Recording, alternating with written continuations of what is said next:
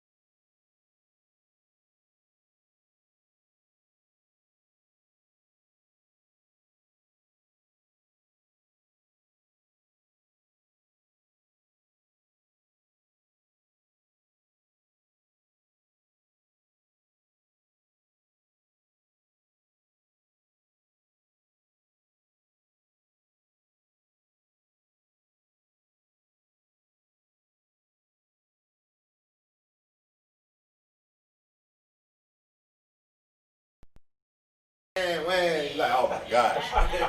Gotta warm up the bottle, and at the same time, Shariah, she starts flipping out, then she poops. Awesome.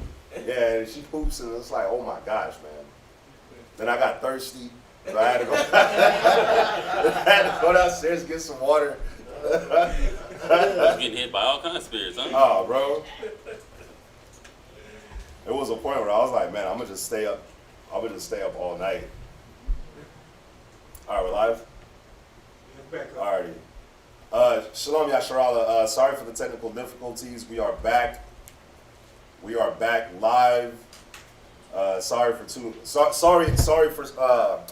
Kawada for staying tuned. So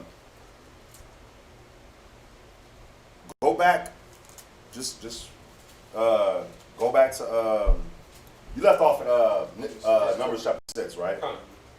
So while we were off, we were going over about pretty much what happened in Numbers chapter 25 about how Phinehas had killed the Simeonite with the Midianitish woman, and we went over. We was just talking about how beauty is vain. We touched on a couple scriptures. Let's go back to them. Go back to Ecclesiasticus 9 and 8, Proverbs 31 and 30, just for the brothers and sisters that missed out online, because this was a very good point. So the Midianitish men, the Moabites and the Midianites, the Midianites, they sent their most beautiful women to entice our young men, right? And like we were saying when before the stream got cut off, they sent their most beautiful women, and our men are so simple. Like, we don't have the most beautiful women on the planet, right? That's right. And so we started touching on the scriptures, like Ecclesiasticus 9 and 8. Read that. Ecclesiasticus chapter 9, verse 8. Go ahead. Turn away thine eye from a beautiful woman. Go ahead. And look not upon another's beauty. For many have been deceived by the beauty of a woman. Khan, go ahead. For herewith love is kindled as a fire. Khan. And you see that all the time, man. You see that all the time. You'll see, like Kanye West got caught up in Kim Kardashian's so-called beauty. Like, you've seen how many men she's been with. You've seen how the Kardashians roll. She bought that beauty. Yeah, that's all they care about. And then when you see Kanye, he just look pissed, stone face. Like every picture. Oh, you know what killed me about Kanye? How he want to try to call himself being a Christian now. Yep. And then he was like, "Babe, why don't you put some clothes on? Why don't you dress more modestly?" She's like, "Negro, you the one that got me dressing like this. I was like this before I met you, and I turned up a little bit more since I've been with you." Con. What's up, Ronnie? Nicodemus. Can you read verse 3? Verse 31, 3? Go ahead. You talking about Ecclesiastes? Proverbs. Oh, Proverbs. Gotcha. Yeah, go to Proverbs 31 and 3. Before you go there, though, read 30? Nah, actually, yeah, go there. It's all good. Proverbs chapter 31 and verse 3. Give not thy strength unto women, nor thy ways to that which destroyeth kings. Khan, and that's actually a beautiful scripture because the Simeonite, like you said earlier, was a prince, right? Mm-hmm. So he was he was a man that was in an authoritative position. Right. He was a leader. So the scripture is saying, "Give not your strength over to women, nor thy ways to that which destroyeth kings." Why? Because women is what destroys a man leadership. Right. Women is what a man will fall to when he's a king, when he's a prince, when he has any form of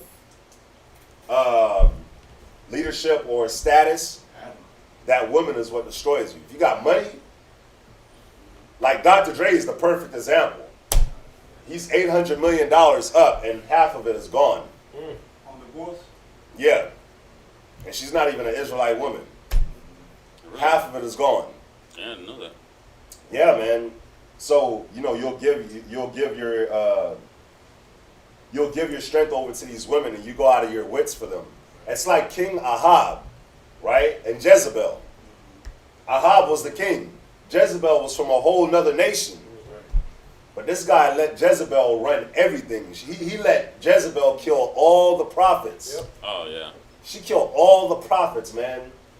And he followed her. And guess what ended up happening to Ahab at the end of it all? He had like 70 sons, I think. And he ended up losing all of them. His lineage got cut off. Wiped off because he gave his strength over to Jezebel. And you'll read about Jezebel to this day in the Bible. Wicked woman, man. So let's get back to the reading. Let's get back. Oh, read Proverbs 31 and 30. My bad. Proverbs chapter 31 and verse 30. Go ahead. Favor is deceitful, and beauty is vain. But a woman that feareth the Lord, she shall be praised. God, and that's what our men got caught up into, is that vain beauty. Like we were talking about before the stream got cut off, right? You can go to the mall right now. You can go to Houston Mall. You can go to any mall where you're at online, whatever city you're at, especially now since it's hot. And all you're going to see is chicks walking around in short shorts, showing off everything. Just trying to show off the outward appearance, right? It's horrible. And like David said, my foot almost slipped. You'll look at them and your foot will almost slip. But the thing is that, what is that going to do for you? What is that going to do for you? You got to look at, Quatazab always says it. When you look at a woman, you got to say, oh, okay, that's how my daughter's going to be. Everything that you're doing is how you're going to raise my daughter to be. Right. So if you're walking around looking like a hoe, that means that you're going to raise my daughter to walk around and look just like a hoe. Right.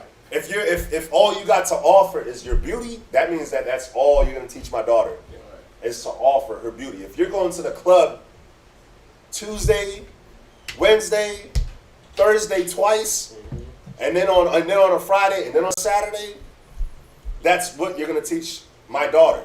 If they go to the clubs with their daughters. They go to the clubs with their daughters. They go to the strip clubs with their daughters. You know what I'm saying? The thing about the outward appearance and the beauty, there's always someone that looks better. There's always no one is satisfied with the same look all the time. Somebody else always looks more appealing. There's always someone that looks better. There's a different shape. There's a different size. There's a different height. There's a different complexion. So when you're all caught up on the outside appearance, you'll get lost in all the variety. But it's that inward woman, and even for men, because women, y'all get caught up in the bulging biceps, the pecs. Oh, he has a chiseled jawline. Look how strong he is. Look how deep his voice is. Oh, he sounds so sexy, girl. He just makes me melt. But all these outward and these physical cardinal attributes, That's right. they don't last. You can always find it better somewhere else. And then the one that you found better, there's something else better. And then there's something else better. But then that spirit, bro, a one like that, Proverbs 31, that spirit is untouched. You can't find a beauty. You can't say, oh, I'm gonna find another spirit that's just as good. No, because that spirit ain't in everyone. Right. That's that humble, that meek, that chaste, that loving, that caring spirit, that lasts. Because the beauty only lasts so long. It's like, all right, I'm tired of the way you look. Right. What else you got? What can you cook? No, you can't cook. Okay.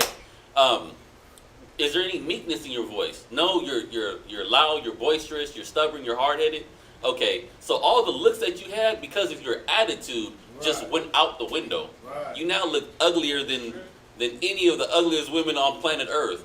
Same with the men. If you're like a lion, barbarous guy, or you're a rockhead, you got rocks for brains.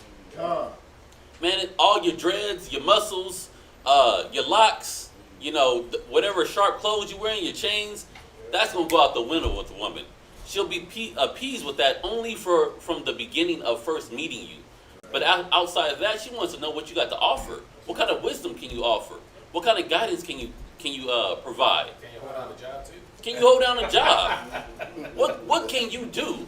Because women, like Israelite women, a smart woman, a woman in the spirit, she's not all turned on about the outward appearance. Because, like I said, I was hitting on the men, hitting on the women. It only lasts a certain amount of time. Because guess what? As y'all start growing old together, then what? He was like, oh shoot, you old now. You Kick you to the curb. The funny thing is, you don't even grow old together because Oh yeah, you don't have time. it's rare when those kind of relationships actually get to grow old together because it was based off of the carnal. Kind. So anything that's carnal always diminishes. Quickly. And you gotta work your tail off to keep the carnal, to slow the diminishing process down of the carnal. You gotta work your tail off just to slow it down. But when you deal with the spirit only builds. So the carnal always will decrease while the spirit will always increase. So when you deal with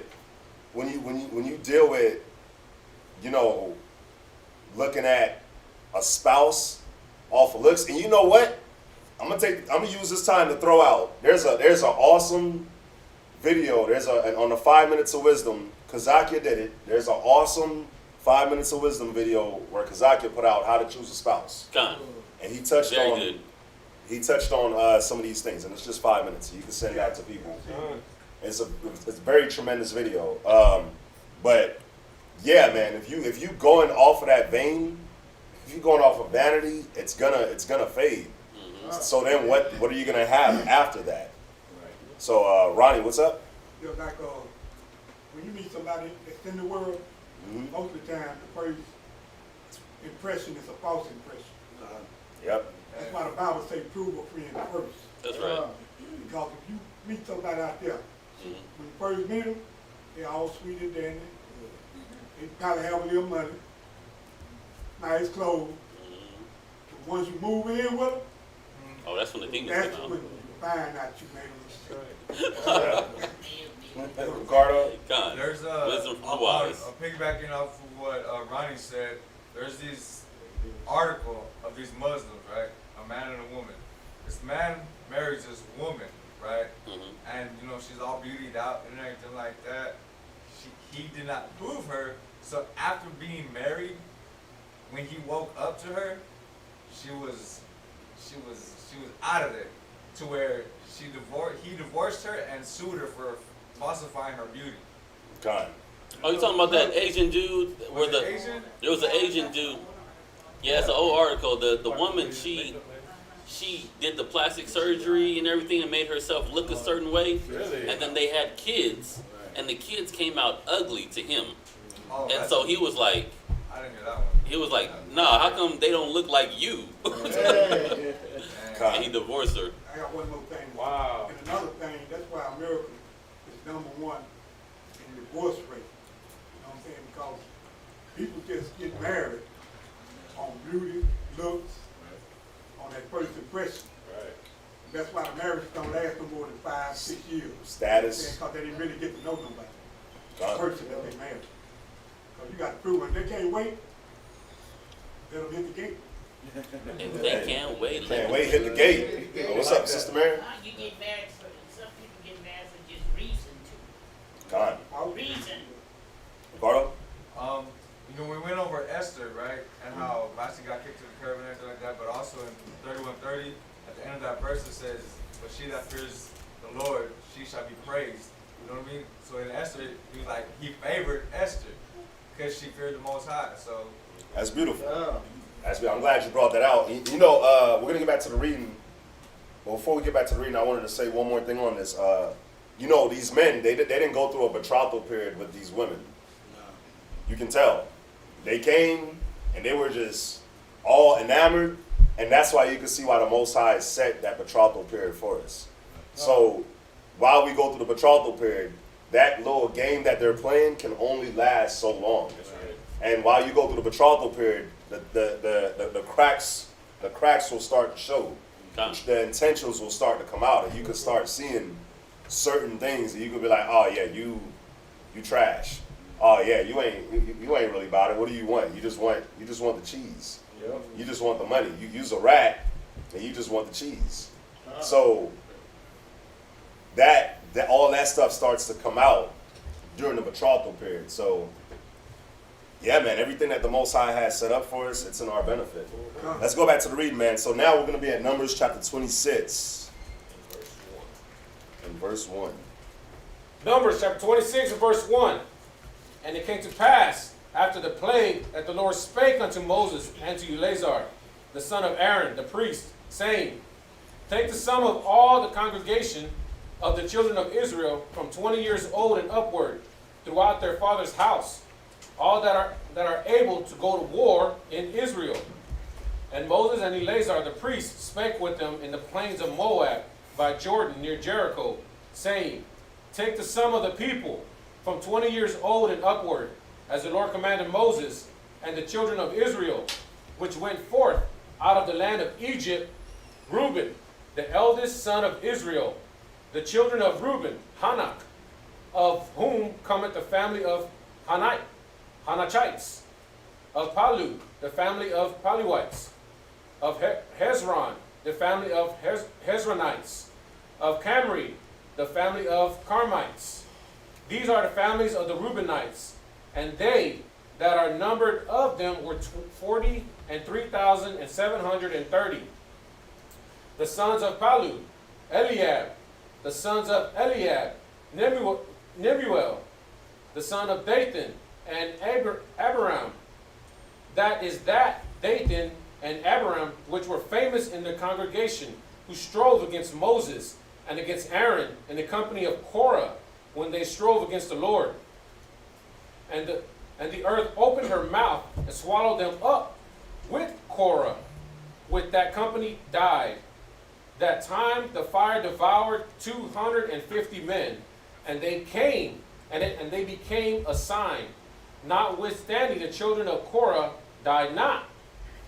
The sons of Simon, after their families, of Nemuel, the family of Nemulites, of Jamin, the family of Jaminites, of Jachin, the family of Jachinites, of Zerah, the family of Zerahites, of Shual, the family of Shualites.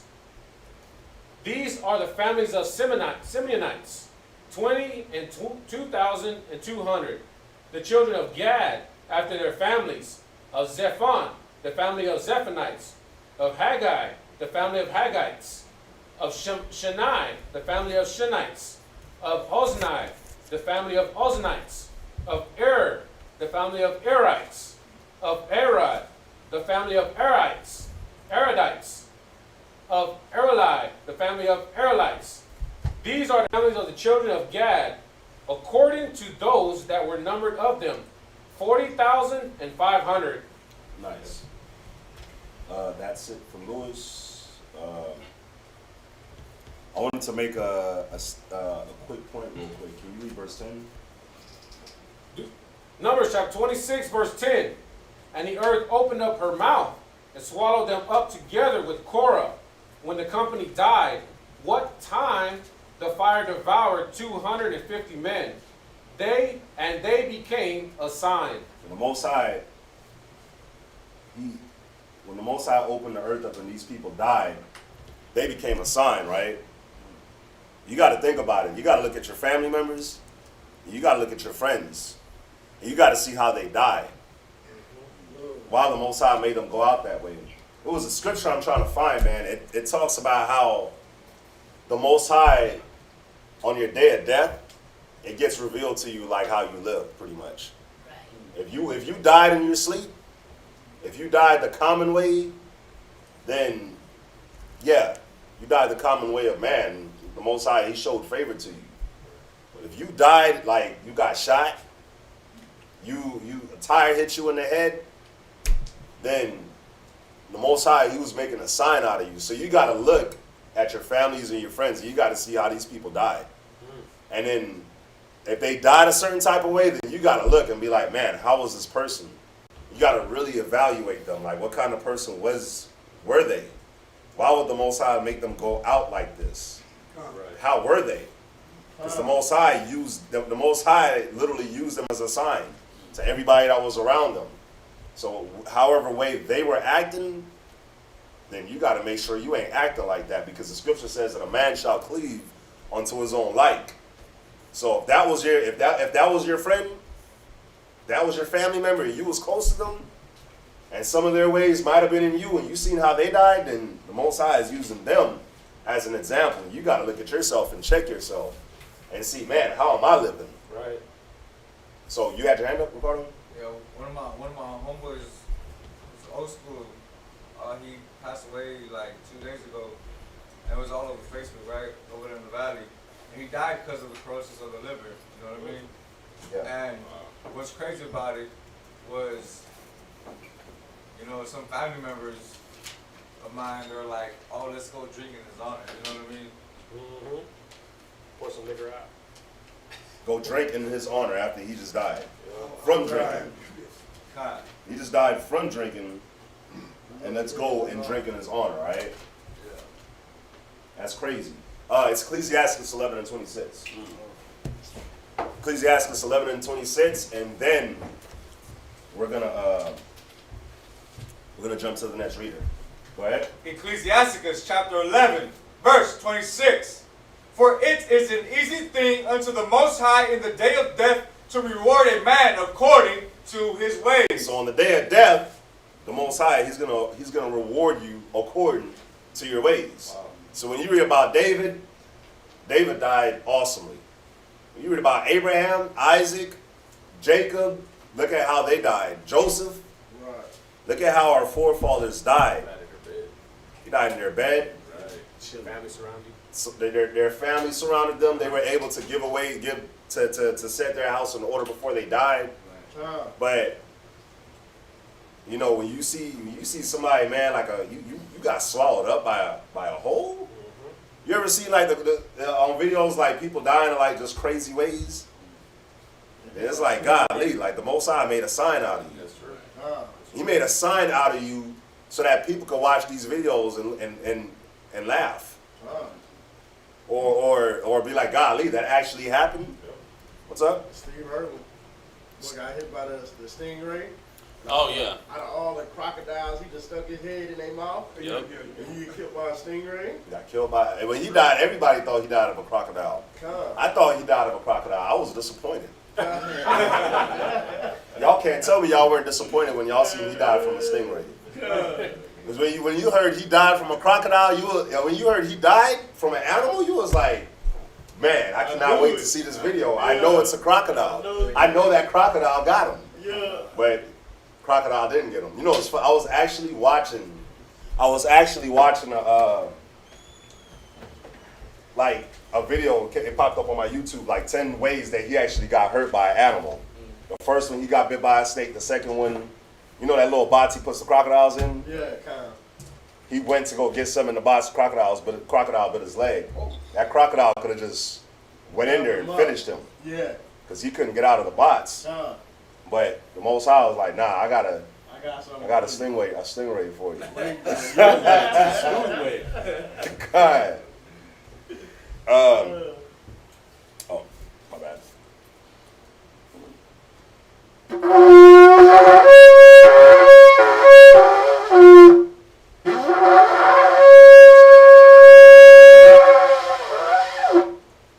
It's like I'm getting it, but I be losing my breath. Ricardo, Shabbat Shah, Yashikar, Ban Yashala. Ricardo, Shabbat Tashal, Yashakar, Bun, Yashar Allah. Men of Israel, Imadu, Barak. Yahweh Hashem, Yahweh Shai Barakatam. Yahweh Hashem Yahushua Barakatah. So I was going to try to roll the R's like you did. But you was like, nah, I'm not gonna do I that. was like, I'm not going to do that. I need more practice. See, look, Keith Hayes was like, he knew it was a croc, but it wasn't. Or at least a snake. Give me a snake. Right. But it wasn't a snake. It wasn't any of that. It was a stingray. Most High is hilarious, man. So you're going to read Numbers chapter 26, verse 19. Numbers chapter 26, verse 19. The sons of Judah were Er and Onan. And Er and Onan died in the land of Canaan. And the sons of Judah, after their families, were of Shelah, the family of the Shelanites, of Perez, the family of the Perizzites, of Zerah, the family of the Zarites. And the sons of Perez were of Hezron, the family of the Hezronites, of Hamul, the family of the Hamulites. These are the families of Judah according to those that were numbered of them, 316,500. Of the sons of Issachar, after the families of Tolah, the family of the Tolalites, of Puah, the family of the Punites, of Jeshub, the family of the Jeshubites, of Shimron, the family of the Shimronites. These are the families of Issachar, according to those that were numbered of them, 304,300. Of the sons of Zebulun, after their families, of Sered, the family of the Sardites, of Elan, the family of the Elonites, of Jaliel, the family of the Jaleelites. These are the families of the Zebulunites, according to those that were numbered of them, 300,500. The sons of Joseph after their families were Manasseh and Ephraim. Of the sons of Manasseh, of Machir, the family of the Machirites, and Machir begot Gilead. Of the Gilead come to the family of the Gileadites. These are the sons of Gilead. Of Jaasir, the family of the Jaaserites. Of Helek, the family of the Helekites. And of Asriel, the family of the Asrielites. And of Shechem, the family of the Shechemites. And of Shemidah, the family of the Shemidites. And of Hefer, the family of the Heferites. And Zelophehad, the son of Hefer, had no sons, but daughters. And the names of the daughters of Zelophehad were Malah, and Noah, Hoglah, Milcah, and Tirzah. These are the families of Manasseh, and those that were numbered of them 52,700. These are the sons of Ephraim after their families, of Shutelah and the families of the Shutelites, of Becher, the family of the Bachrites, of Techan, the family of the Techanites. And these are the sons of Shelah of Eran, the family of the Eranites. These are the families of the sons of Ephraim, according to those that were numbered of them, 32,500. These are the sons of Joseph after their families.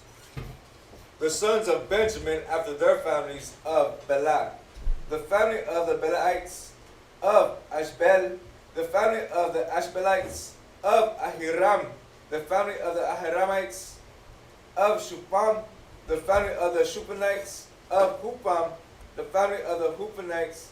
And the sons of Bela were Ad and Naam. Of Ad, the family of the Adites, and of Naam, the family of the Naamites. These are the sons of Benjamin after their families, and they that were numbered of them were 45,600. These are the sons of Dan after their families, of Shucham, The family of the Shuchamites. These are the families of Dan after their families. All the families of Shucham, the Shuchamites, according to those that were numbered of them, were 3,004,400. Of the children of Asher, after their families of Jimnah, the family of the Jimnites, of Jeshua, the family of the Jeshuites, of Bera'ah, the family of the Berites, of the sons of Bera'ah, of Heber, the family of the Heberites, of Malkiel, the family of Malkelites. And the name of the daughter of Asher was Sarah. These are the families of the sons of Asher, according to those that were numbered of them, were 53,400. And the sons of Naphtali, after their families, of Jaziel, the family of the Jezelites, of Ganai, the family of the Gunites, of Jezer, the family of the Jezerites, of Shilem, the family of the Shilemites. These are the families of Naphtali, according to their families, and they that were numbered of them were 45,400. These were the numbered of the children of Israel, 600,000 and 1,730. And the Most High spake unto Moses, saying, Unto these the land shall be divided for an inheritance according to the number of names. Too many thou shalt give the more inheritance, and to few thou shalt give the less inheritance. To everyone shall his inheritance be given according to those that were numbered of him. Notwithstanding, the land shall be divided by lots, according to the names of the tribes of the fathers they shall inherit. That's it. The other day I had a thought, and what's crazy about me reading like the numbers of the families of all these of the men of the tribes was, all of us here come from these families. Now there, Benjamin got murked. It was like what, 600 that was left of him.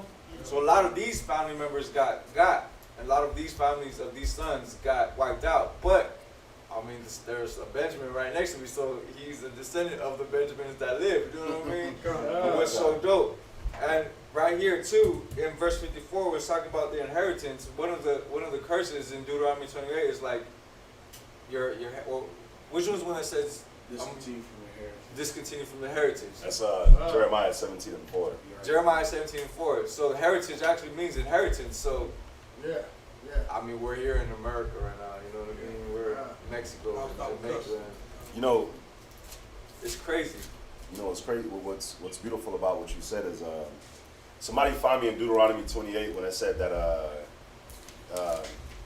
one of the curses where it says that your land shall another nation eat up. Because like you said, like the Most High, He divided our lands, right? Before we go into that, Kaya said the Most High spent a lot of time to explain how important our bloodline was. And I'm very glad that Kaya put that, because it's true.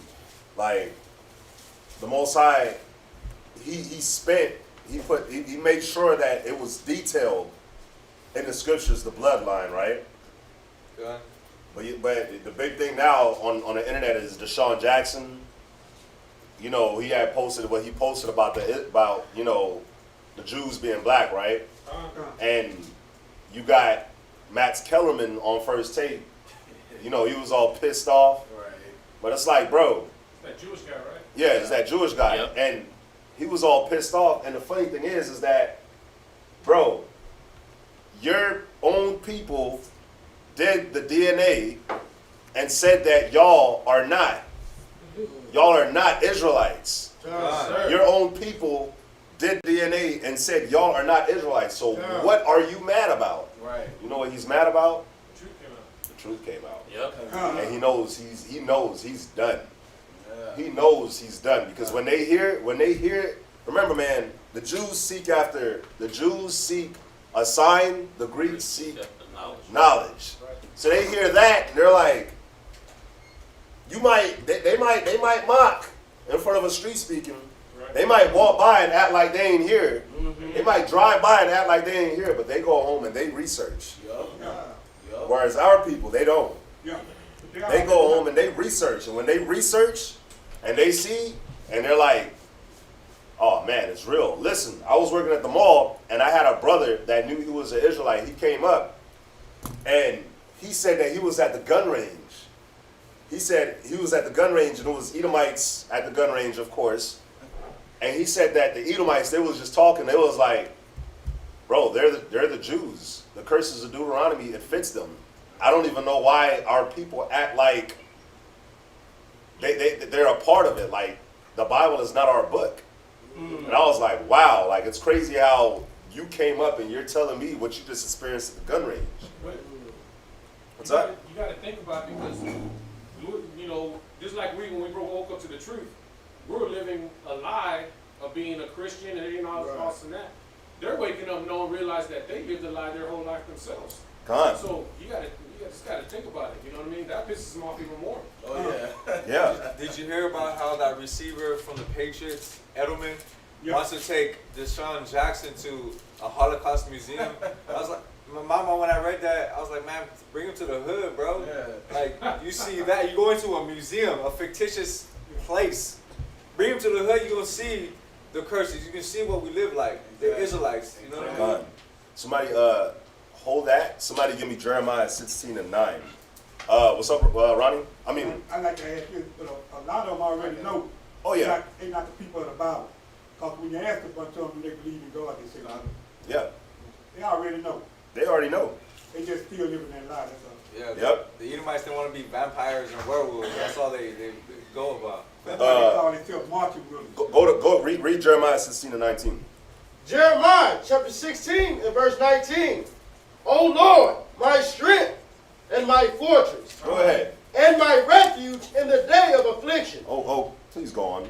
The Gentiles shall come unto thee from the ends of the earth, and shall say, What they gonna say? surely our fathers have inherited lies. They gonna say what? Surely our fathers have inherited lies. These people packing up from Ukraine to go to Israel right now. They gonna say what? Surely our fathers have inherited We lies. belong in the caves. God. All these Europeans, they gonna say what? Surely our fathers have inherited The lies. Ethiopians, they're gonna say what? Surely our fathers have inherited lies. Go ahead. Vanity and things wherein there is no profit. Khan.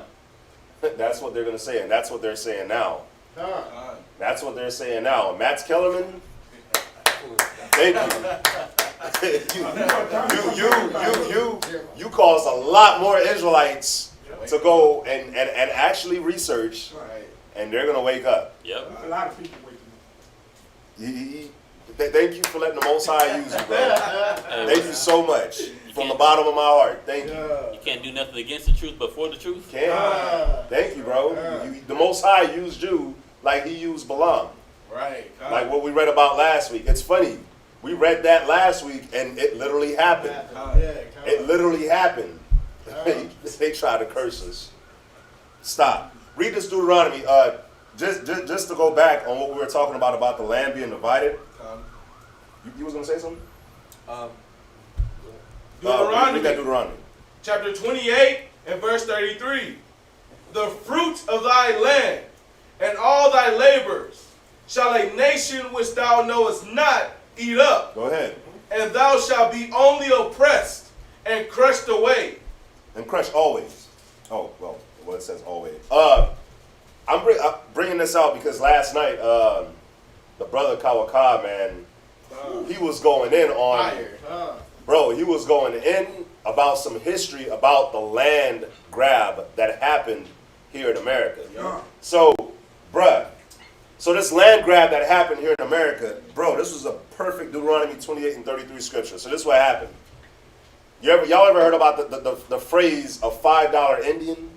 Yeah. So you had the phrase a $5 Indian because these white folks, all they had to do was pay $5 and they'll get a certificate or a paper saying that they were Indians, right? So that's where the term $5 Indian came from. So pretty much what happened was this. In America, while they were doing their West manifestation, they believed all the land westward was theirs. And going into that, right? When they came over here to America and they manifest destiny and they said all the land to the west was theirs. You know why they did that? You know why they said that? They said that because they thought that they were Israelites. So the same way we went into the land of Canaan and we were taking our land back, that was one reason why they came here and they started pushing west. That's one reason why you had that manifest destiny crap. Was because, remember, man, Esau is literally our evil twin.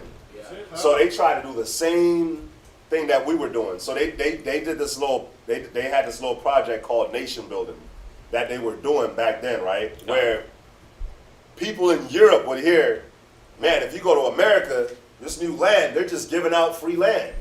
So what they would do is, what Kawakab was bringing out was, what they would do is people would have their carriages and their horses, and they'll have flags, like all over the land. All over the land. And it's like it was like a NASCAR race, where once they went like that, everybody will race to these flags. And when they got to the flags, they'll get the flag, and whoever maintained the flag after the time was up, that land became yours. But that land was Native Americans' land. That land was the land of Gad. That land was the land of Reuben. So they'll do that, and they just push the Native Americans into reservations. Look at the movie Far Away. Was that the movie he quoted Yes. too? Did he?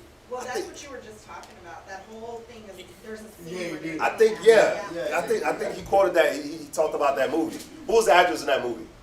Nicole Kidman. Yeah, that was Yeah. that was the movie he talked about. So listen, our inheritance was gone. So I just want Max Kellerman to show me where this happened to his people. Exactly. Please. What's up? There's another series. There's a series on Netflix, and it's called Hell on Wheels. I don't know if y'all seen that. No. Yeah.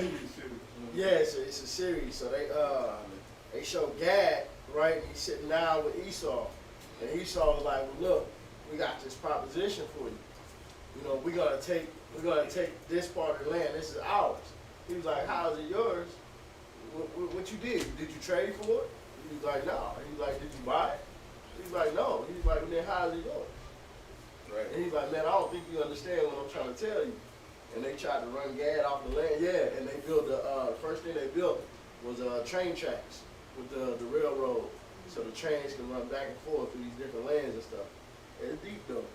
God, man. What's the name of the movie? It's Hell on Wheels Hell on Wheels. on Netflix. That's God. It's a show. So yeah, man. What's dope about what I just read too on the bloodlines of these ancestors is like me coming from Mexican, right?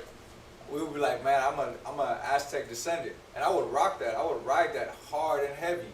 But now it just even goes further than that. It's like, man, I'm Issachar. I have a nephew, right? He's a Judite, and his last name is King. His parents his father descends from Kingsville, Texas. And between 1820 and 1855, General Robert E. Lee, right, brought two families from New Jersey, right? The Clayburgh family, which Kingsville is in Clayburgh County, and the Keene family, right, some Edomites from New Jersey. From 1820 to 1855, and you gotta understand too, and like in between that time, the Republic of Texas was established, right? So over 800,000 plus acres of land was being got and given to these two people, the Clayburgh family and the Keene family, right? During that time, the Mexicans were getting smashed, right? The Alamo that happened and everything like that. General Santana, being a punk that he was, right? Also, in this 800 plus thousand acres of land, they had slaves, right? So the Keene family, the Judites of the Keene family were the slaves of the Keene family. So my nephew is a descendant of the slaves that the white man Keene owned, you know what I mean? But going further than that is like, okay, in verse where is it, 25, man, I might be a Sardite, I might be an Elanite, you know what I'm saying? A Juliite, you know what I'm saying? Like, that's live. Right. Come on, let's get the next reader out. History.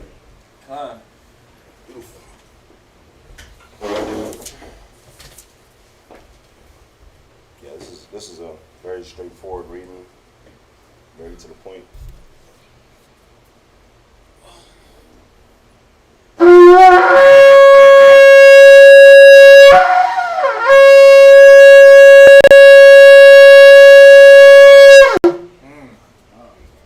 Big body. Nice.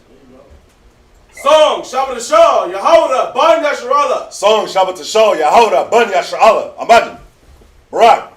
Yehovah Shem Yahushua Brakatham. Yehovah Shem Yahushua Brakatham.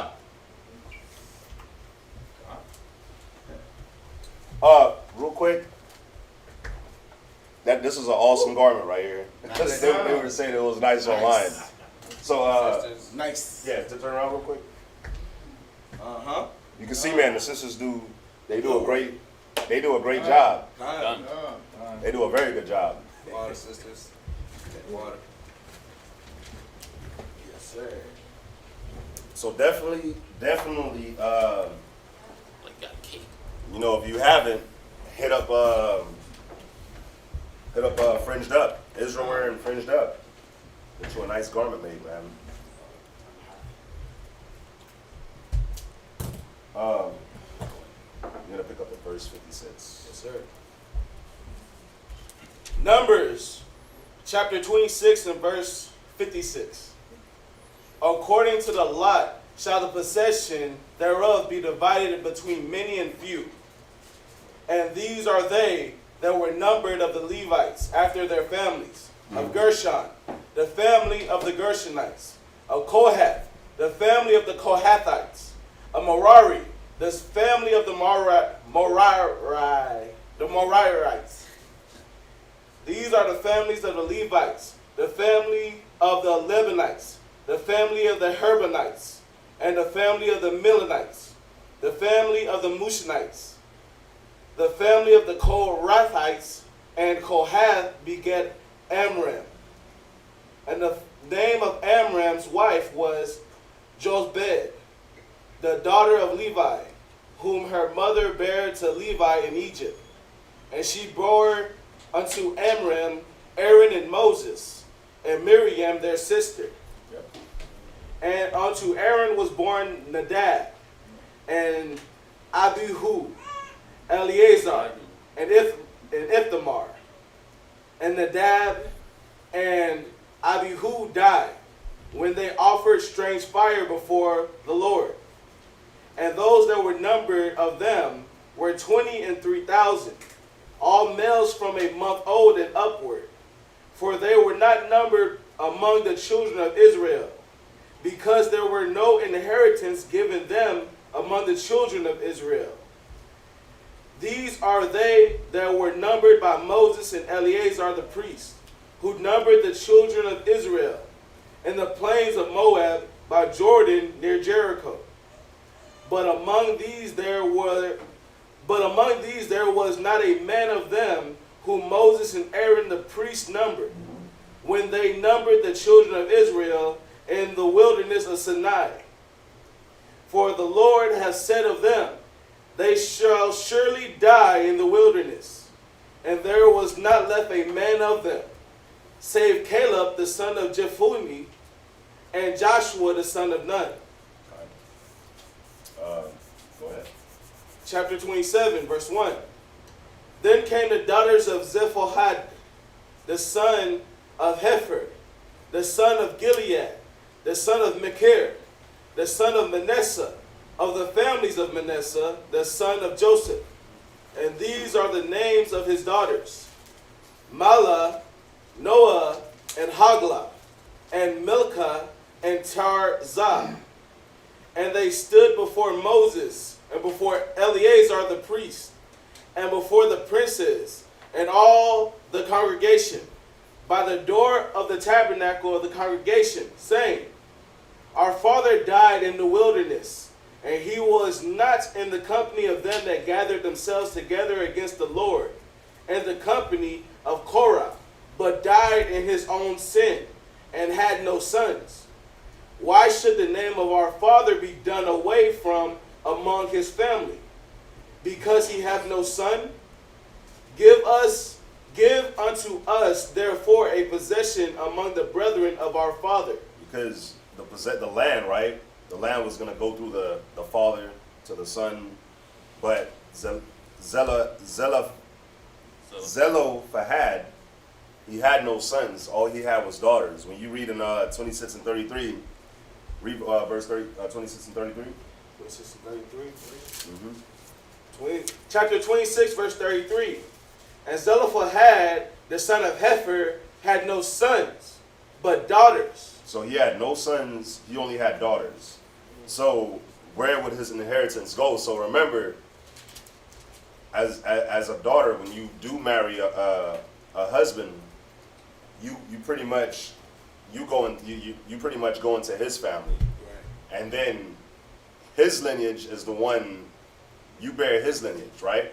So Zelophehad, he had no sons. So pretty much the land that he got, his inheritance, it would have all went away because he didn't have any sons to carry on his lineage, right? So, what's up? He didn't have no like no brother or nothing like that. We're gonna read what the scripture says. Go ahead.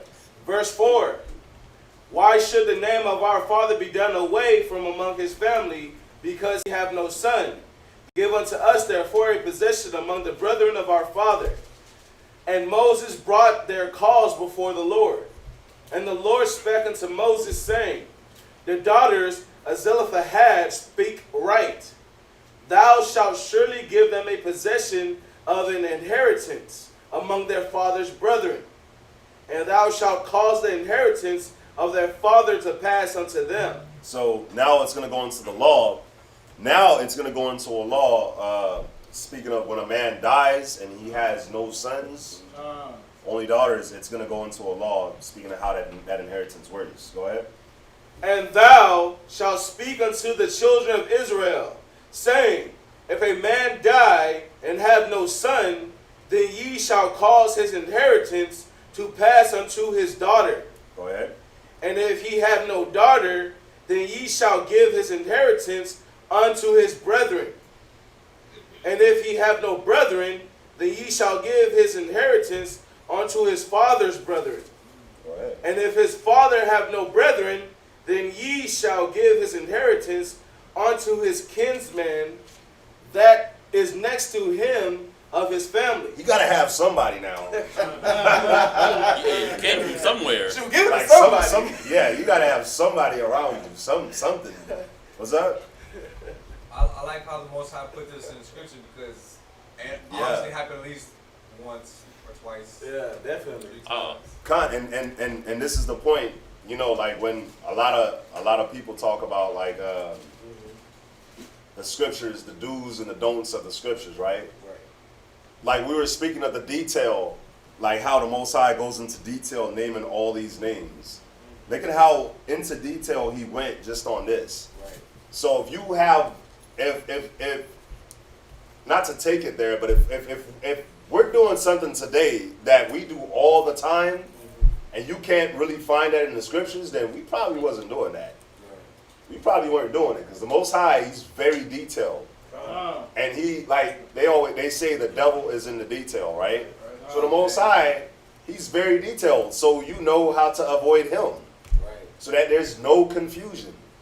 So if you don't see something in the scriptures, if you don't, and if you can't prove something in the scriptures, then more than likely it's not in there.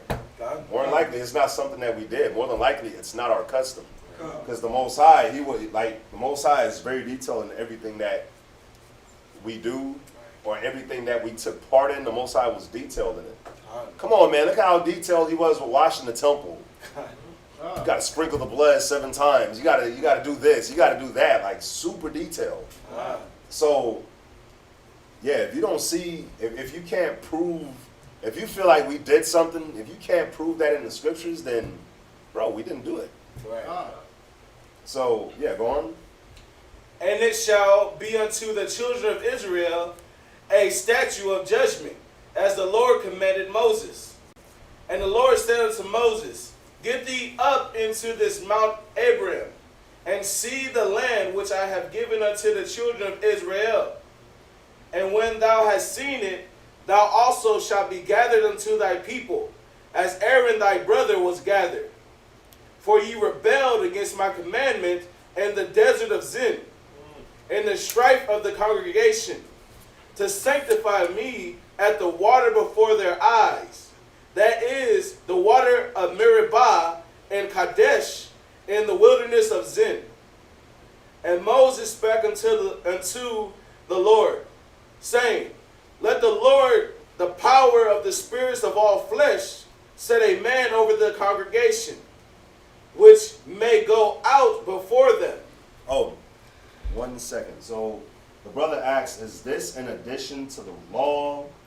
No, I'm sorry. Is this an adjustment to the law, or, oh, I'm sorry, was this an adjustment to the law or an addition? And so when you look at it, when you look at it, you know what, I'm going to wait till Quatazop comes for that one.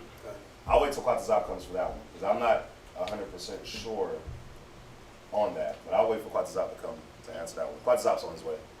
Go ahead. Come. Verse 17, which may go out before them, and which may go in before them, and which may lead them out, and which may bring them in, that the congregation of Yahweh be not as sheep, but which have no shepherd. And Yahweh said unto Moses, Take thee Joshua the son of Nun, a man in whom is the Spirit, and lay thy hand upon him, and set him before Eleazar the priest, and before all the congregation, and give him a charge in their sight. And thou shalt put some of thine honor upon him, that all the congregation of the children of Israel may be obedient. And he shall stand before Eleazar the priest, who shall ask counsel for him after the judgment of Urim before the Lord.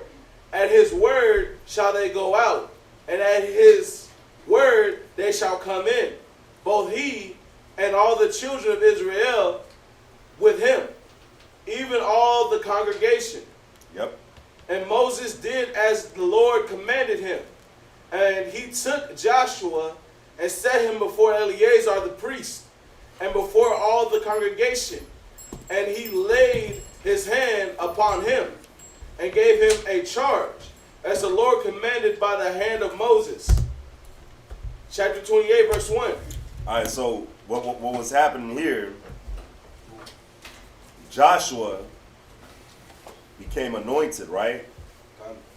So Joshua became anointed, and Joshua ended up becoming the one that was going to lead us after Moses passed, right? And it's dope how the Most High did it. The Most High anointed him in front of everybody, Right. so that way everybody knows, okay, Joshua is going to be the man, right? Right. So when you look at America when they do their presidency, when you look at any country when they do their presidency, when they do their leaders, you see they go through this little ceremony where they do the little passing the baton. What do they call it? Inauguration? Yeah, inauguration. So they go through this passing the baton thing, and that way the whole world, the whole country, America, they could see, okay, it's being passed from Obama to Trump, or it's being passed from Bush to Obama, and then from Obama to Trump, and then we'll see if Trump stays or if it becomes Biden this year. But like we did the same thing, as you can see, where Joshua was going to become the leader, and the Most High anointed him in front of everybody, so everybody could see, okay, this is the guy now. Everything, this is the man that the Most High chose. So the same way you respected and followed Moses is the same way you respect and you follow Joshua. Because the Most High, he's the one that sets up, and he's the one that takes down. That's right. So this was the man that the Most High was setting up. It was Joshua. Go ahead. Hey, and the brother that asked a question about was this law You said, was it added? He was saying, was this an adjustment to the law or an addition? Adjustment, addition. It was something that was not there previously, and to help the situation. What do you want to say? An amendment to the law? Yeah, an addition, adjustment. Yeah, it was all of those, because this wasn't previously done. Right. The law was, and I know you went over it, but the law was, the inheritance went from, if he had no sons, then it went to the male side of his family. Sons, brothers, uncles, nephews. If he didn't have that, then the land was lost or whatever inheritance. Right. So obviously he didn't have that. There was no uncles, there was no brothers. So the daughters wanted to be able to keep, as he went over, the land within that family, within that tribe. Right, so this was something that was added for a man without sons. Right. Yeah. Or adjusted, or amended. You can use any one of those words. Yeah, I was tripping up on the word. Yeah, the words. I'm like, They're wait, interchangeable. adjustment? Yeah, he adjusted the law. He did. He adjusted it. The Most High adjusted it. He added. I mean, whatever you want to call it. It was an instance that didn't come up before, Right. and it came up now. Wow. That's hot. It's not even 100 degrees yet, though. 90-degree house all weekend. Go ahead. Numbers chapter 28 and verse 1. Lights. And the Most High spake unto Moses, saying, Command the children of Israel, and say unto them, My offering and my bread for my sacrifices made by fire, and for a sweet savor unto me, shall ye observe to offer unto me in their due season. And thou shalt say unto them, This is the offering made by fire, which ye shall offer unto the Lord, 2 lambs of the first year without spot, day by day, for a continual burnt offering. The one lamb shalt thou offer in the morning, and the other lamb shalt thou offer at eve. All right. Any questions? Now, What's up? So in verse 3, right? So obviously this is preparation for them getting into the land, right? Verse 3 of what chapter? 28. So every day, was this on a feast time, or was this like, all right, you about to go in every day from here on out, one lamb in the morning and in the evening?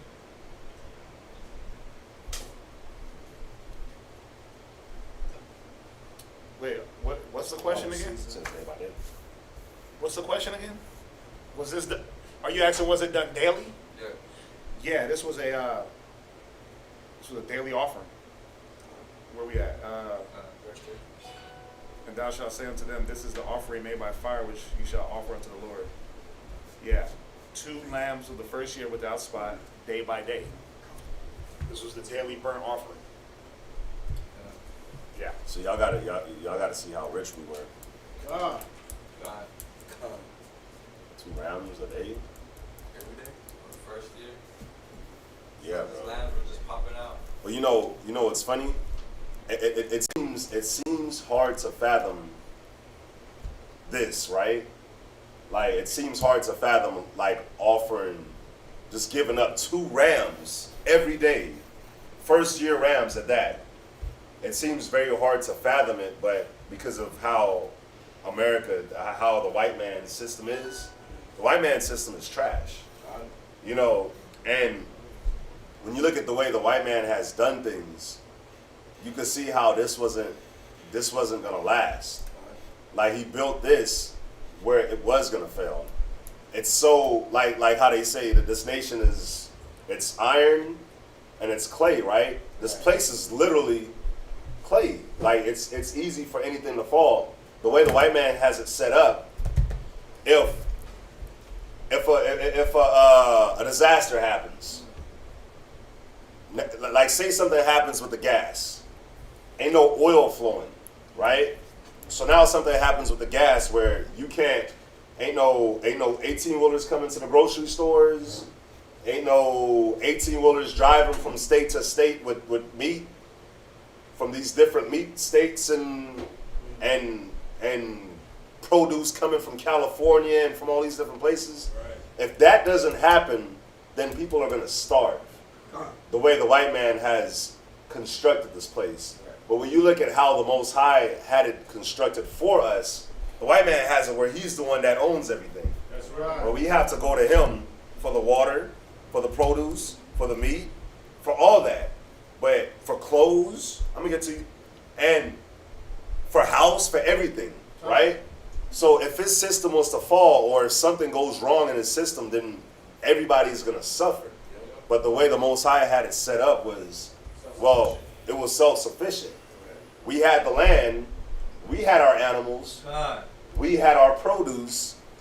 Now, we had everything that we needed. We made our clothes, we made all that. So when it came to like, if I needed to trade produce, I could go and trade produce. But guess what? The land itself, fertile land, we all had our animals. The animals just ate. They ate grass. They repopulated. They did their thing. They ate the grass that the Most High naturally made grow. And they reproduced. And all we had to do was just follow what the Most High wanted us to follow. And these animals, they were just going to keep multiplying and multiplying and multiplying. Right. To the point where we could offer 2 rams a day and still be bountiful. You know what I'm saying? And all we had to do was just let the animals do their thing. We do what the Most High wants us to do. The land is going to produce. And we going, if we need to eat, we kill a lamb and we eat. So, but the way the white man has it set up, man, this place is set up to fall. Yep. Anything. Imagine if the electric grid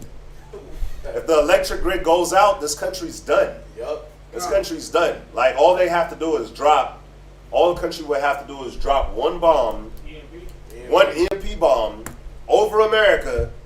The electric grid is out. That's it. That's your TV. There goes your TV. There goes your cell phone. There goes your internet. There goes your radio. There goes your GPS. And nobody use maps anymore, so we ain't gonna know where to go. We're done. I'm talking about like a paper map. I don't have a paper map. Hey, I've been road tripping. I've been taking road trips before there was GPS. Yeah, they don't even got maps at the gas station no more. You gotta go to the rest stops. Highway, like the welcome centers. God. But without a map, how would you know how to get there? Bro, as long as I know east, west, south, and north, I can get anywhere. I can get anywhere in the United States. As long as I know where west is. We're gonna turn to you in that moment. Hey, I'm the map guy. I'm the map guy. I'll tell you all the highways that go east and west, north and south. You know what's funny? I ain't gonna lie to you. I look up at the sky and I don't know where east, west, or north is. I know it by the freeways. I'm like, oh, okay, I know if this freeway is here, this freeway is there, but like, you know how the sun rises in the east? So I'm like, okay, I know that's east, but west, south, and north, then that's west, obviously. Right. But I might get the north and the south, I might get messed up. Bro, that means you're in a Gadite. I'm I might be Gad. You ain't Gad, bro. What's up, Lewis? Like it says in Deuteronomy 28:48, we're going to have to go to him for one of all things. He set this system up for us to depend on him. You know what I'm saying? Yep. That's what the whole system's all about, for us to depend on him. Yep. Like right now, they're talking about wear a mask in your house. How stupid is that? You know what I'm saying? Yeah. Yep. Con, man. Lewis? I forgot what I was going to say. Oh, man. What's up, Ricardo? No, I was going to say that's how much they actually dumbed us down. That's just how they dumbed all of us. I say you're dumb.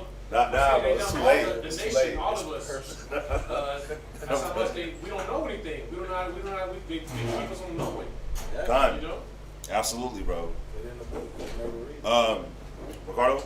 Now I feel like kind of breaking it it down, it does make sense because Jacob, when he left Laban, he was just buku lamb, you know what I mean? And then when we were in Egypt, we're shepherds, so everybody knew how to properly take care of these lambs. And then one of the sisters put, it was only 730 lambs a year, which there were thousands on top of thousands of shepherds, you know what I mean? So it makes sense.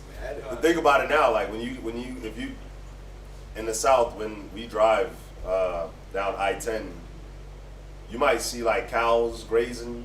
You don't really see goats and sheep like that grazing, but you'll see some cows, right? And at the most, you'll see 50 to 100. Skinny. And you're like, if you see 50 to 100, you're like, golly, that's a lot of cows right there eating. But, bro, we like the sister put, Kaya, man, we offered 730 a year, and that was just rams. Little section, you know what I mean? Just a little bit. I mean, that was 2 lambs of the first year. That was just 2 lambs, bro. That was each family though. Each family. Had like that. Oh, wait. He 2 said lambs? speak to the children of Israel, so everyone had to do it. Oh, so. This wasn't just like somebody designated lamb. Everybody had to do it. Yeah, man. That's Next reader, right? Yes, sir. All right, to get the next reader. Next reader.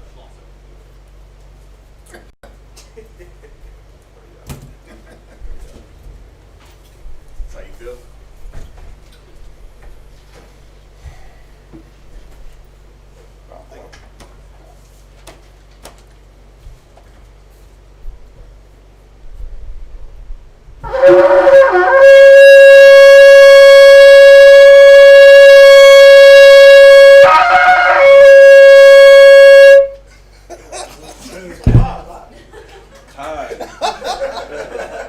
Sorry, I don't know what that middle part was. That sounded like when he was killing the ram. God. Dang. Karatza, Shabbat Shalom, Yehuda Bar Yashala. Karatza, Shabbat Shalom, Yehuda, Bun Yasha'Allah, Men of Israel, Imagine, Barak, Yehuda Shem Yahushua Brakatham. Yehuda Hashem Yahushua Barakatah. You know, I'm really starting to think that I should have played the trumpet or something. Trombone. The trombone. I used to play trombone. Listen, the best ram horn I ever heard was when you watch Bad Boys 2. And remember when Will Smith was like, they about to do a rip? Levi, Haitians, they about to do a rip? Yeah. They start blowing the ram's horn. Levi, bro. Watch Bad Boys 2. They jumped on the ram's horn and start blowing it to call all the thieves. So Shaquat should be an So expert. Shaquat, yeah, you Levites, whatever Levites there are, y'all should be expert ram horn blowers. God, ain't no Levites here. That's saying the Bad Boys 2.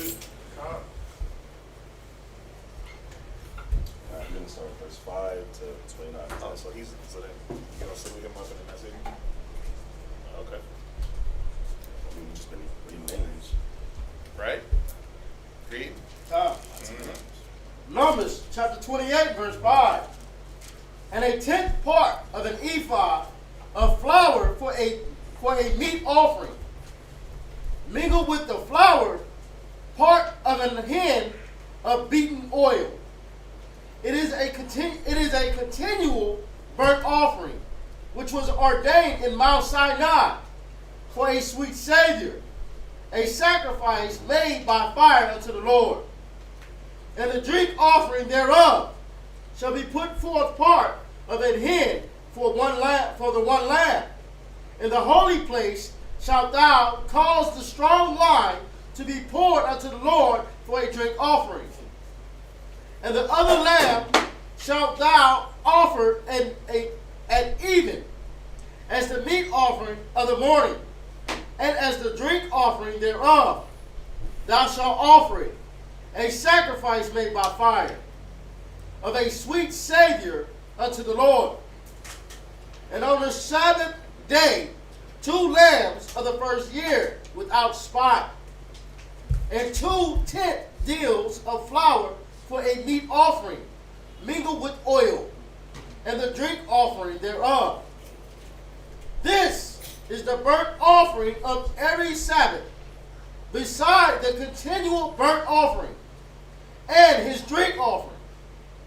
And in the beginnings of your months ye shall offer a burnt offering unto the Lord, 2 young bullocks, and one. Now, what verse you at? Verse 11. So verse 10, it says, this is the burnt offering of every Sabbath. So did we cook on the Sabbath? Ah. This right here tells you. Pow. We cooked on the Sabbath. So anyone of y'all thinking that we didn't, what do you think a burnt offering was? We didn't just burn up a bunch of meat and then toss it. We ate that.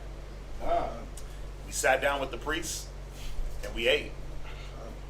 You see that? So did we cook on the Sabbath? Yeah, we cooked and we partied. And we hung out on the Sabbath with each other. We kicked it. So it was a feast day. Here goes part of the feast. This is just the mandatory offering for that day. That wasn't counting all the things that everybody else decided to bring. You see that? So did we cook? You weren't just holed up in your own home cooking for you and your family only. All right, go ahead. Verse 12. And 3 tenth deals of flour for a meat offering, mingled with oil, for 1 bullock, and 2 tenth deals of flour for a meat offering, mingled with oil, for 1 ram, and a several tenth deal of flour, mingled with oil, for a meat offering unto 1 lamb, for a burnt offering of a sweet Savior, a sacrifice made by fire unto the Lord. And their drink offering shall be half of an hin of wine unto a bullock, and the 3rd part of an hin unto a ram, and a 4th part of an hin unto a lamb. This is a burnt offering of every month throughout the months of the year. And 1 kid of the goats for a sin offering unto the Lord shall be made offered beside the continual burnt offering and his drink offering. And in the 14th day of the month of the first month is the Passover of the Lord. Go ahead, read that again. And in the 14th day of the first month is the Passover of the Lord. Go ahead. And in the 15th day of this month is the feast. 7 days shall unleavened bread be eaten. In the first day shall be a holy convocation. Ye shall do no manner of servile work therein, but ye shall offer a sacrifice. Wait, so no servile work, but you have to offer a sacrifice. So there was some work that was being done. It took work to kill whatever animal had to be sacrificed. It took work to clean it up. The servile work, meaning you wasn't going to go do your whatever work you had to do at your own home. You see that? So you got to see there got to be a level of understanding when you dive into the things that we did and did not do on the Sabbath. Did we work? Did we just lay there? Well, we know we didn't just lay there, or else how were we sacrificing? You see that? Servile work, as opposed to the work of the Most High, the priests. They have to work round the clock, 24/7, 365. It wasn't like, oh, it's the Sabbath. Let me go, just take a break. Go ahead, read on. Verse 19. But ye shall offer a sacrifice made by fire for a burnt offering. Ronnie, you had your hand up? Like in verse 16, it says, and the 14th day of the first month, Right. is the Passover of the Lord. That means the New Year starts about in April. Yeah. Yep. Yeah. Where you at? Verse 16. Over there. The 14th day of the first month is the Passover of the Lord. Yeah. Yeah. Yeah. The Passover and that first feast signified the New year. Yeah. What is that? Abib? I remember they had said this is the beginning of the years unto you. I'm gonna try to Yeah, find it says that also is the beginning of years unto you. He'll find it. Go ahead. Verse 19. But ye shall offer a sacrifice made by fire for a burnt offering unto the Lord. 2 young bullocks, and 1 ram, and 7 lambs of the first year. They shall be unto you without blemish. And their meat offering shall be of flour mingled with oil. 3 tenth deals shall ye offer for a bullock, and 2 tenth deals for a ram. And several tenth deals shalt thou offer for every lamb, throughout the 7 lambs. And 1 goat for a sin offering, to make an atonement for you. Ye shall offer these beside the burnt offering in the morning, which is for a continual burnt offering.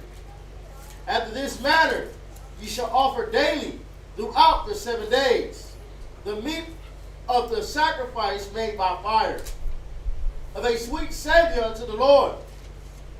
It should be offered beside the continual burnt offering and his drink offering.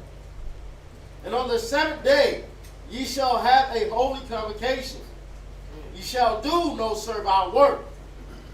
Also in the day of the first fruits, when ye bring a new meat offering unto the Lord, after your weeks be out, ye shall have a holy convocation.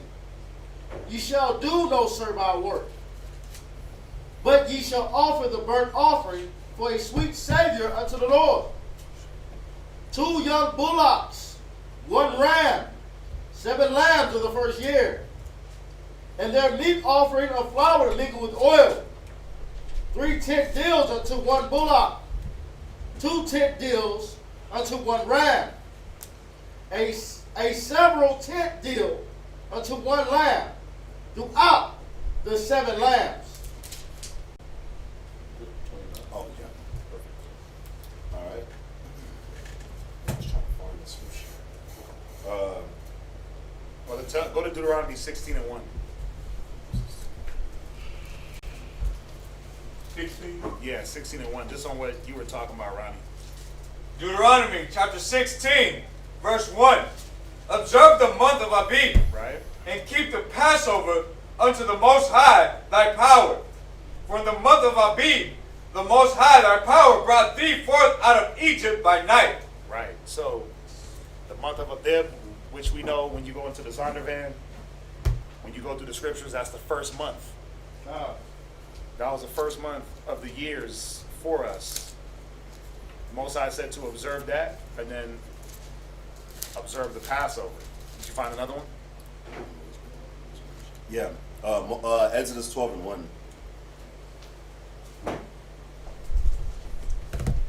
Exodus chapter 12, verse 1.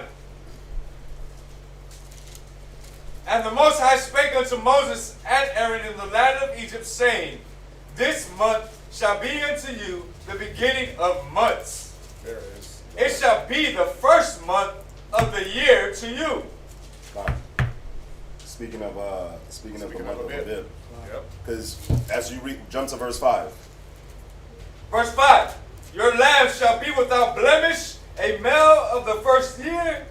You shall take it out from the sheep or from the goats. And you shall keep it. And ye shall keep it until the 14th day of the same month. And the whole assembly of the congregation of Israel shall kill it in the evening. Fine. Jump to verse 12. Verse 12.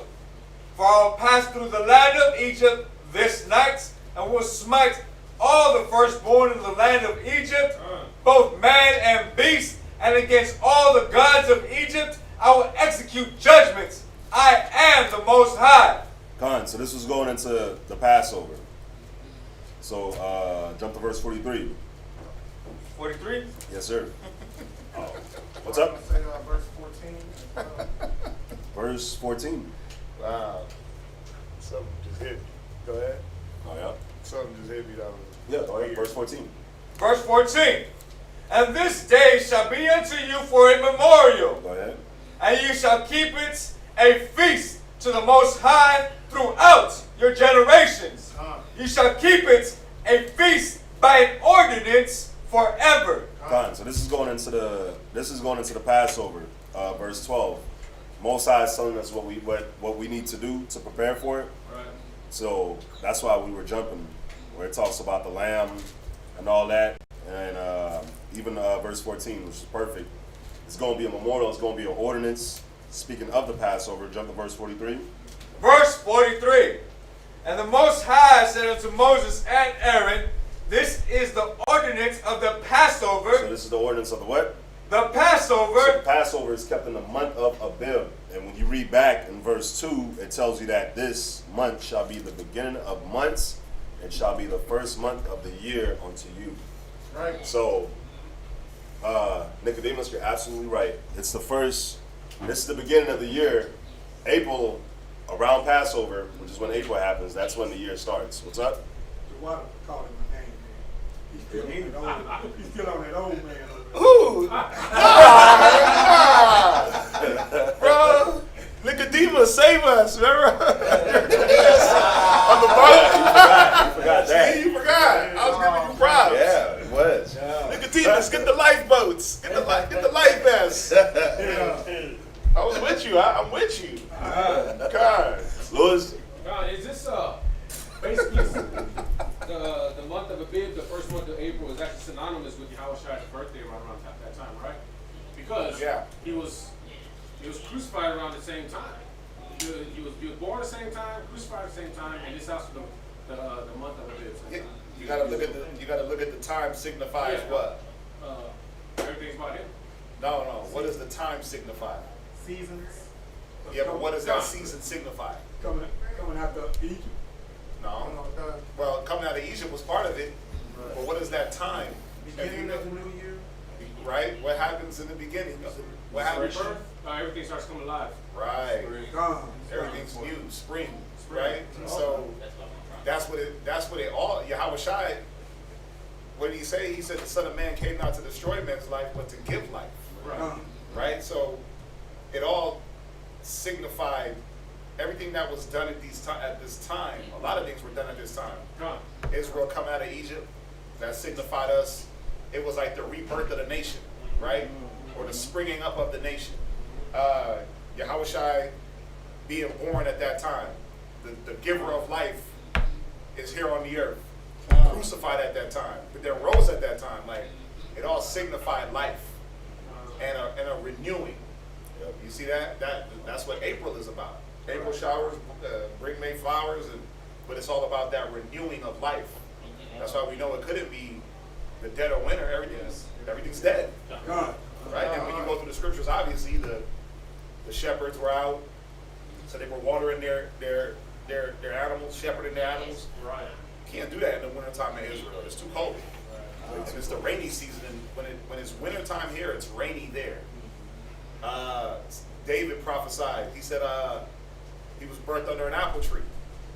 Right? He was going in and just prophesying about the time of Yahushua's birth. You don't know it's an apple tree if there's no apples on it. When does it bear fruit? Right. So there's a lot of different clues to the season and the timing. Obviously, we don't know the exact date, but then it even said Yahushua went up every year they went up for the Passover around his birth. You see that? So the clues are there. Remember, Amos 3 and what is it? Amos 3 and 7. The Most High will do nothing but reveal His mysteries unto His saints. That's right. You gotta just get in there and really study and get in depth with the studies. But no, that's right on point. There was something I wanted to point out. We were reading about all these sacrifices, and you read it and you're like, wait a minute, we had all this cattle. But think about it. I didn't even think about this till right now. How come we were crying for food in the wilderness? Why did we think we were going to starve? The Egyptians, man, they messed us up big time. The way they had us looking at even the Most High, like he was some greedy God, because the gods of the Egyptians were greedy. Think about it. When you when a pharaoh died, they buried him with riches. They buried him with a cat. They did all these weird rituals to worship their God. So they had us looking at the Most High like he was just gonna take everything from us. We had food right there. We had livestock. I mean, how else would we have it? To sacrifice. 2 a day. Do 2 a day? And then do the one on the Sabbath, and then to do the one from the beginning of the month. That don't even count every man's sin offering. 2 turtle doves, this, that. Like, how did you get that? Bro. Yeah, bro. You know, you got to think about that. We cried for food, but it's crazy, man. And then if you had a child, you had to bring ones for your child. Yeah. Well, over 12. Yeah. Over 12. Imagine you're the man of the house, and I got to bring 2 for me, 2 for the rib, 2 for my. or if you have multiple son. ribs, you got to bring. And if you got kids, You do Job. You like Job. You got to sacrifice for your family. Right. What Job had? 4? 9? What do you have? I forgot how many kids Job had. I think it was like 4. He had like 4 kids, and then he ended up getting double. But you got to see the mentality. That hit me. I'm like, man, the mentality of Israel. We look at the wrong things, man. But go ahead, read on. That was it. Shaddak's gonna come up. I like that point that you made though, like how being in Egypt, like really messed our minds up. Yeah. 'Cause, bro, you can see the same thing here in America, man. The mind of our people here is gone, man. Even when you find the truth, it's still such a fight. It's still such a fight for some people to do what the scriptures say. It's a fight for something just to believe, just to have faith in the little things.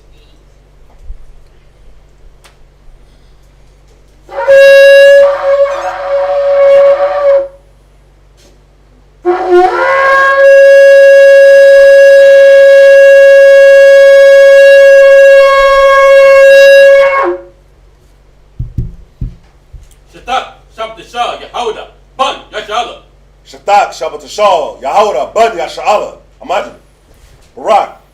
Yehovah Hashem Yahushai Brakathum. Yahweh Hashem Yahshai Rakatah. All right. Right? You didn't say Reuben. You didn't mean to say that. Nah, bro, you're definitely not a Benji. Nah, definitely not. Yaman. Not with that voice. Yaman. He's not a Benji. That was that crackling in the throat.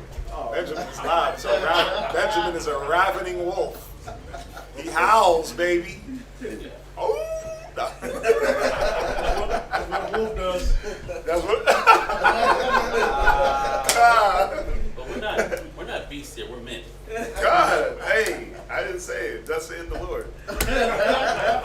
Thus saith Yah. Where we at? Numbers chapter 29, verse 11 to Numbers 30.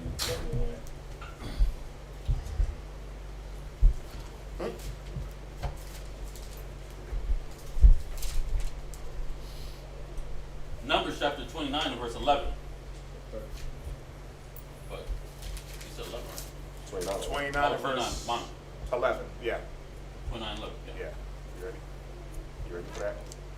One kid of the goat for a sin offering, Same way. besides the sin No, it's offering of It is atonement, what- and the Last continual week. burnt offering, and the meat offering of it, and the drink offering. You didn't go through this. And on the 15th day of the 7th month, ye shall have a holy convocation. Ye shall do no servile work, and ye shall keep a feast unto the Lord You sure? 7 days. And ye shall offer a burnt offering, a sacrifice made by fire, for a sweet savor unto the Lord. 13 young bullocks, 2 rams, and 14 lambs of the first year. They shall be without blemish. And their meat offering shall be of flour mingled with oil, 3/10 dill unto every bullock of the 13 bullocks.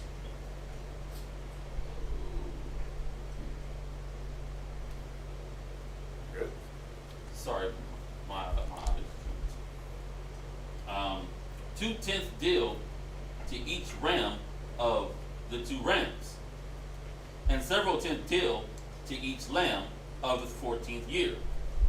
1 kid of the goat for a sin offering, besides a continual burnt offering, his meat offering, and his drink offering.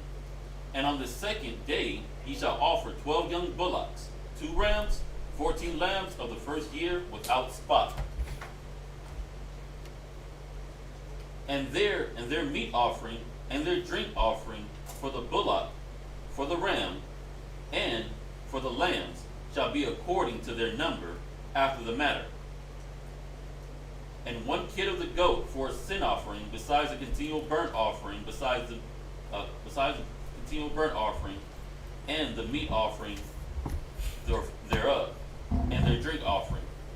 And on the 3rd day, 11 bullocks, even rams, 14 lambs of the first year without blemish, and 13 meat offerings and drink offerings for the bullocks, for the ram, and for the lambs shall be according to their number after the matter. And 1 goat for a sin offering, besides the continual burnt offering, and his meat offering, and his drink offering. And on the 14th day, 10 bullocks, 2 rams, and 14 lambs of the first year without blemish. Their meat offering and their drink offering for the bullock, for the lamb, for the ram, and for the lambs shall be according to the number after the manner. And 1 kid of the goat for a sin offering, besides a continual burnt offering, his meat offering, and his drink offering. And on the 15th day, 9 bullocks. And on the 5th day, 9 bullocks, 2 rams, and 14 lambs of the first year without blemish. And their meat offering, and their drink offering for the bullock, for the ram, and for the lambs shall be according to their number after the matter. And 1 goat for a sin offering, besides a continual burnt offering, and his meat offering, and his drink offering. And on the 6th day, 8 bullocks, 2 rams, and 14 lambs of the first year without blemish. And their meat offering, and their drink offering for the bullock, for the ram, and for the lamb shall be according to their number after the matter. 1 goat for a sin offering, besides a continual burnt offering, his meat offering, and his drink offering. And on the 7th day, 7 bullocks, 2 rams, and 14 lambs of the first year without blemish.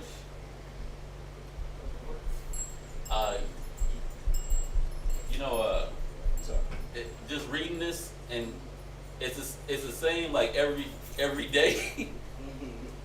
And it reminds me of like some of those like some of those kid songs that teach you the farm animals. I don't know. 3 little sheep, 2 little ducks. Yeah, exactly. Verse 33. And their meat offering and their drink offering for the bullocks, for the ram, and for the lamb shall be according to their number after the matter. 1 goat for a sin offering, besides the continual burnt offering, his meat offering, and his drink offering. To 31.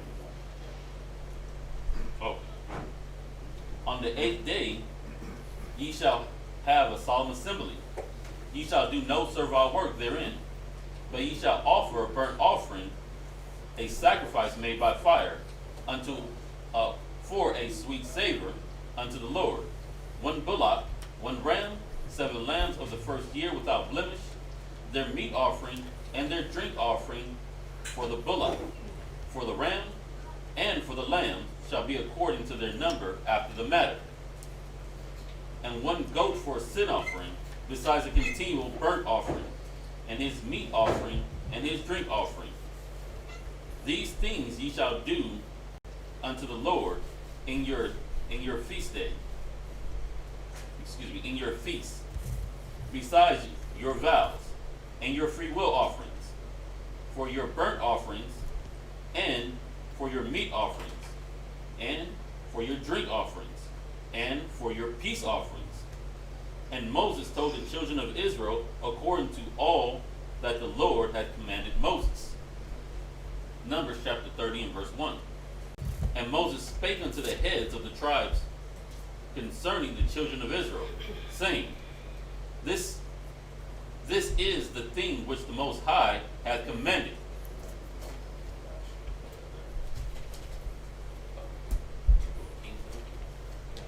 We're going to go to 1 Kings chapter 18 and verse 46.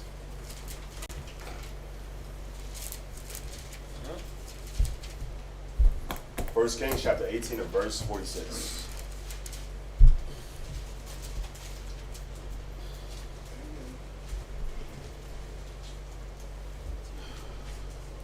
First Kings chapter 18 and verse 46. And the hand of the Most High was on Elijah, and he girded up his loins, and ran before Ahab to the entrance of Jezreel. Chapter 19 verse 1. And Ahab told Jezebel all that Elijah had done, and with all how he had slain all the prophets with the sword.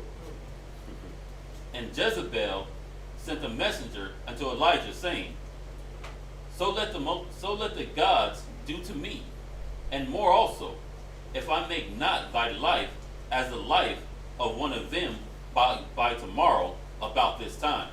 God, because what happened was Elijah. It's funny because we just talked about this chick earlier today, Jezebel, and Ahab, right? So Ahab was the king. Jezebel, she was Midianitish as well, right? I could be mistaken on that. But Jezebel was a nation, and she had our people go off. They call her a prophetess. Jezebel was killing the prophets of Israel and bringing in her gods that her nation follows. And Ahab, he was a simp. He let her run him, and he was the king, but it was like he was the king, she was the queen, and she was the one that pretty much had rulership. She was the one that made things happen. She did whatever she wanted to do. Ahab did not stop her. So Elijah had Jezebel's prophets killed, right? So right here, Jezebel is saying, Jezebel sent messengers to tell Elijah that she finna have him killed. Yeah, you're gonna be like them. You're gonna be like them tomorrow. And if not, then the gods can kill me. So he was like, oh man, yeah, she's dead serious. She finna kill me. Just like she killed all the other prophets. It's a beautiful story. Read on. 1 Kings chapter 19 verse 3. And when he saw that, he arose and went for his life, and came to Beersheba, which belongeth to Judah, and left his servant there. But he himself went a day's journey into the wilderness, and came and sat down under a juniper tree. And he requested for himself that he might die, and said, It is enough. Now, O Yahweh, take away my life, for I am not better than my fathers.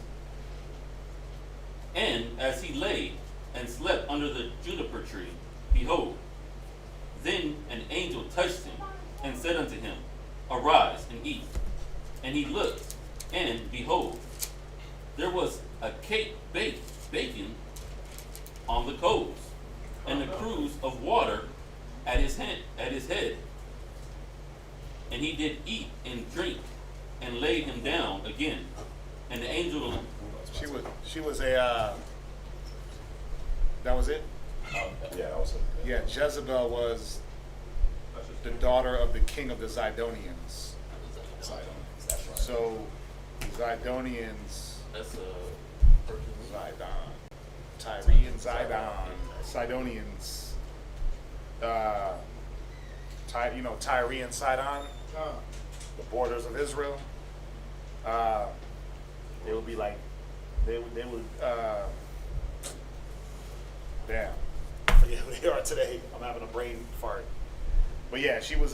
They were the Zidonians. What, like Lebanese or? Like Joel, chapter 3. Yeah, it talks about like Tyre and Sidon. Yeah. So they were Africans. Yeah. Yeah, they were African They were nations. among the nation of Canaan. Yeah, they were African nations. So she was a heathen. Her name means Baal exalted. That's what Jezebel means. Yeah, or son of Baal. Yeah, no, or wife of Baal, something like that. Yeah, so you can see, that's what she was about. Baal exalts, or Baal is husband to. So Jezebel, the husband to Baal, that's what that name means. Yeah, so she was in there. Yeah, Cushite, African. God. Yeah, but you see what our people be following and running to. You run around and all of a sudden you serving Baal Peor, right? So, yeah. Go ahead. 1 Kings chapter 19, verse 7. And the angel of the Lord came again the second time and touched him and said, Arise and eat, because the journey is too great for thee. And he arose and did eat and drank, and went in the strength of that meat 40 days and 40 nights unto Horeb, the mount of God. And he came thither unto a cave and lodged there. I like that. It shows you that fasting for 40 days and 40 nights wasn't a foreign concept. So he went in the strength of that meat. He ate and then he rolled off of that substance for 40 days and 40 nights. It's cold. Yeah. Go ahead. And he came thither unto a cave and lodged there. And behold, the word of the Lord came to him. And he said unto him, What doest thou here, Elijah? And he said, I have been very jealous for the Lord Yahweh of hosts, for the children of Yashar'Allah have forsaken thy covenant, thrown down thine altars, and slain thy prophets with the sword. And I, even I only, am left, and they seek my life to take it away. Verse 11. And he said, Go forth and stand upon the mount before the Lord. And behold, the Lord passed by, and a great strong wind rent the mountains and brake in pieces the rocks before the Lord. But the Lord was not in the wind, and after the wind an earthquake, but the Lord was not in the earthquake. And after the earthquake a fire, but the Lord was not in the fire. And after the fire a still small voice. And it was so, when Elijah heard it, that he wrapped his face in his mantle and went out and stood in the entering in of the cave. And behold, there came a voice unto him and said, What doest thou here, Elijah? And he said, I have been very jealous for the Lord Yahweh of hosts, because of the children of Israel have forsaken thy covenant, thrown down thine altars, and slain thy prophets with the sword. And I, even I only, am left, and they seek my life to take it. And the Lord said unto him, Go, return on thy way to the wilderness of Damascus, and when thou comest, anoint Hazael to be king over Assyria. And Jehu the son of Nimshi shalt thou anoint to be king over Israel. And Elisha the son of Shaphat of Abel Mahalah shalt thou anoint to be the prophet in thy room. And it shall come to pass that him that escapeth the sword of Hazael shall Jehu slay, and him that escapeth the sword of Jehu shall Elisha slay. Yet I have left me 7,000 in Israel, all the knees which have not bowed unto Baal, and every mouth which hath not kissed him. So he departed thence and found Elisha, the son of Shaphat, who rose, plowing the 12 yoke of oxen before him, and he with the 12. And Elijah passed by him and cast his mantle upon him. And he left the oxen and ran on after Elijah and said, Let me, I pray thee. It's just like we read about Joshua being anointed. Right? This was like him casting his mantle. It was a cloak. It was an outer garment. He cast it on Elisha, signifying that anointing. Right?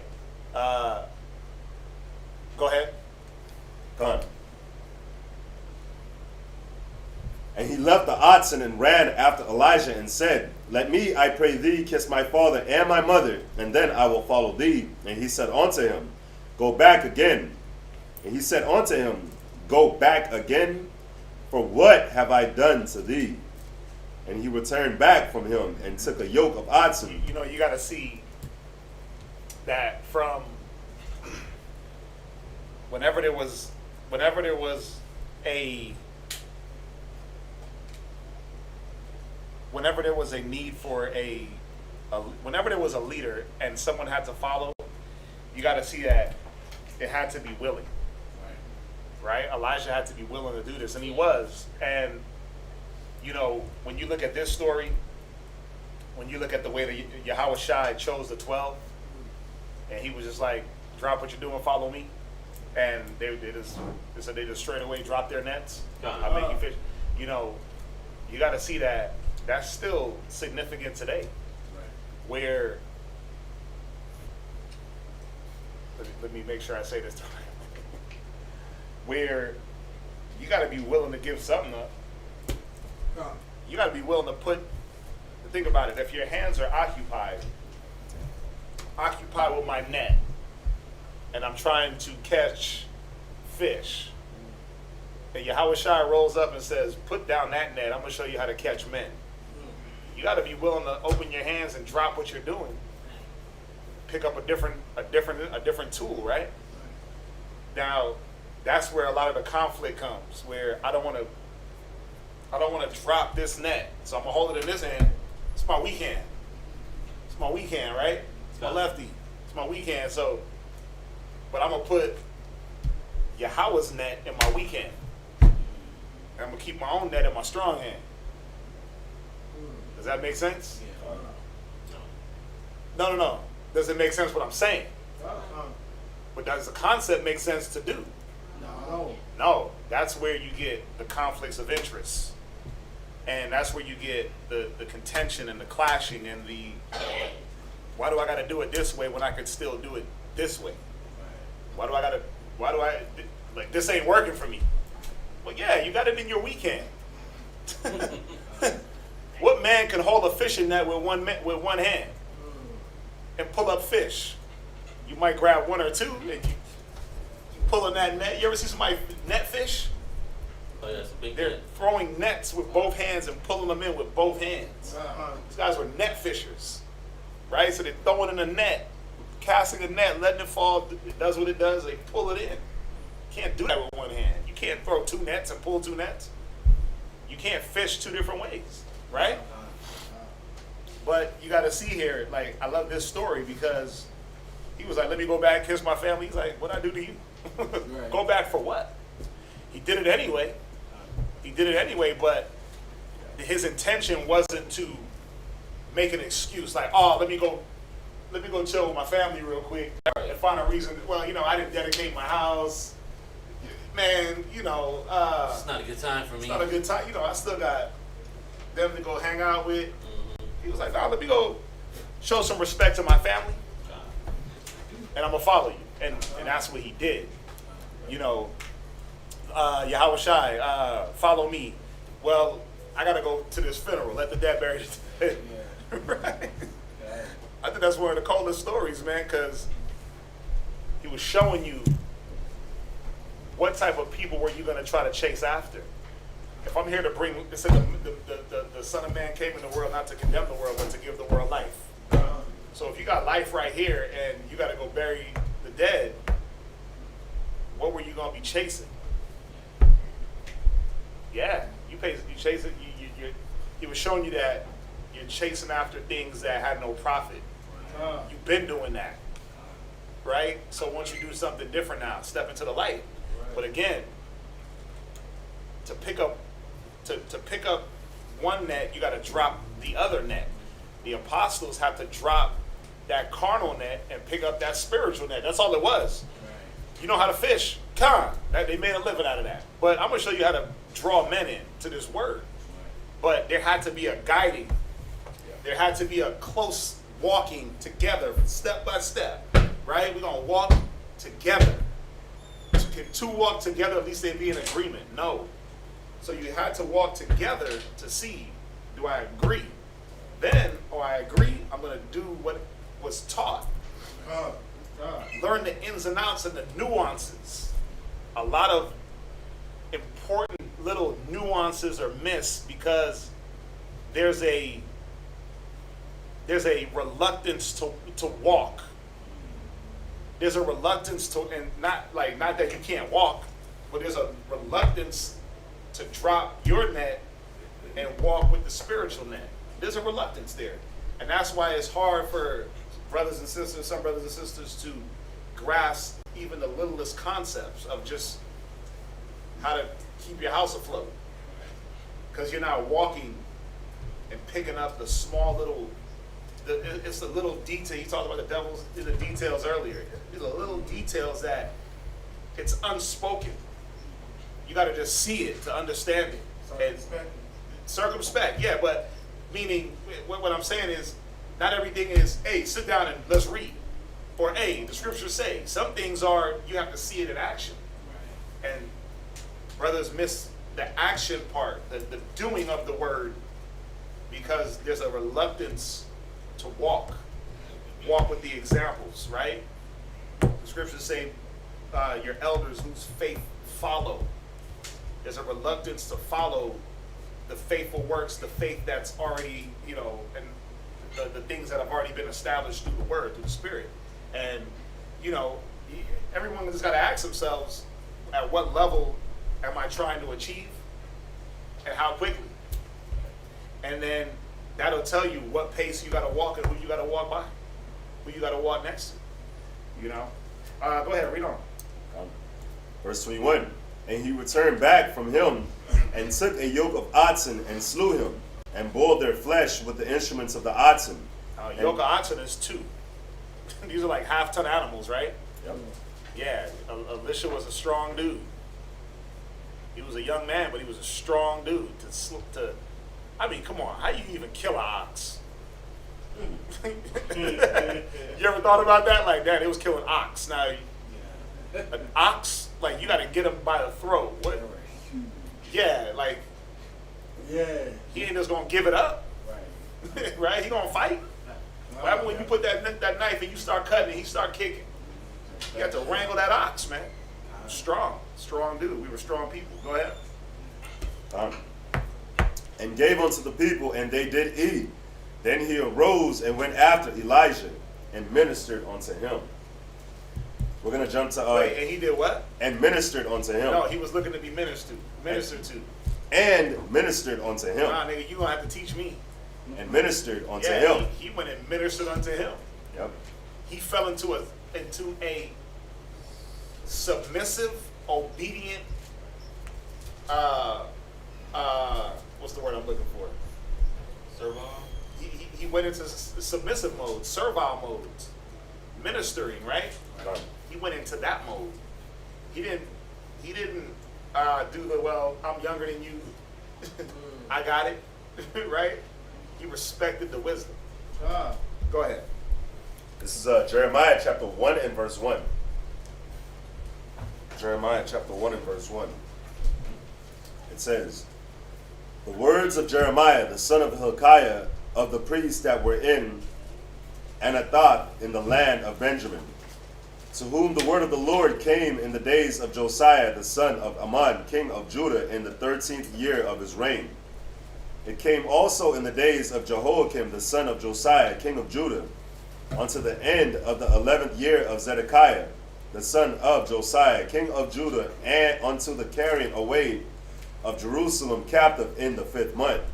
Then the word of the Lord came unto me, saying, before I formed thee in the belly, I knew thee. And before thou camest forth out of the womb, I sanctified thee, and I ordained thee a prophet unto the nations.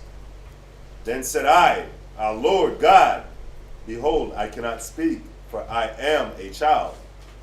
But the Lord said unto me, say not, I am a child.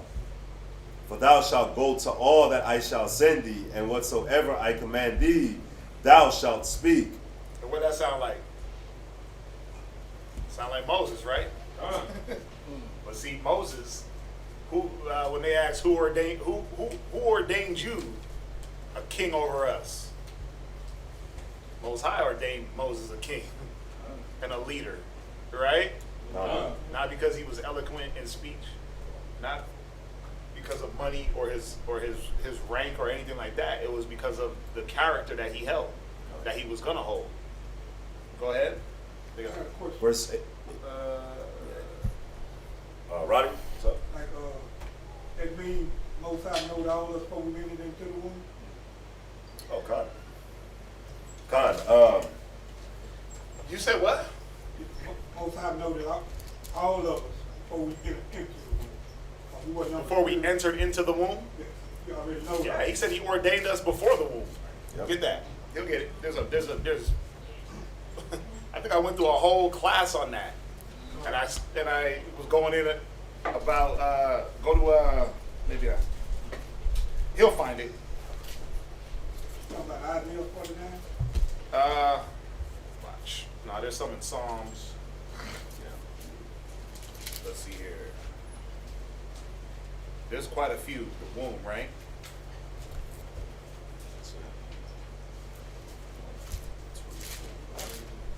I know it. I was just there finding new people on them, what you call it? Online.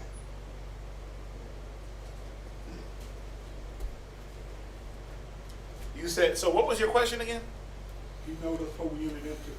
Yeah. You know this before Well, the foundation of the earth. Of course he knew us before, because before we get to the womb, what are we? We're spirits. Yeah, but Yeah.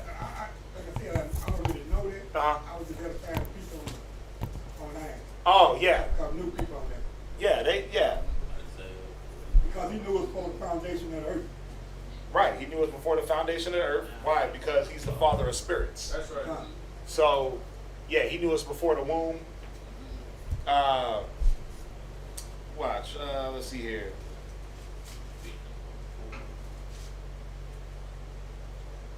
What?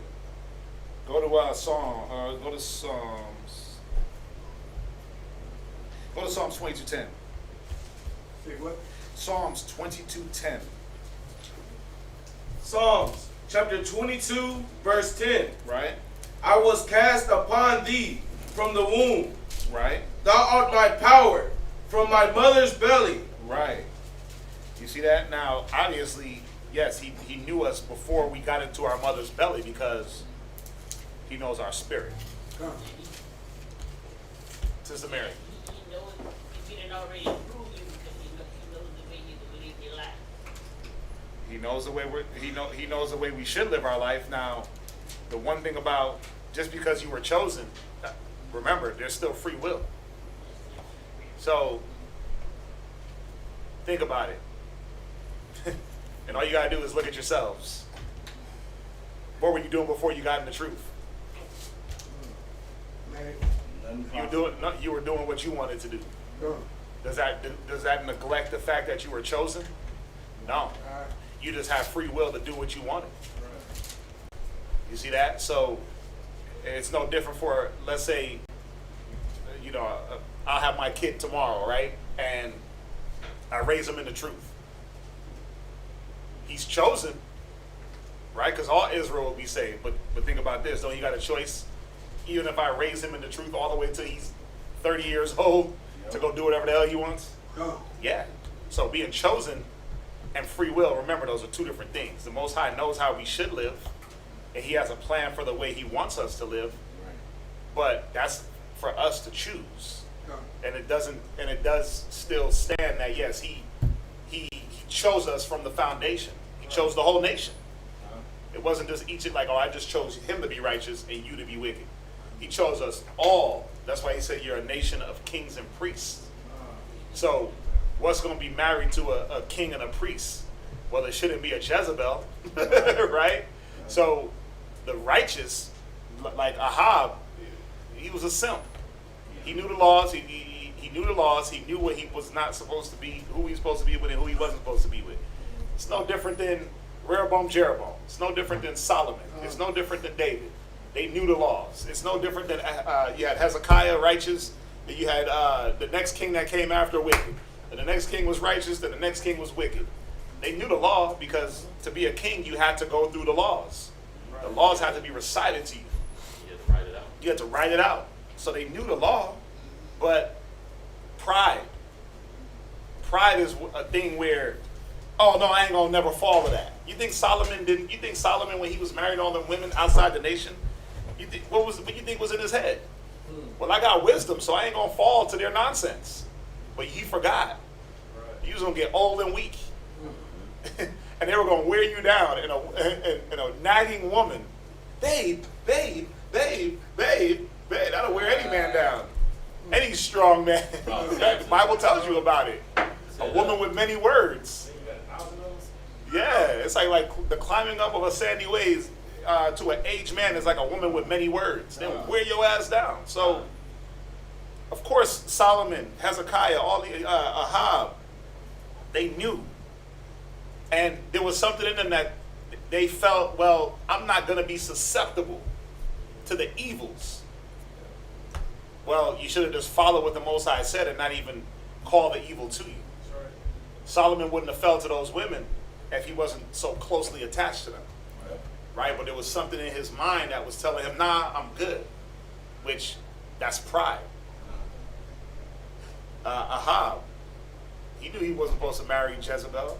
Come on. Of all the nations, Deuteronomy, right? He said, don't make no marriages with them. Because their gods, you're going to fall to their gods. So, of course, Hezekiah knew. It's not nothing. I'm answering Aggie students' question. I mean, it's nothing strange. Look at Saul. Saul was just off just from the jump. Right? Saul was off from the jump.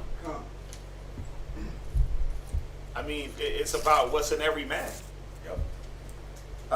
Yeah, because his question was King Ahab an Israelite king? Doing what was King Ahab, an Israelite king, doing by marrying a heathen? He was following his lusts. He was following pride. He was breaking the law. Right? Was this one of those political marriages as an Israelite and a king with full knowledge of our history and culture? Surely he would have been aware that this union could not work. It didn't matter what it was. I mean, Solomon did it. He married the Egyptian's daughter for like an allegiance. Right. But that was wrong. The Most High said, don't do it. So, no matter what reason they came up with, it was prohibited, and that's why they fell. Why you listen? Ahab ain't had no backbone. He was an ancient day simp nigga, simp Israelite. Baby, I'm begging. His name means what? Love. Baby, I love you. He was all in love, right? All simped out but he let that overtake what the wisdom said. So it didn't matter what he married her for. We see the result. He got close to her. He didn't check her when she was out there killing prophets. He's probably scared of her. Hey, more than likely, he probably was. Isaiah, Psalms. Yeah, we went to Psalms 22:10. Hearken unto me, O Al J, the remnant of the house which is born me from the belly, which are carried from the womb. Yeah, that's a good one. Isaiah 46:3, just about the womb. But y'all understand that, right? Most High chose us from the womb, from the foundation. But even before that, he knew our spirit. Yeah. Let's jump back. All right. It's Jeremiah chapter 1, verse 8. Be not afraid of their faces, for I am with thee to deliver thee, saith the Lord. Then the Lord put forth his hand and touched my mouth, and the Lord said unto me, Behold, I have put my words in thy mouth. See, I have this day set thee over the nations and over the kingdoms, to root out and to pull down, and to destroy and to throw down, to build and to plant.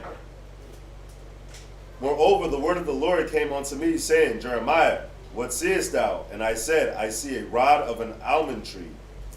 Then said the Lord unto me, Thou hast well seen, for I will hasten my word to perform it.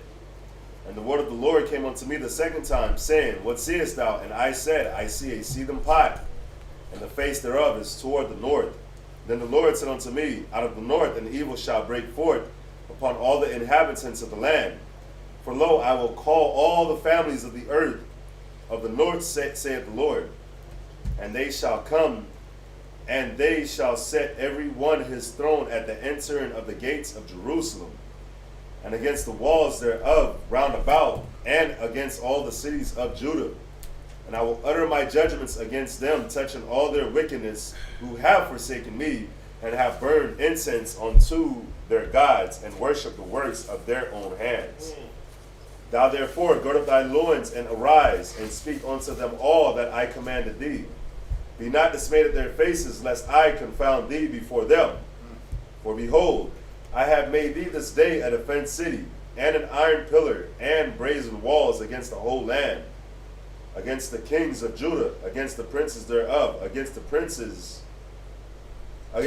thereof, and against the people of the land. You know, you have to tell this to Jeremiah, because Jeremiah knew the history. He knew what was going on, Jezebel, killing prophets. Yep. They knew these things, so he had to reassure them, hey, you're going to do it. You'll be a defense city. I got your back. I mean, still got killed anyway, right? But they went and did the job that the Most High set out for them to do. And you know, you got to pay attention to how all this is linking up as we get into the New Testament. You know, a lot of this Jeremiah, he's talking about how we cast the Most High away and serve these other gods, right? One of the key points that we read in Kings, very, very important when we get into Romans. Well, we were in 1 Kings 18, right? 1 Kings 19 and verse 14, and he said, I have been very jealous for the Lord God of hosts, because the children of Israel have forsaken thy covenant, thrown down thine altars, and slain thy prophets with the sword. And I, even I only, am left, and they seek my life to take me. It was Israel that was doing these things. So keep that scripture in mind as we get into Romans. Go ahead. Verse 19. And they shall fight against thee, but they shall not prevail against thee. For I am with thee, saith the Lord, to deliver thee. Jeremiah chapter 2, verse 1. Moreover, the word of the Lord came to me, saying, Go and cry in the ears of Jerusalem, saying, Thus saith the Lord, I remember thee, the kindness of thy youth, the love of thine espousals, when thou wentest after me in the wilderness, in the land that was not sown. Israel was holiness unto the Lord, and the first fruits of his increase.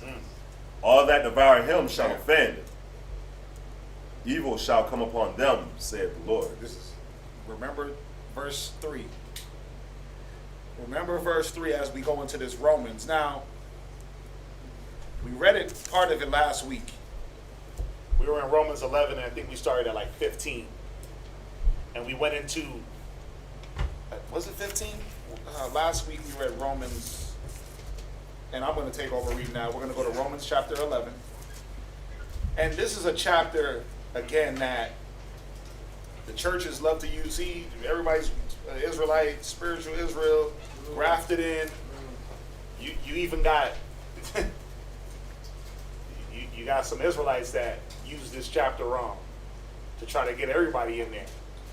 And that is what it's saying, that everybody's in there. Everybody has a chance. But there's still a part of it, like Paul said, and I'm going to start here. I'm actually supposed to start at verse 2, but I'm going to start at verse 25. I'm telling somebody to read. I'll read it. Romans 11:25, he said, For I would not, brethren, that ye shall be ignorant of this mystery, lest you should be wise in your own conceits, and blindness in part happened to the Israel until the fullness of the Gentiles come in. Because it was a mystery. It's still a mystery to people, this Romans 11. And do the Gentiles have a chance? And the spiritual Israel, and what happened to the Israelites? It's a mystery to those that the Most High is not unlocking the book. So I'm going to start at Romans 11 and verse 2, and basically all the way to 32. Right. So Romans 11 and verse, I'm going to start at verse 1, man. I say then. Now, you got to understand who's writing this. Right. It's Paul. What's Paul's background? He's a Benjamin. He was a Benjamite. Pharisee. He was a Benjamite. He was a what? Pharisee. He was a Pharisee. What else? Killing the prophets. He was killing the prophets. He had dual citizenship for Rome. Very cute. Very key. He had dual citizenship, so he was considered also a Roman, right? Born in what? Tarshish, Rome, right? So he had this dual citizenship. The Roman part was paid. The Benjamite Israelite part was birth. Very, very important, because what was Paul's job as opposed to Peter? Peter was sent where? To the Jews. To what Jews? To Israel. To what Israel? To the ones that know. Hold on. Hands up. To the ones that know who they are. Peter was sent to the ones that knew who they were. Who was Paul sent to? To the Gentiles. He had his hand up. He was sent to what? To the ones who didn't know who they were. He was sent to what The ones? Gentiles. Teach me. You got to talk like I don't know. Time. So who was Paul sent to? Paul was sent to the Gentiles, the people who were the Israelites who were in a Gentile state of mind. Right. He was sent to Israelites that were in a Gentile state of mind. No different than today. Right. All of our people are in a Gentile state of mind. So we're sent to Gentiles. You got to go out there and teach. To teach your people, guess who's going to get taught? White man, Chinese man, Japanese man, Indian man. Because our people are intermingled and intertwined with all these different nations. When it's said in Kings that we dropped the covenant and we threw down the altars, it's telling you we gave up on our history to pick up all the other nations, what they did, their foods, their beliefs, their gods, burn the incense to Baal, right? So I'm starting this chapter like this because, and I don't know why there be all this confusion, but I'm showing you that this can't be used as a chapter to say, well, the Gentiles get salvation now. No, I'm gonna show you why. There's a key in here. There's a key in here to show you that they're not gonna get that, right? So I'm gonna start. I say then, had God cast away his people? God forbid. Why? The thought was, the mystery was, where was the Israelites? Right? He said, God forbid. For I am also an Israelite of the seed of Abraham, the tribe of Benjamin. God had not cast away his people which he foreknew. What? Ye not what the scripture saith of Elias, how he maketh intercession to the Most High against Israel, saying, and then when you go to Isaiah, right, he just quoting Isaiah. Lord, they have killed thy prophets and digged down thy altars. I am left alone, and not Isaiah, Elijah, excuse me. But it's also in Isaiah, right? Baal? Yeah, it's also in Isaiah.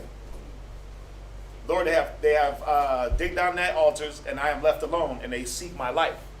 This is what Elijah said, right? Right. This is what he said in our 1 Kings 19 and 14. Right. But what answer saith the Most High unto him? I have reserved unto myself 7,000 men who have not bowed the knee to the image of Baal. Now, 7,000 men. What tribes were they? No, what tribe were they? The 7,000 men. What tribe were they? How do you know? Judah, Benjamin, Levi are the only people that were the tribes that How were do you? in that. But no. Listen to what the Bible is saying. See, this is where people are like, oh, they were just this tribe. It don't tell you what tribe they were. He said, I reserved 7,000 men, meaning I know who they are. Y'all ain't gonna know. See, why did he have to tell this to Elijah? Elijah was thinking that once he was killed, he was gonna be it. But he had to remind them, no, I got 7,000 that haven't bent the knee. You don't know where they are. You don't know what they look like. You don't know their tribe. You don't know none of that. But I got 7,000. Now, why would he only have 7,000 from one tribe? That means the other tribes would be wiped out. Right? Let's think about it reasonably. Let's do some objective thinking. If he only had 7,000 men from one tribe, that means that one tribe would stand. And all the other tribes would be wiped out in iniquity. They would be wiped out just in time of not being able to reproduce, wiped out in wickedness. You got to think about it. So he was letting Elijah know, I got 7,000 men. You don't know who they are, but I know who they are. What's that? Is that like the 144,000? Like, we don't know who they are. We don't know what tribes they're from. Only the Most High knows that, right? Well, we do know the tribes. There's 12,000 from each tribe. So no matter what, there has to be, for the 144,000, there has to be 12,000 from each tribe no matter what. Right. But these 7,000 men, bro, scattered. It could have been 5,000 from Levi, Right. 20 from this tribe, 20 from this tribe, however the Most High wanted. But the point that I'm trying to show y'all, why did Paul have to quote Elijah, and then I believe it's quoted in Isaiah also, if I'm not mistaken. But why did it have to be reminded? Well, because my thoughts are not your thoughts, my ways are not your ways. I got things going on in the back end that you hadn't even thought about. That's right. Right? He was making that be known. Am I tripping? Looks like Isaiah 3. That says he reserves 7,000. Yeah, I thought it was in Isaiah also. I don't No? No, it's not? Yeah, I'm not tripping. Isaiah 1 and 9. Except the Lord of hosts had left unto us a very small remnant, we should have been left. We should have been as Solomon been left like unto Gomorrah. It's quoting the same thing. Okay. Yeah, it's going into the same thing. That small remnant, 7,000 men out of the millions that Israel was. That's a small remnant. Right. So he's letting us know here in Isaiah also, the Most High, he got a reserved lot of men that, because you see the covenant being broken by the masses, there's still some that's going to hold fast and hold tradition. How you think the word survived? How you think it survived all this time to get to 2020? You got to think about it. The Most High had to put things in play, but there had to be men that carried tradition secretly, right? There had to be men that held fast to the knowledge. Amidst all the things that were going on, all the slaveries, all this, all that, the Most High still had a way to preserve the knowledge. That's all he was saying. And preserve Israel, most importantly. Jump back to Romans. So, verse 4, but what saith the answer of God unto him? I have reserved to myself 7,000 men who have not bowed the knee to the image of Baal. Even so then, at this present time, check this out, even so then, at this present time, Same thing. there is also a remnant according to the election of grace. So the Most High always got a remnant. He always has somebody that is holding tradition, holding that covenant, regardless, through time. Verse 6, and if by grace, then it is no more of works. Otherwise, grace is no more grace. But if it be works, then it is no more grace. Otherwise, work is no more work. Verse 7, what then? Israel hath not attained that which it seek for, but the election had obtained it, and the rest were blinded. According to as it is written, God had given them the spirit of slumber. Judah is like a crouching lion. He couched down and slept. The spirit of slumber was put on the majority of our people. Right? We slept through the 60s, the 70s, the 80s, the 90s. We sleep now. There's still only a remnant that's awakened. And there's only still a remnant of the ones that are awakened that is going to be chosen. Think about it. You think that there's less than 144,000 Israelites that know who they are? Around the whole world? Around the world? There's Goes to way show you it's not about knowing who the hell you are. There's way more. It's way more to it than just knowing that Christ is black. There's way more than 144,000 people that know, Israelites that know that Christ is black, that Israel is the chosen people. There's way more than 144,000. Because just think about the people that know, that told their family members, that taught their kids, that it's like, if I look at like my family, like my whole family knows what I believe and what I do. So whether they choose to believe if they're Israelites or not, they still know that they've at least heard it from me Or even if they didn't hear it from me, they heard it from some part of my family members. They're like, what is he doing? Well, he's with the Israelite school. He's with the Israelites. So they at least know. So, yep, there's Right. definitely way more than 144,000. I'll read on. Verse 8, according as it was written, the Most High had given them the spirit of slumber, eyes that they should not see and ears that they should not hear unto this day. Wow.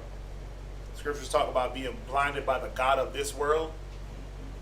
Yeah, that's, come on, the ones that was following Baal and chasing after Canaanitish women, they were blinded, man. And David saith, let their table be made a snare, a trap, and a stumbling block. David said it. It's in Isaiah. It said their tables are full of vomit, right? Let their eyes be darkened, that they may not see, and bow down their back always. Think about it. David said that the tables are full of vomit. Then he said precept upon precept. He said the word was unto them precept upon precept, line upon line, here a little, there a little, and we still stumble. People still stumble over the word precept upon precept, line upon line. But ain't that how you supposed to read? Right. You see that? So the Bible, the wisdom, the word has always been the same. But is your spirit open to receive it? Because why do people stumble over? Hey, let's go to Revelations 1:13. His eyes were as a flame of fire. Let's jump over to Genesis 49:12. His eyes shall be red with wine, his teeth white with milk. No, that's not what that means. He was shooting lasers. Like what? They just stumbled over precept upon precept. Right?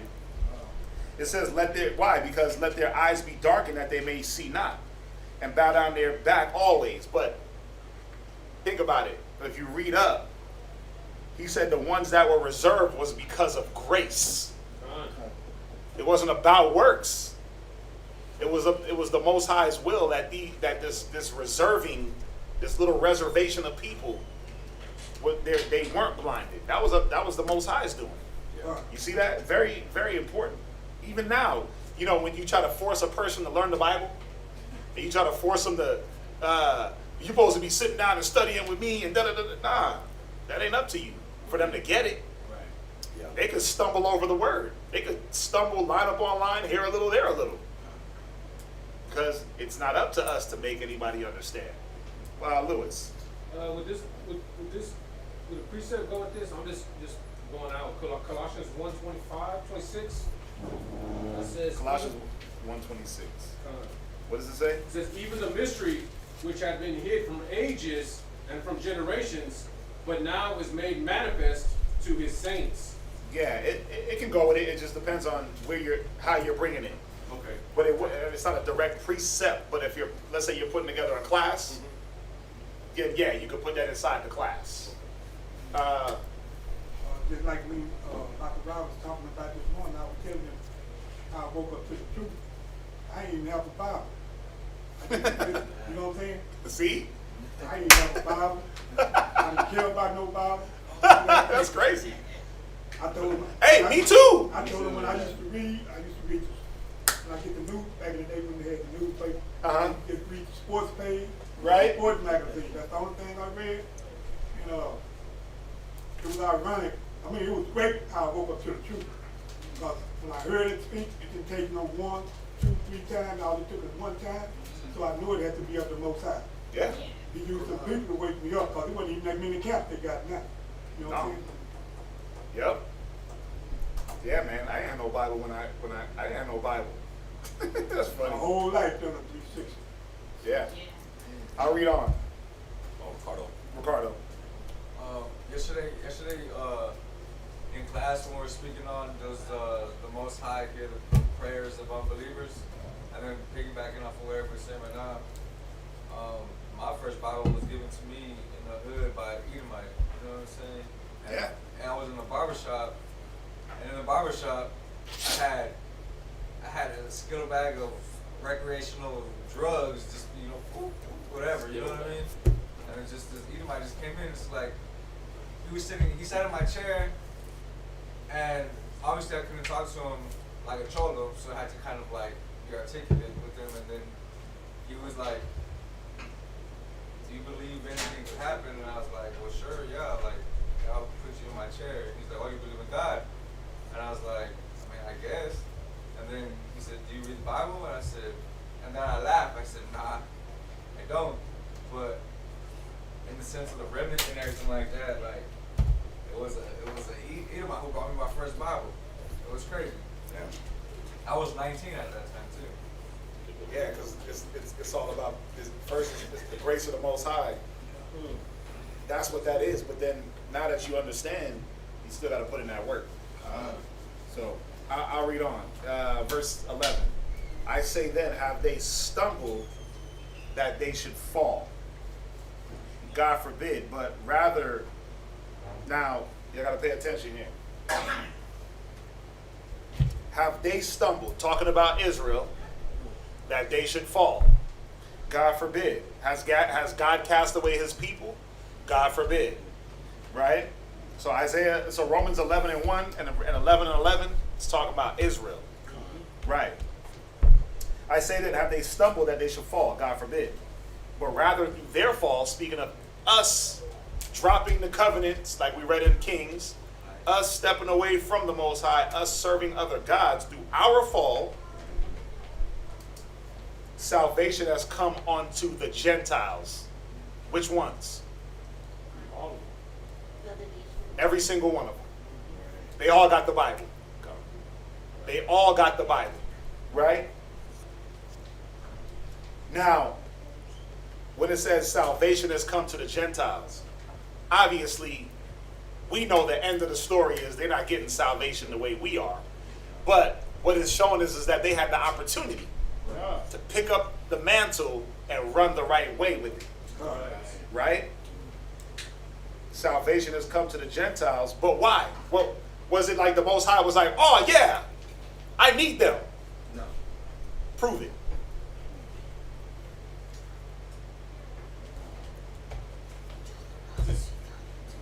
Somebody prove to me that the Most High don't need the nations. Oh man. That he don't? Yeah, that he don't care for them. What? Chapter 6, verse 54. Right on point. Let's go there. Go to 2nd Esdras. Isaiah 2. What? Go to 2nd Esdras, because this is going to be the most. 2nd Esdras 6. And you can start 55. 2nd Ezra chapter 6, verse 55. All this have I spoken before thee. Verse 54. You're right. Verse 54. And after these, Adam also, whom thou madest, Lord, right, of all thy creatures, right, of him come we all. Right. All the people also whom thou hast chosen. All the what? All the people also whom thou hast chosen. Go ahead, read on. All this have I spoken before thee. Right. O Most High. Right. Because thou madest the world for our sakes. Come on. As for the other people. As for the heathen, the other nations, what did he say about them? I love them, I need them. Hey, hold my covenants. What did he say? Which also come of Adam. Thou hast said that they are nothing. No, I need the nations. Thou hast said that they are nothing. They are nothing to the Most High. He didn't let them pick up the mantle because he wanted them to. He said to provoke us to jealousy. That was the reason. It wasn't like, oh, I want the nations to get salvation. You don't care about them. Saying it right here in Esdras. All Paul is doing is quoting Esdras and he's quoting Esdras, Isaiah, and Kings. Read. But be like unto spittle. But what? Be like unto spittle. Remember that little droplet of spit? No, not even a little droplet. You know when you loogie out your mouth, right onto the pavement and not even care at all, and you just keep walking and you don't feel nothing about the spit you just cast from your body? Or it's like when you got like a real bad cold. And you just cough up. You cough that up. And you just, but the point is you don't even think two thoughts about what you just cast from your body. You just like, oh, that's where it belongs, on the floor. It's spit. You said they're like spittle. Go ahead. And has likened the abundance of them Right. unto a drop. Right, and even the abundance of them is no. It's like you drop a little droplet, you drink in your water, and a little drizzle come down. You're like, oh, wipe that away and keep it moving. They're like a drop. Go ahead. That falleth from a vessel. Right. And now, O Most High, behold, Come on. these heathen, These what? these heathen, Or these Gentiles. Go ahead. which have ever been reputed as nothing. He said they were nothing forever. From the dawn of time, they were ever reputed as nothing. No value, nothing. All the heathen, all the nations. Go ahead. Have begun to be lords over Right. us. So, I'm gonna jump back. Because we're gonna go back to this Esdras, and you'll see. Now, where am I at? Verse 11. Romans 11:11. I say then, have they stumbled that they should fall? God forbid. But rather through their fall, salvation has come to the Gentile. So us falling was the Gentile salvation was like a byproduct. But not because the Most High wanted to give them salvation, for to provoke them to jealousy. Check this out. I'm going to show you what Gentile salvation is. We always say this is their kingdom, right? This scripture right here proves it. Now, if the fall of them be the riches of the world, and the diminishing of them, the fall of them is Israel. If the fall of us, now the world, that everyone gets rich, right? And the diminishing of them, the riches of the Gentile, how much more their fullness. So he's saying, if the Gentiles got rich off of our fall, I mean, look, how did they get rich? Stole all the inventions. By serving them. By us serving them. But think about it. All they got is carnal possession. God. They didn't get salvation. They got kingdom here on earth. They got their kingdom right now, their rulership right now, which is carnal, right? That's the point. It's carnal. You got salvation through your Tesla, through your house, through your not having to worry about certain things, bills, whatever. You got that right now. You're saved, right? The fatness of the land. The fatness of the earth, the oil, all that. They got it. That's their richness. But it's saying, imagine if we were in power, how rich the world would be, because that's what it says. How much more their fullness. Now, verse 13, for I speak to you Gentiles, inasmuch as I am an apostle of the Gentiles, I magnify my office. Why do we have to speak to the Gentiles? Well, because Israel was scattered amongst them. Right? What is that? Acts 21, 18, 19? It teaches many Jews amongst the Gentiles. Right? Is it Acts 21? I think it's Acts, or Acts 18. I think it's 18 Or Acts 18. and 21. I'll read on. 18, verse 21, I think. Oh, is it 18 and 21? No, I'm wrong. It's Acts 20. It's Acts, Yeah, 21 and 21 and 18 down. You can add this in there. My bad. No, you're good. You're good. I'm halfway in the spirit today. Brother, yeah. How many thousands of Jews are amongst the Gentiles? Paul went to go teach the Gentiles because he knew Israel was scattered in. That was the job. He said, verse 14 in Romans, if by any means I may provoke to emulation them which are my flesh. It's the same way why we teach here in America. We scattered amongst the heathen. We scattered amongst Gentiles. We go out and we teach the world. Right? When you on a busy Manhattan street corner yelling the Bible, everyone that walks by hears that. No matter what color, race, nation. And you might think, well, that's just a rusty Edomite, but guess what? Nah. Down that line, that's just a light-skinned Jew. Not even from the tribe of Judah. From a whole different tribe that you thought you knew, but nah, he's a Gadite. He's a Danite. He's I don't know about Danite. That's No, I'm kidding. right. But he's an Israelite. So it's showing, Paul had to go do these things. Now, it's going to get a little dicey. So what you got to remember is Paul is talking about Gentiles, the world, and Israel, right? Because now he's going to kind of not switch topics, but it's the same topic. He's just going to give you an analogy of this olive tree, this olive branch. All right? For the casting, for if by means I may provoke to emulation them which are the flesh, and might save some. Paul knew he wasn't going to save everybody. He was going to save some. For if the casting away of them be the reconciling of the world, what shall the receiving of them be? You see that? The world had an opportunity to reconcile with the Most High. Damn. By us being casted away, the world was able to take our place. Not just one nation, all the nations. And they did. They did take our place. Because what did they do? They start believing in God, right? Think about how many nations believe. Think about how many you got Ethiopian Christians. Yeah. You got Jewish Christians, right? You got all these that when I use the word Christian, I'm talking about they pick up the actual Bible. They use the Bible. I'm not talking about they use these other books, but they actually use the Bible in some translation, right?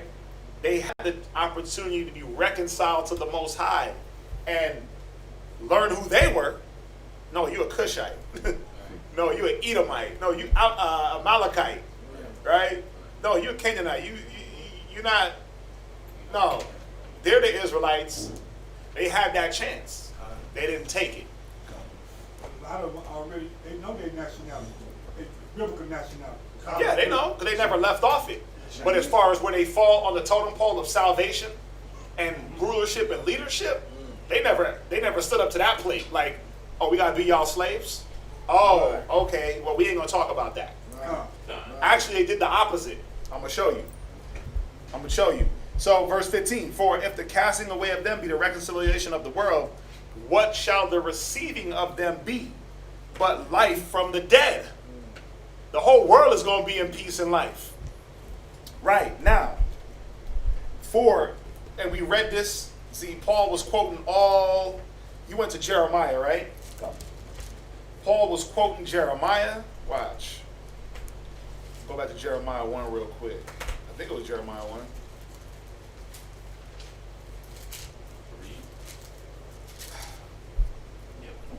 It's actually Jeremiah 2. So I'm going to read this real quick. Give me Jeremiah 2 and verse 3. He says, for if the first fruit be holy, what's that? Major?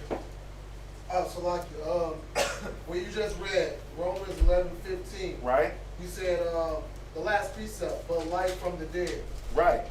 Is the dead considered us or the whole world? Oh, the entire world. Yeah, because are we not dead?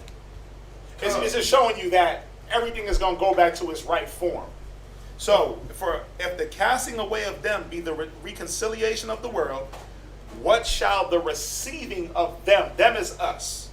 Okay. What is the world going to look like when the Most High receives us back? Well, it tells you, when the righteous are in authority, the whole world is at peace. It tells you that the damn trees rejoice when we get back into rulership. Because why? The earth ain't going to be defiled. Everything is going to be used in its proper manner. They ain't going to be rampant homosexual or any homosexuality at all. They ain't going to be bad foods. It's not going to be all the things that's happening now. That's done. Right. See that? So he's saying the reconciliation of us back to the Most High, that's like bringing the dead back to life. The whole world. The whole world, right? Now, verse 16, for if the first fruit be holy, what's the first fruit? Read Jeremiah 2 and verse 3. Jeremiah chapter 2 and verse 3. Israel was holiness unto the Lord. Come on. And the first fruits of his increase. Right. So if the first fruit, speaking of Israel, be holy, the lump is holy. Right? Little leaven is like the little leaveneth the whole lump. If the first fruit be holy, then the lump is holy. Right? And if the root be holy, so are the branches. Now, who's the root? No. The root No, of shut Jesse. up. No. Come on, think about it. He said, it's in Luke. Lewis said it. What do you say? What'd you say, Lewis? Yahushua? Right, the Most High Yahweh Shai, they're the root. Right? They're the root. Right? John 15 and verse 1. I am the true vine, and my Father is the husbandman. So, Yahweh Shai is that root. Every branch in me that beareth not fruit, he take it away. The branches was supposed to be us. Right? Now, so y'all get that, right? First fruit is Israel. The root, Yahweh Shai. It says, if the root be holy, so are the branches. Because think about it. What feeds the branches? A plant gets fed from the root up. Right. Verse 17. And if some of the branches be broken off, and thou, being a wild olive tree, that's talking about the nations. Remember, go back to 2nd Esdras. He said all people stem from Adam. So let's use Adam as the root. Right? Let's just use Adam as the root. We all came from Adam. That's what the scriptures say. Right? But then the nations, he said the nations were nothing. So we all come from this root of Adam, and we're growing into these trees. And you got Moab, Ammon, you got Esau, you got Israel, right? Let's just use those four.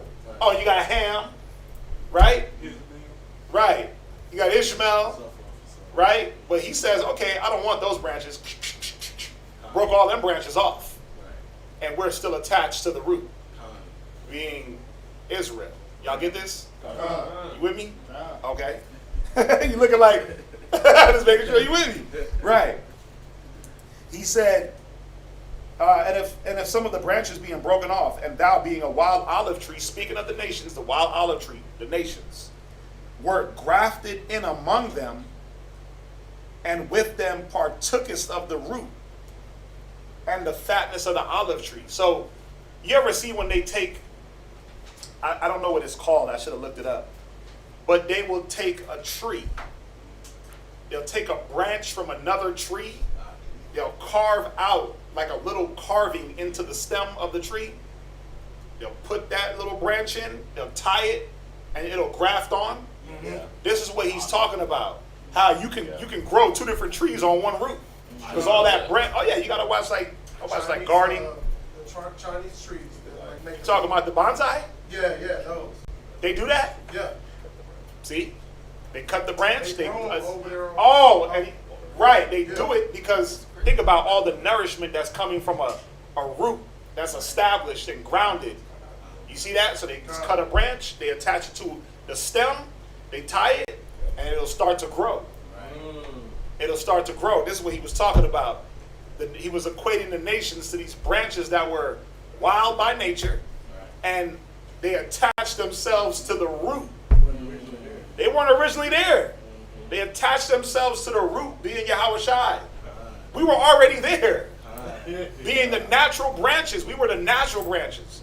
We were the first fruit, right? Now check this out. It says that we're grafted in among them, and with them partook of the root. How did the nations partake of the root? Well, we dropped the Bible, we dropped everything, they picked it up, they start calling on the name of the Most High, but they did it wrong. Right? And then what happened? They start getting rich. They start getting profitable. Now, but see, Paul was warning the Gentiles. Check this out. Boast not against the branches. Ain't that what they did? They boasted against us. Right? See, when you read the Book of Mormon, they put all dark-skinned people as Canaanites and said, see, slavery was a good thing because the Bible said so. The Mormon Bible said so, not the actual scriptures. But they used Canaan, servant of servants you shall be. Then they made the Book of Mormon, they threw that in there, and all of a sudden, boom, every dark man's a Canaanite, and slavery was justified. They boasted, right? Now when you go back to Esdras, verse 2nd Esdras chapter 6 and verse 57, and now, O Lord, behold, these heathen which have ever been reputed as nothing, have begun to be lords over us and to devour us. They started to boast. They started to put us in slavery, captivity.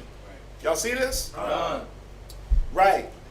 But boast not against the branches, talking about the natural branches that were there. Israel. But if thou boast, thou bearest not the root, but the root thee. You know, he was reminding them, you don't hold up the root. The root is holding you up. So you're boasting against the natural branches, but you're partaking from their same source. You're partaking in Christ, and the riches of the world you got. You nations. It's easy. We were rich. We put down the laws, statutes, commandments. We became poor. The nations picked it up. They became rich.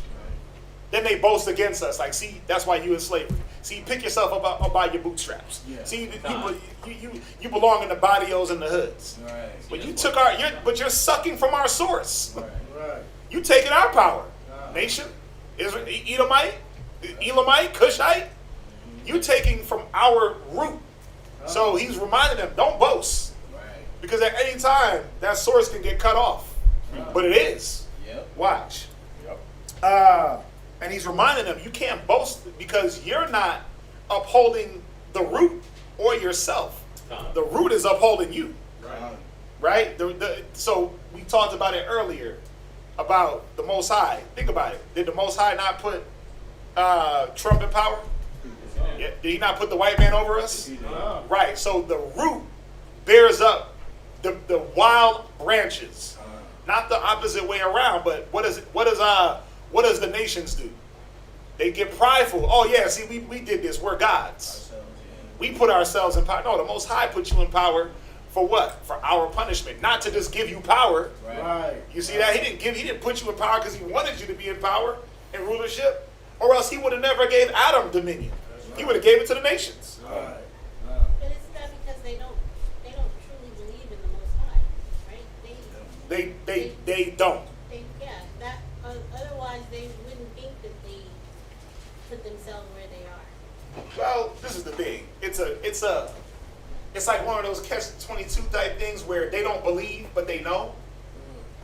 They know who they are. They know who we are. So they don't believe, but they know, but they're not acting on what they know. They're acting out on their pride. Like, we know that the children of Israel are the so-called blacks, Hispanics, Native Indians. So when Deshaun Jackson puts a little thing of Hitler out there, what do? They automatically silence him because they know that he's right. Then they paint him as a picture of, oh no, he's anti-Semitic, he's anti-this, he hates this, he hates that. And they try to wipe over what he's bringing out because they know the truth. They know the truth on the higher levels. These little young Jews, they don't know a damn thing. They just know that they're Jewish. But the higher upper echelon elite, they know what's up.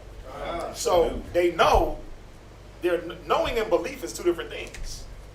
You see what I'm saying? They're not acting on what they believe.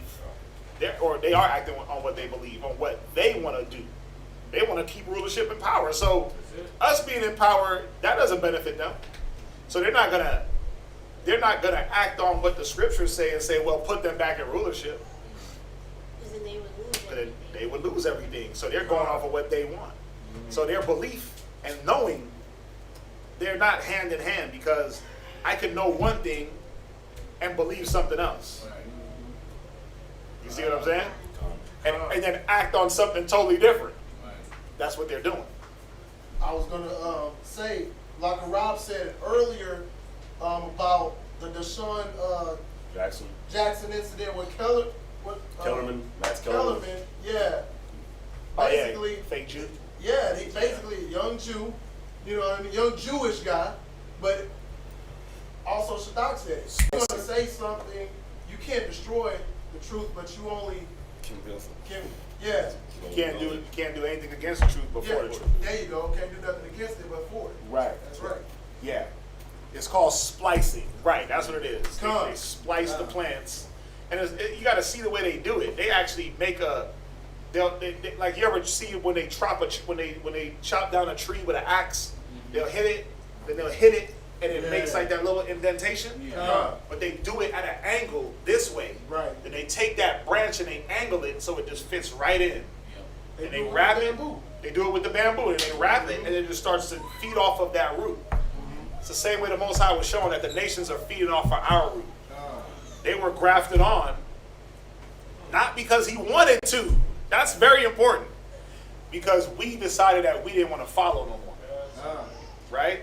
Let me finish this up, and then I'll get y'all's questions. Boast not against the branches, but if thou boast, thou bearest not the root. But the root thee. He's saying the root is what's holding you up, so don't boast. Thou wilt say then, the branches were broken off that I might be grafted in. No, they weren't. They weren't. That wasn't the purpose. They were broken off not to get you in there. Right? Well, because of unbelief, they were broken off. See, it wasn't like, oh, the Most High was like, okay, y'all are my people. Now get out of here. I want them. No. Y'all are my people. Well, push my hand off. Yeah. Damn, you don't want me? Well, get out of here. That's how it went. Y'all are my people. We didn't want that. We pushed the Most High and told us. We turned our ear. We shut our ears. We turned the shoulder. Right? So it wasn't like the Most High was like, yeah, y'all are my people. But man, you know, the Edomites is looking real sexy over there. Let me get them. And make them my people. Hell nah. He was like, y'all are my people, my firstborn, the first fruit, a lot of my inheritance. My inheritance, this. Right? And then we were like, damn, them Edomites are sexy. I want them. And the Most High was like, you want them, not me? Right. Okay, get the hell up out of here then. I'm going to go get them. I'm gonna let them pick up what you had. Right? So y'all get it, right? Right. Well, because of unbelief, they were broken off, and thou standest by faith. Be not high-minded. You see that? He said they stand by faith. The only reason why they're here is because they believe, because some nations do believe. That standest by faith. But he said, but fear. For if the Most High spared not the natural branches, Israel, take heed, lest he also spare thee not. At any time, bro, they're shut down. They're gone, the nations. At any time it can happen. Behold, therefore, the goodness and severity of the Most High on them which fell, severity. But towards thee, goodness. Now he's talking, remember, he's talking to the nations. He said the severity was to Israel, the ones that fell. But y'all, nations, y'all got the goodness. You got the riches of the world. Right? If the fall of them be the riches of the world, how much more their fullness? So, we got the severity, because who went into slavery? We did. And who became the slave masters? All the nations. You see that? So, severity for us, goodness for them. But towards thee goodness, if thou continue in his goodness, otherwise thou shalt be cut off. So this is how we know that the nations they definitely not going to get no salvation. Because what are they continuing? Filth. Right? All the things they do under the sun. They didn't continue in the word. Oh, I got a piece of it. They didn't continue. Think about it. When the Holy Roman Empire had a chance to do what? They had a chance to be holy. Yeah, them niggas was wicked. They had a chance to be holy, and what do? No, we want to have sex with boys and animals. Right? America, they had a chance. Oh, we're going to have the Bible in the church, Bible in the school. Well, nah, we got to separate church and state. As soon as they start taking that Bible out of school, that's when the schools start getting shot up. As soon as they start pulling that Bible away from different things, America, the fabric of this country, is starting to tear. They had a choice and a chance. I was going to say, maybe the same precept that he was speaking on, Wisdom of Solomon 13:1. Read it. It says, and where you going to go? Wisdom of Solomon, chapter 13, verse 1. Right. Surely vain are all men by nature who are ignorant of the Most High. Right. And could not out of the good things that are seen know him that is. Why did you pull that one? Well, for one, I had it written in my Bible. Okay. As a precept. But for two, as I'm reading it, I'm looking at how they may believe, but they are ignorant to the fact that the Most High did what he did for a reason. So right. They don't totally understand what they're doing, right, so to speak. And that's why Paul went down and said, don't be ignorant of this mystery. The mystery was this. Oh, we got salvation now, the whole world. No. No, the whole world ain't got salvation just because God so loved the world. He didn't love the world. He didn't give the world salvation because he wanted the world to be saved. And then even if he did, the whole world ain't going to be saved because why? The Gentiles, the ones that got the word, they didn't continue. Where were you going to go? Were you finished? Last precept. Neither by considering the works did they acknowledge the work master. Right. So yeah, again, they didn't acknowledge the Most High for what they received. They just that's went absolutely on right. Their own way of doing it. Yeah, they didn't acknowledge that the Most High gave them salvation through our fall. They were just like, no, God loves us. Right. But then God loved you for you to go have sex with animals. God loved you to be high. He loves you enough that, I'm giving you salvation so you can just smoke weed. You see how dumb it sounds? I gave y'all salvation so you can go kill yourselves with pork. I gave you salvation so you can go be a murderer. That doesn't make sense, does it? I gave you salvation. Christ died for you to be a pedophile. It doesn't make sense. Yeah, the water. Yeah, you give it to her. Gotcha. Yeah, the water. Right?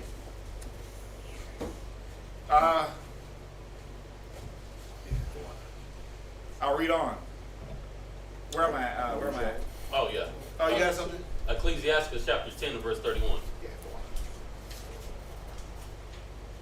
Yeah, Ecclesiasticus chapter 10, verse 31. He that is honored in poverty, how much more in riches? Go ahead.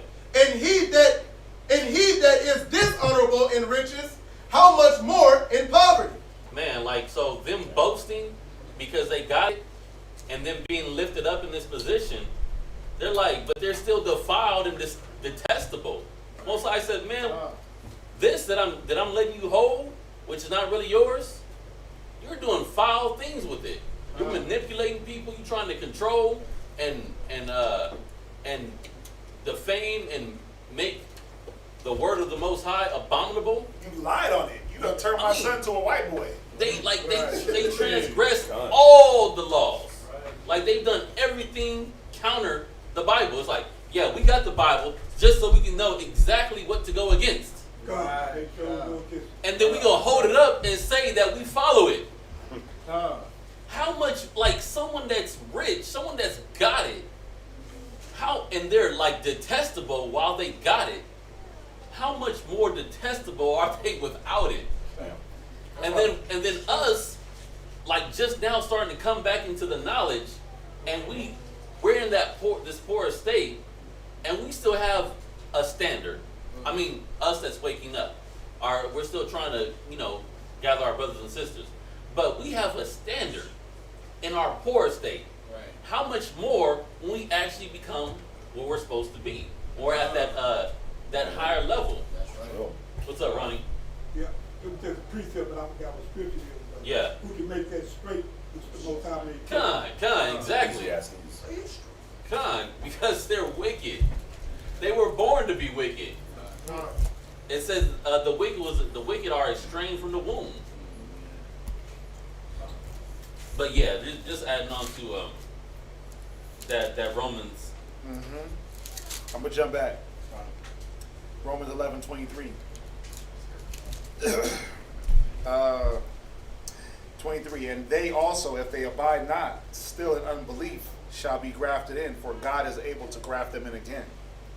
You see that? So he's hitting the Gentiles and showing, he's putting them in their place. He's like, listen, you here because of faith. Because you believe. Now, if they, speaking of Israel, abide not in unbelief, if we start to come back, the Most High will put us right back with that root. You see that? It says, for God is able to graft them in again, speaking of us. Right? Remember, it's like Paul speaking to the Gentiles about Israel. You see that? Paul is speaking to the Gentiles about Israel. So when he's using them and you, the you is Gentiles, the them is Israel. Right. It's a good way to kind of understand what's happening. Now, verse 24. Check this out. For if thou were cut out of the olive tree, which is wild by nature, and were grafted contrary to nature, What does that mean? That means that when they picked up this book and they read, the nations, when they picked the Bible up and they read, thou shalt not lay with beasts, and they did it anyway, they were contrary to nature. Because why? They were wild. They were the wild olive tree that they did things against nature. You see that? You tell them, if you have the conversation with a white man about eating pork, he'll give you all the reasons why pork should be wrapped around. You got to have pork wrapped asparagus, pork wrapped broccoli. You got to wrap your turkey in pork, bacon, pork wrapped with pork, because it keeps everything tender and juicy. Like, he'll give you all the reasons why pork is great. All the carnal reasons. All the carnal. Well, there's no. Besides health. Right. There's no spiritual way. There's no reason, but like everything you talk about, it's gonna be carnal. I see what you're saying. Yeah, it's gonna be carnal, right? Because in his nature is to go after that pork. Yeah. His nature is to go after that lust. That's in the nation's nature. Because they weren't naturally part of the righteous root, the first fruit, the holy lump. You see that? So it said they were grafted against nature. But how do we know they were grafted against nature? Because when they got it, when they were brought in, hey, I'll adopt you, Edomite, come on in. What did they do? That's why you got Joel Osteen. He's against nature. That's why you got Benny Hinn, the Indian dude that swings his jacket around. Yes. Boom! And y'all are healed. Oh, dude, right? Yeah, he healed. Yeah, that's where that went. Right? He'll heal the whole world with one swing of his jacket. What's the other one? Copeland. Blow the corona away. Yeah, he'll blow the corona away, but he'll blow the corona right into your lungs. Right? He's blowing corona breath all over you. They were against nature. They weren't part of the natural root, the natural branch. So it said they were grafted in against nature. Damn, wow. Wasn't the wild olive tree the Hebrews that did not think that they were Israelites, not the other nations? No. The wild olive tree, I'm showing you, the wild branch was the nations. It said they were grafted in against nature. The wild olive tree was the nations. If you want to get specific, it was the Edomites. Esau, if you want to get specific. Yeah. Because why? They took the Bible and did what with it? They're the ones that whitewashed the Bible. They turned the Bible into them. Theologies. Yeah, theology and Christianity and again the Holy Roman Empire, all the different religions that they created off the Bible. So if you want to be technical, it's talking about the nations, but now he's getting specific and talking about Esau. They were wild, a contrary nation. Think about it. It said they're the most vilest man on the earth, but they got the Bible. So how can they continue to be vile? Ain't the word supposed to change you? They don't believe it. Because they don't believe in it, and because they were wild by nature. Think about it. Esau. If you look at the contrast between Esau and Jacob, Esau was a man in the field. He was always out there wilding out. He was just out in the world, just doing whatever. He was wild by nature. So now when it's like, hey, Esau, come sit your ass down and learn and be like Jacob. Be a man dwelling in tents. He's like, okay, yeah, I'll dwell in tents with a little 12-year-old boy.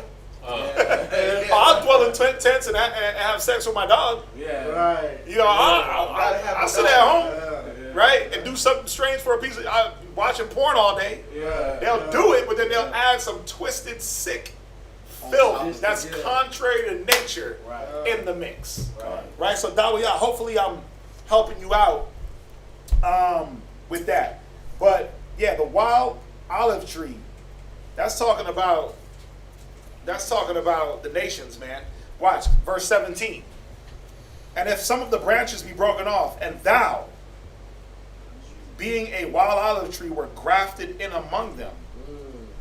Who was grafted in among Israel? The Gentiles.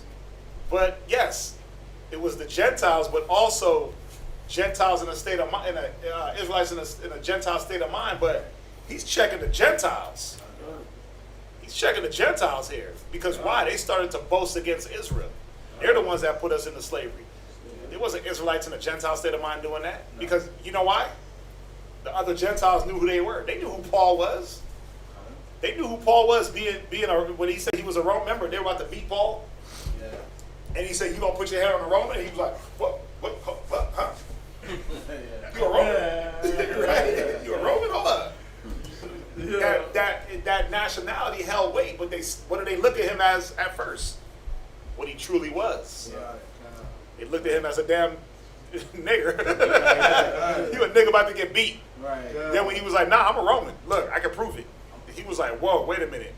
You gonna put your hand on a Roman, on a fellow citizen? He was like, you a Roman, huh? And then, you see, so they knew who Paul was. Just like they knew who the people. They knew that all the people wasn't Romans. The real, just like now, they know who you are and who they are. The elite, the upper echelon, the ones that really make moves in society. I ain't talking about Max whack-ass Kellerman that don't know nothing. He should stick to boxing. He should stick to boxing. And he sucked during boxing. He sucked as a boxing commentator. I hated watching Max Kellerman. He was terrible.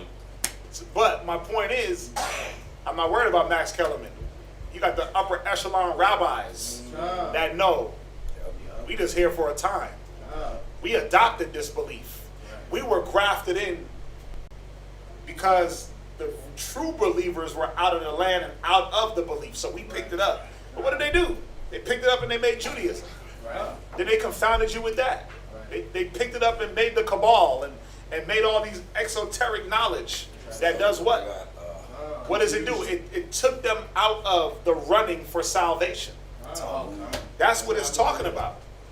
This is how we know it's talking about the nations, because it was about, did the nations get salvation or not?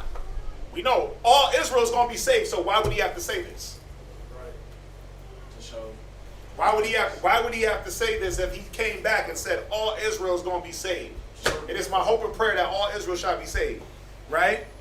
Why would that be said that he had to come back and warn Israel again? Nah, he was hitting them nations. Hey, don't get high-minded because you're here for a time and you're here because of their unbelief. Right. You see that? Right. So verse 24. For if thou were cut out of the olive tree, which is wild by nature, and were grafted contrary to nature into a good olive tree. You see that? The nations were grafted into a good olive tree. How much more shall these, which be the natural branches, be grafted into their own olive tree? He said if you whack nations could make it halfway with the Most High, how much more will the actual believers, when they come back, make it? You see that? For I would not, brethren, that ye should be ignorant of this ministry. Now there was a part, I think I skipped it. It says the fullness of the Gentiles. Oh, it's coming. Oh, it's coming. Okay. Because this right here is going to stamp it. For I would not, brethren, that ye should be ignorant of this mystery. Least you should be wise in your own conceits. That blindness in part happened to Israel until the fullness of the Gentiles come in. Now let's think about it. What does it mean by the fullness of the Gentiles? What's that talk about? The ones that are actually Israelites, but are considered Gentiles? No. I would say until their the height of their sin. The height of what? The height of their sin. The height of their sin. The height of their sin, the height of their technology, the height of... listen, it says we're going to be blind until Esau and the nations just blow up exponentially. And have they not? They are. Think about how far down we are and how high up they are.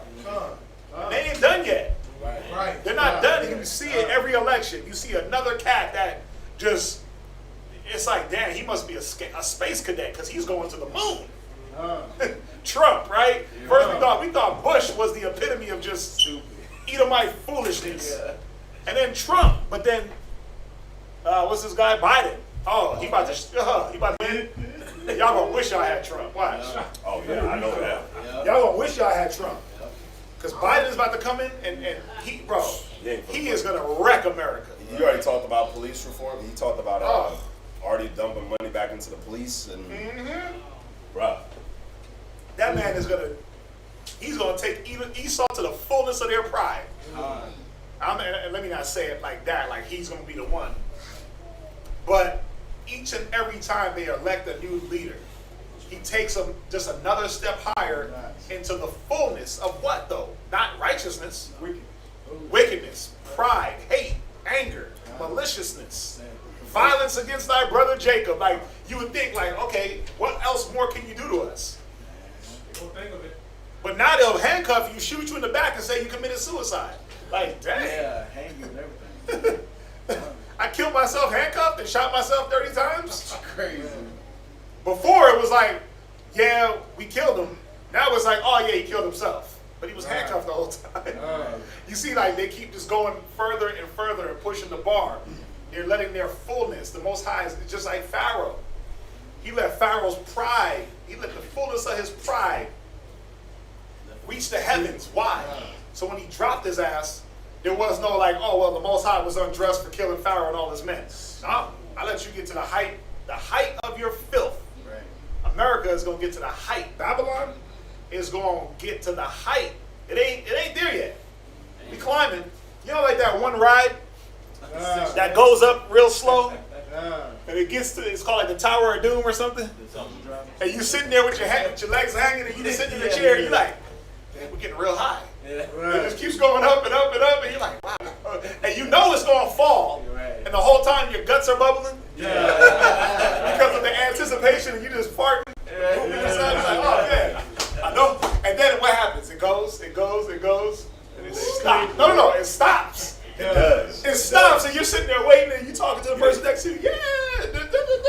Like, oh, look, my house is over there. Oh, my car's in the parking lot. Yeah, that's exactly what you do. You start looking, because they give you enough time, because they pause it. Like, and you feel like over there. Yeah, that's right. Yeah, you feel like it's 30 minutes has been sitting there. Then out of nowhere, you just hear tick, and you like, whoa, and the whole ride just falls. That's going to be Esau.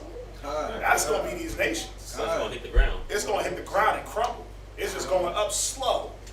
Then there's going to be a eating, drinking, marrying, giving in marriage. Everybody's going to be, yeah, my house and partying, and then we going to cut that cord. It's going to be a free fall. This is what it's talking about. I believe that free fall just started. I believe it started with the whole, oh yeah, America like just shutting down and the economics, all that. I believe they started that free fall. But you know, I wanted to mention, you know, Obama. There's a way Obama can become president again. What?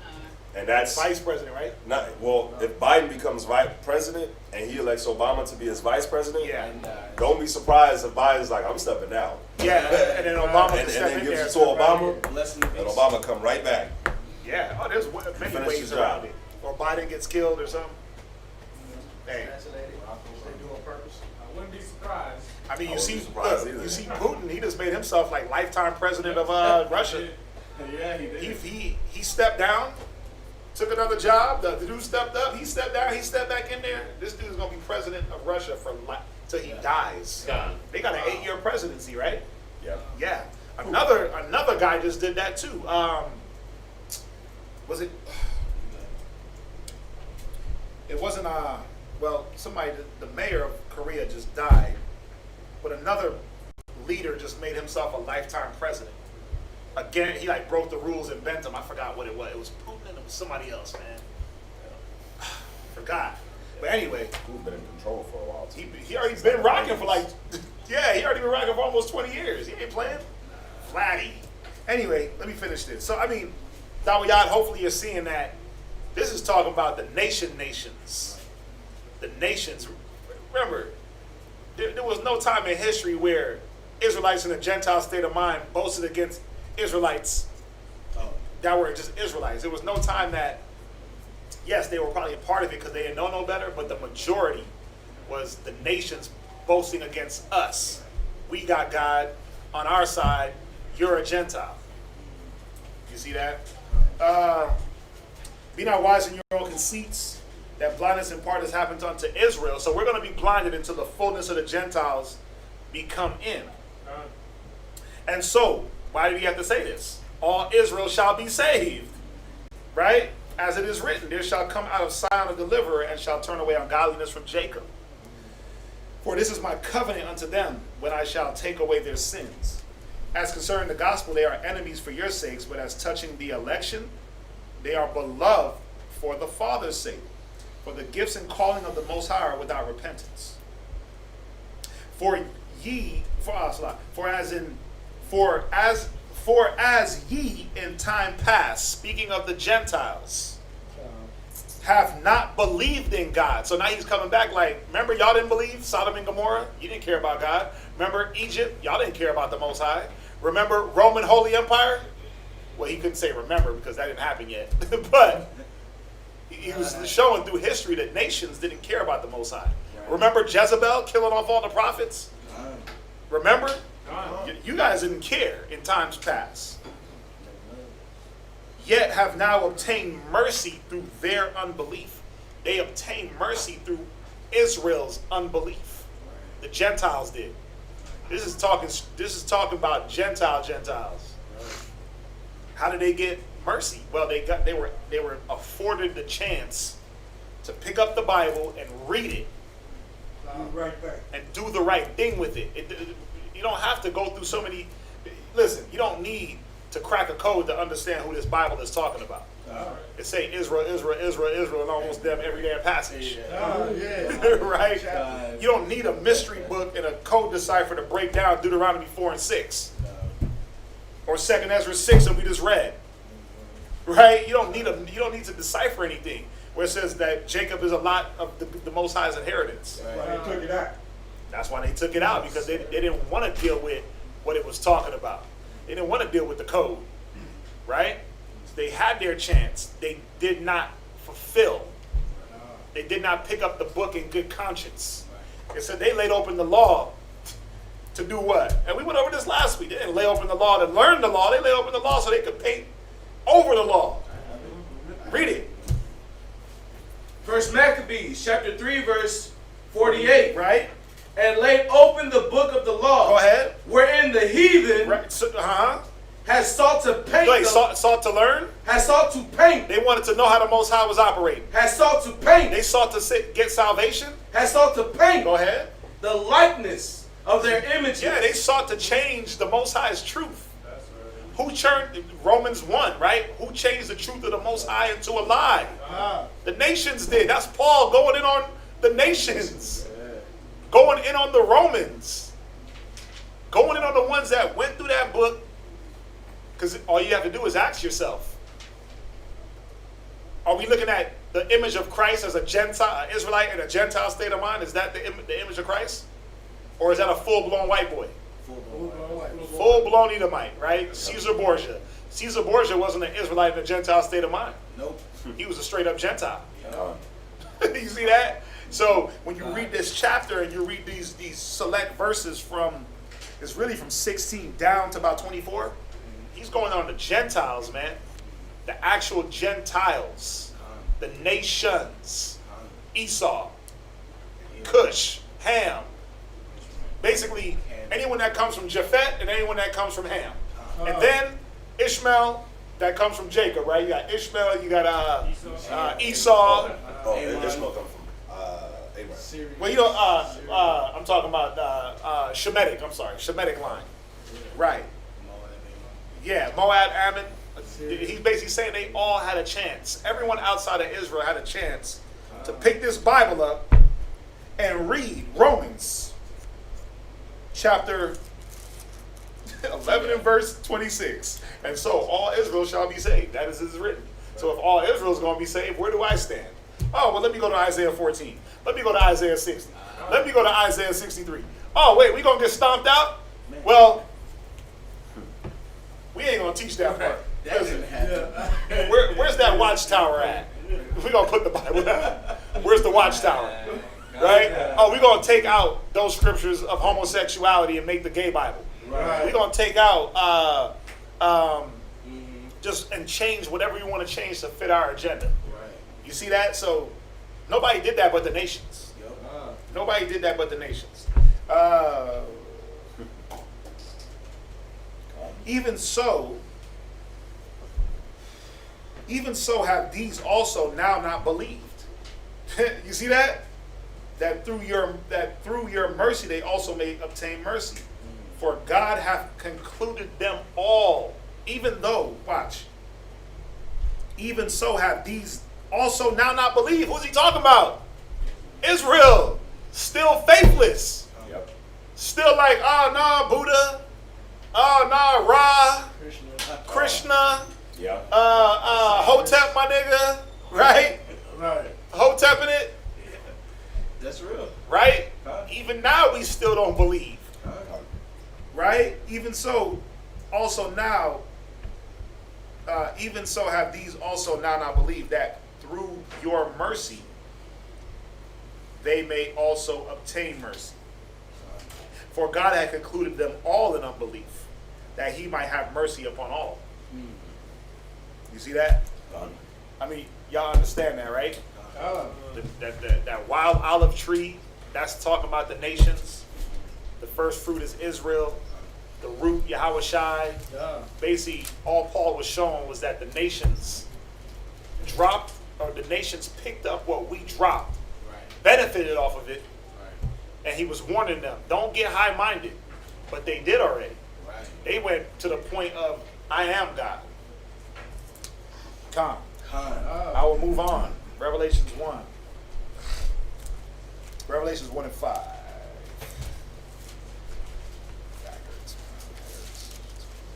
Revelation chapter 1 verse 5.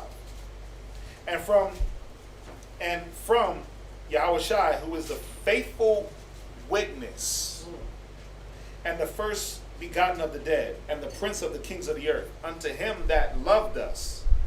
I hate when they break these things up. Like, it's like you gotta read the context. And wash us from our sins in his own blood, and hath made us kings and priests.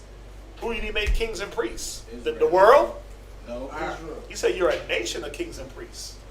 So if you want to take this back to Paul and the adopting and the grafting us back in to the root, how do we get grafted back in? Well, Yahushai had to shed that blood. Yes, sir. For that to happen, right? For the adoption to take place. Right. And verse 6, and have made us kings and priests unto the Most High and his Father. To him be glory and dominion forever and ever. Amen. Revelation chapter 5 and verse 10. This is it. So if y'all got questions after this, there's 2 more scriptures. If y'all got questions, put them in there. If not, we'll do our thing. Revelation 5:10. And has made us unto our power kings and priests, and we shall reign on the earth. Obviously, 1 Peter chapter 2 and verse 5. So it's just going into the precepts about the kings and priests. And this goes with what? Jeremiah, I chose you from the foundation of the earth to be a priest unto nations, to tear down, pull down, destroy, build up. 1 Peter chapter 2 verse 9. But you are 2 verse 5 first. 2 verse 5, then 2 verse 9. Yeah. Verse 5. Ye also, as lively stones, are built up a spiritual house and holy priesthood, to offer up spiritual sacrifices acceptable to the Most High by Yahushua. Verse 9. But you are a chosen generation, a royal priesthood, a holy nation, not a holy world, a holy nation, a particular people, that ye should show forth praises of him who have called you out of darkness. Remember, he said that blindness had happened unto them unto the fullness of the Gentiles. What's starting to happen? We're starting to be unblinded. We're starting to get that wool pulled up. We're starting to see through the lies. Right? He said lively stones. Remember he said in what was it? It was about being brought back from the dead. Right? Bones? No, well that's Ezekiel. Right? And I was going to go there in my what I was going to say, but I think it was in Romans where he said, as good as being brought from the dead. Oh, yeah. You did say something like Yeah. It's,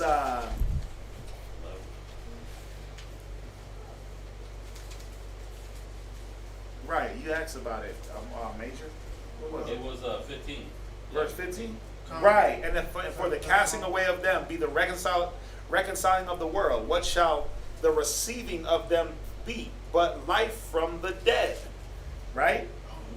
When you go to Peter's, ye also as lively stones are built up a spiritual house. When you go into Ezekiel, what is that, 37? Can these bones live? The dry bones? So can these bones live? He said, prophesy unto the bones that they may live. He said, I started to prophesy, they came to life, an exceeding great army. Right? So that's what it's showing you, that the reconciliation, this regrafting of Israel back to its natural place. And what's going to happen? The wild branch is going to break off. But they already broke it. They already gone. But we're going to be brought back into our natural estate. That you should, verse 9, that you should show forth praises unto him who have called you out of darkness unto his marvelous light. Hebrews 13 and 5.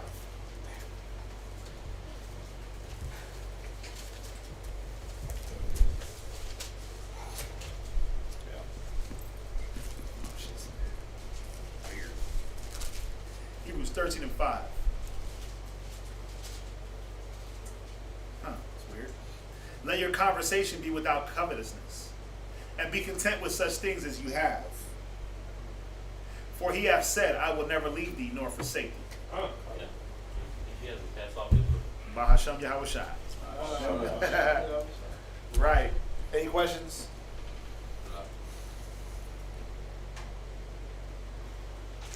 All right.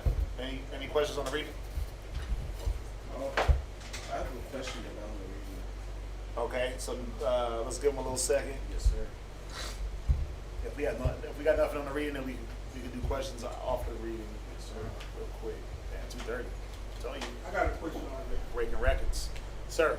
Like, say all Israel shall be saved. Yes, sir. That's the second go round, right? Or they got to be reborn back in the kingdom. Yeah, because remember, 2/3 is going to be cut off. So the 1/3, right? The 1/3 is going to be saved. They're going to be in the kingdom. The 2/3, they're going to have to be regenerated into the kingdom. Yeah, because there's going to be sex in the kingdom. A whole lot of it. Sex. There's going to be baby making. Baby making in the kingdom. Let me rephrase. There's going to be baby making in the kingdom. I mean, I can save myself to the kingdom. You can definitely do that if you like. You can definitely do that if you like. Whatever thou choose, Nicodemus. Whatever thou choose, Nicodemus. No, I had to say it like that because you got people that teach that sex is going to be illegal in the kingdom. Right. Like, what are you talking about? Isaiah, watch, go to Isaiah 60. So we'll just die out? Yeah, or else we just die out. Remember, the kingdom is going to be here on earth. Right? It's not going to be some place up in the sky. The kingdom is going to be here on earth. It's going to be a physical kingdom. You're going to be breathing the black man's air. The black man's You're going to be breathing the black man's air. Yes, you're going to be drinking the black man's water. Right? Yes, sir. You're going to be keeping the black man's ways. All right? So it ain't going to be no more white man's air. You big lip beast sucking up my white air. No. You small lip beast. You said what? Small lip beast. There's going to be small lip beasts while you breathing up the black man's air, right? That's what it's going to be. Go to Isaiah 60. I think it's the last verse. Yeah. 60. A little one shall become 1,000. Right? And a small one, a strong nation. Right. It's talking about in the kingdom. So how can a little one become 1,000? Well, there got to be some procreation going on. There's going to be a lot of it. Obviously, there's going to be a lot of it. I mean, what else are we going to be doing? We're going to be chilling. This is going to be the kingdom. Think about, like, I want y'all to think about, like, the day-to-day life of just a cat that got wealth. He ain't really got to go out there and build his wealth. It's already built. A person that inherited money. He inherited what? Like, let's say Bill Gates' kids. We know they're going to be broke because he's stingy as hell. He's only going to give them $1 million each. That's what he said. He's going to give them $1 million each and donate the rest of the money to charity. But imagine you take $1 million and you took that back to like the 50s. And you had $1 million and you could just sit back and do nothing but $1 million. What would you do with life? You had your wife. You didn't have to worry about nothing. You were basically in your kingdom. What would you be doing? Man, you'd be throwing damn house parties. You'd be like, man, I'm having a birthday. No, not birthday. I'm having a you'd be barbecuing. You'd be everybody come over, let's barbecue, let's kick it. Like the little things we try to do now, right? The little things we try to do now. Imagine like not having to worry about the next day as far as, man, I gotta get up and go to work tomorrow. Right. Dang, man. Well, man, brothers want to get together. They said it at 9. But damn, I know if I drive, it's gonna take me 30 to get there. And I'm gonna automatically want to kick it until about 1. But I gotta wake up at 4. Right. Dang, man, that's 30-minute drive home. I'm only getting like 2.5 hours of sleep. It's Like bad. all the things you worried about, you're not worried about that in the kingdom. You worried about making sure that they following orders right. And even then, that's gonna be on point. Right. So there's gonna be a lot of the things that you're not doing now being done in the kingdom. And yes, one of them is repopulating and bringing back all to be saved. What else we got?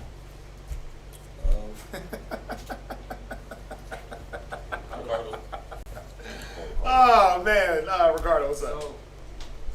So, we started off reading like the families of the 12 tribes, which that was a remnant, right? Because they were the descendants of the ones who got killed in the wilderness. Because everything ties together. Say that one more time. I'm sorry, dude. I'm sorry, bro. I'm trying to multitask and my mind is not there right now. Say that one more time. So in Numbers chapter 26, it talks about every family of the 12 tribes, right? The sons.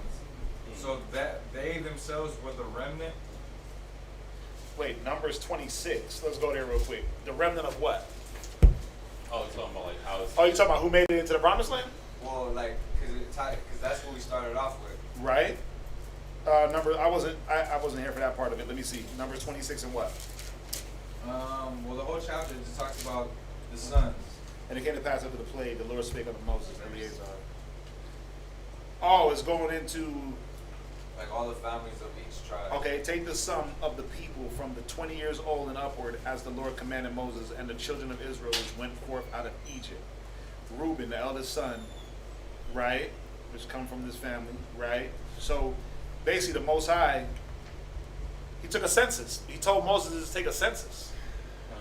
He told him to number the children from 20 years up and older. Not talking about military wise. Well, he said, yeah, that's what it was for. Verse 2, to go to war. But still, he numbered them.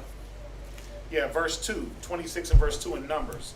Take the sum of all the congregation of Israel from 20 years old and upward throughout their father's house, all that are able to go to war. So all he did was number the men that were 20 years up, 20 years and older, that can go to war.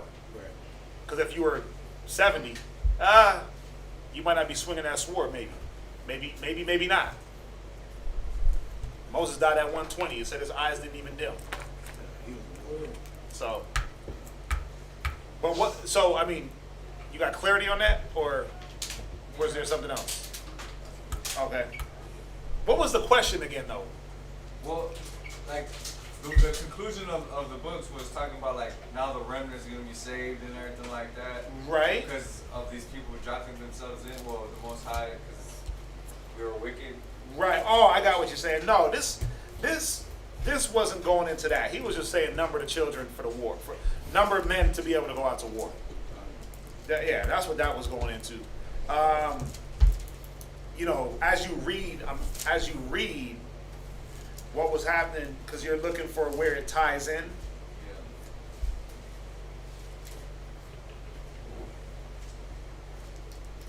it ties in. Think about this. Think about a man that has no sons, and he feels like his inheritance is going to be lost. But the Most High had a back-end plan to say, oh no, it ain't going to be lost, just give it to his daughters. He reserved something else. We read about that, right? Con.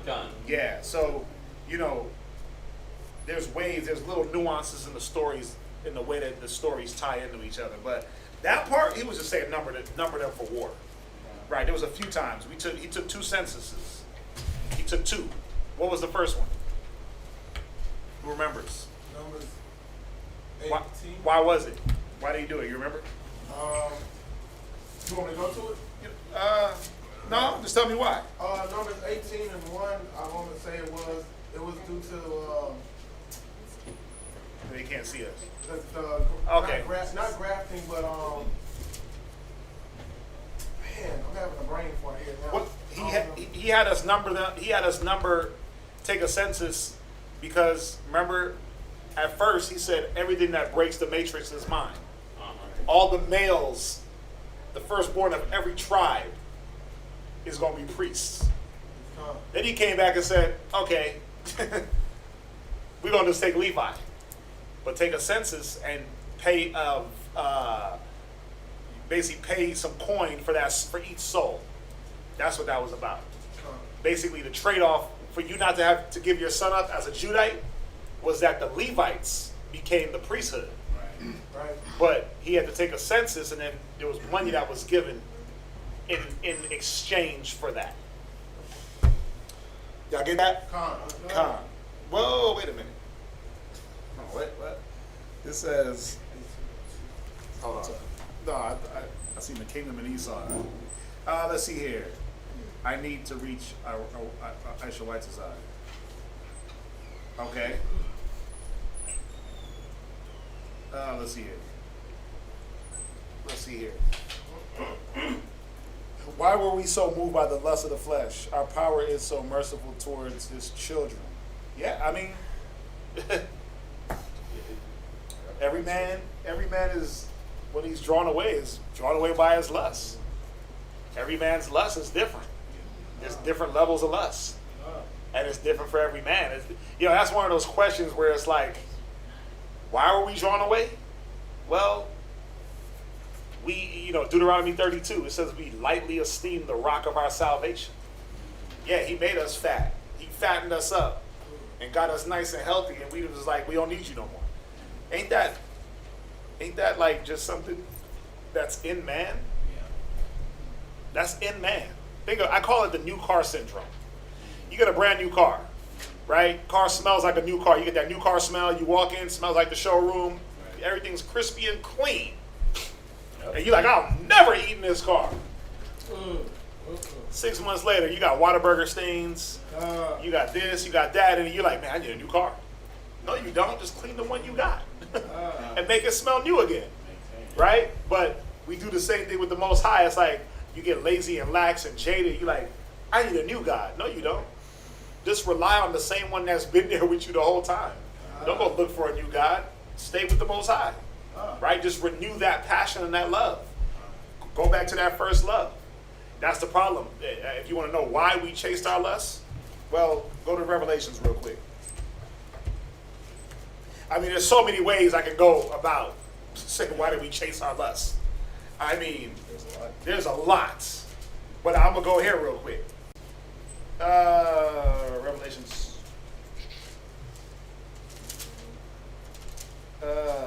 First love, what is it? It's in the twos, right? Go to Revelations 2 and verse 4. Revelations chapter 2 verse 4. Right? Nevertheless. Go to verse 2. I know thy works. Right? And thy labor. Right? And thy patience. Right? And how thou canst not bear them. Right? Which are evil. Come on. And thou hast tried. See, the Most High knows the works and the patience and the love, but it's hard to bear the filth that's going on sometimes. Right? But is that an excuse to just give up and chase your lust? Nah. He said, I know. He said, I know it is hard to bear it. Go ahead. And thou hast tried. And thou hast what? Hast tried. Come on. them which say they are apostles. Come on. And are not. Read. It has found them liars. Come on. It has borne. It has patience. And for my name's sake has labored. Right, he knows, he sees the works. Go ahead. And has not fainted. It has not what? Has not fainted. Read on. Nevertheless, I have somewhat against thee. Right. Because thou hast left thy first love. And this is when you leave that first love, you start to chase the second, the third, the fourth, the fifth love. And a lot of the times, it's like I was chasing the spirit, then all of a sudden the spirit got boring. It was hard for me to bear the spiritual things. I'm chasing the spirit, but dang, man, I can't get ahead. Well, let me go chase this bag. Let me go chase these women. Let me go chase my life. That's how it happens. Like, you know, it's just, there's something in man that has to be corrected in each man where do I hold my integrity and my diligence? How far do I want to take my integrity? Job, right? He could have gave in and said, you know what? This Lord thing, this Jesus thing ain't working for me. Because you killing my babies, you blew my house down, you made me broke. Job knew what was going on. He just didn't know why. He know who. He knew who. Right. He didn't know why. But he could have been like, man, bruh. I'm out of here. Joe said, Bruh. I'm like, come on, bruh. Right? He could have been like, man, I'm done. I don't even know why you're doing this to me. I know who's doing it, but why? You know what? I give up. But what did he do? It's about what level of integrity and diligence and consistency through. He said it. Yahweh Shai said it here. I know thy works and thy labor, thy patience. How thou canst not bear them which are evil. How much am I going to be able to bear the evil days? Well, you only can bear the evil. That's why he said, I got something against you. You can only bear the evil if you stick to the first love. You won't chase nothing else. Yeah. You see that? That's the only way to bear through these evil days is to every day. Me and him had a good ass convo the other day about it. And it was like, man, you got to go back to what you got to go back to what you love. You got to find the story in the Bible that you love to read, and you got to read that. And you got to say, man, I know I read this 1,000 times, but guess what? I love this story. And I'm going to let that be, it's like putting oil in your lamp. Because you read it, you're like, dang, I didn't know about that before. I read this 1,000 times, but wow. Something always new. Going back to the basics and rekindling that love. But it's easy to chase other things when you say, well, I don't see the benefit in going back to the basics. Think about your relationship with your wife, right? And it's usually the basic things that puts a smile on her face. You trying to go to the super duper extra mile, and all she wants is for you to sit back and do what? Just talk to her. Listen to her talk, right? All she wants for you to do is what you did when you first got with her, when you were like, I want to hear your voice, boo. And when she talked, you looked at her dead in the eyes. Your phone. As soon as she opened her mouth, she wanted you to Mac. Right. Right. You was looking at every nuance. She want this. Right? Yeah. But I'm using the talk because now when you talk to your rib, you're like, yeah, babe. I'm guilty. I'm like, huh? Yeah. Huh? Wait, say that one more time. And then it's like, damn, you ain't even listening to me. Right? Because we're so caught up in the things we got to do, but we still want to maintain our relationship. But, yeah, babe, I hear you. What? Huh? Oh, he about to get hit by a car? Oh, okay. Yeah. Oh, snap. You got hit by a car. Why didn't you tell? Yeah. Why didn't you tell me? You see what I'm saying? Well, when you first met her, when she talked to you, you were caressing her hands and holding her hands, and you were, yeah, baby, I'm listening. I'm here for you, girl. Right? That first attention, the way you were attentive. It's with everything, man. It's like even with your kids. You get that brand new baby, he make a peep, you jump up, oh my God, he's crying. Bottle, right? Here's that. Let me change your little diaper. You look, oh no, you're dry. You talking to him a baby talk, right? Give it 6 months. You in the crib crying for an hour. You just like, damn, nigga. You crying? You like, dang, 30 minutes later, he just there crying. You like, oh my God, come on, try to get some sleep. Yeah, he'll cry himself back to sleep, right? Diaper full of poo, coming through the sides. He's starving, dying of hunger, thirst. And you like, man, he'll cry himself back to sleep. 6 months before, as soon as he breathed, you were like, oh my God, what do you need, little baby? Yeah. Right? The first love, the first attention is what I'm trying to show y'all. The attentiveness, that's what wears off, which, you know, that's what you got to try to keep. Right. For your relationships, for your children, but most importantly for this word. You got to keep that same, and I'm not saying that you're supposed to be, as a man, beat up your woman's tail and vice versa, but it's respectful. Because even I got to tell myself, put the phone down. Right? Even when he was asking a question. I'm reading questions, he's asking me a question. Right. I'm like, okay, say it again. Then I have to say, you know what, let me just pay attention. Right. Because it's rude. Right. And you start to show like there's a lack of care there. You see, but that's why Yahweh Shai said it. I know your patience, I know you fighting, I know you trying, but you're losing that first love, that first joy, that aggressiveness you first had when you got the word. Yeah. You losing it. You getting a little dull. What's going on here, man? That light is flipped. You know when a bulb is about to go out, and start to, we got to get some more volts up in there, right? So, I mean, why do men leave off? Again, according to their own lust is why they leave off. But how it happens? Well, you stop being attentive to the things that kept you strong to be able to resist evil, which is the word. You have something? Yeah. Go ahead. Can somebody give me 2nd Esdras chapter 9 and verse 57? Yeah, I'm sorry. It's hot up here, man. Somebody give me 2nd Esdras 9 and 57. Somebody give me Ecclesiasticus 17 and 30. 2nd Esdras 9 and 57? Yes, sir. 57. 2nd Esdras 9? 7 and 57, my bad. 7, yeah, that's, yeah. 2nd Esdras chapter 7, verse 57.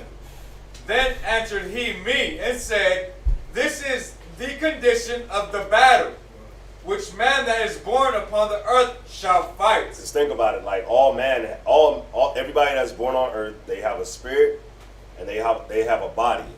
So, you have a spirit and you have the fleshly body, right?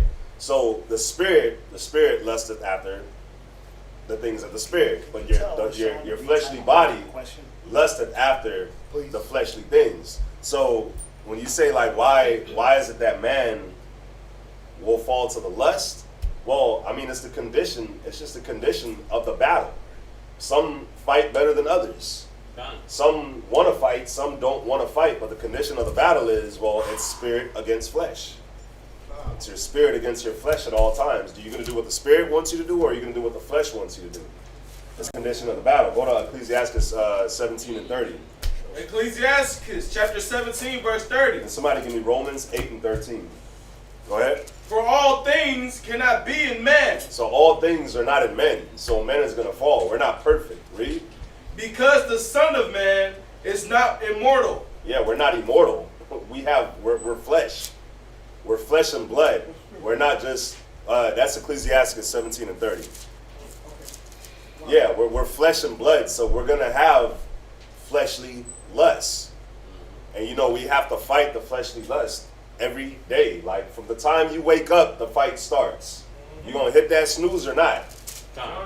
You going to eat something good in the morning or not? It starts from the time you wake up, that battle. Read Romans 8 and 13. And then this will be it on there. Anybody, Romans 8 and 13? Romans chapter 8, verse 13. Go ahead. For if ye live after the flesh, ye shall die. But if ye through the Spirit do mortify the deeds of the body, ye shall live. And that's the point. That's the condition of the battle that we're in, where it's like, do you live after the flesh or do you live after the spirit? But the Bible is telling you if you live after the flesh, then you're going to die. But if you live after the spirit, you'll live.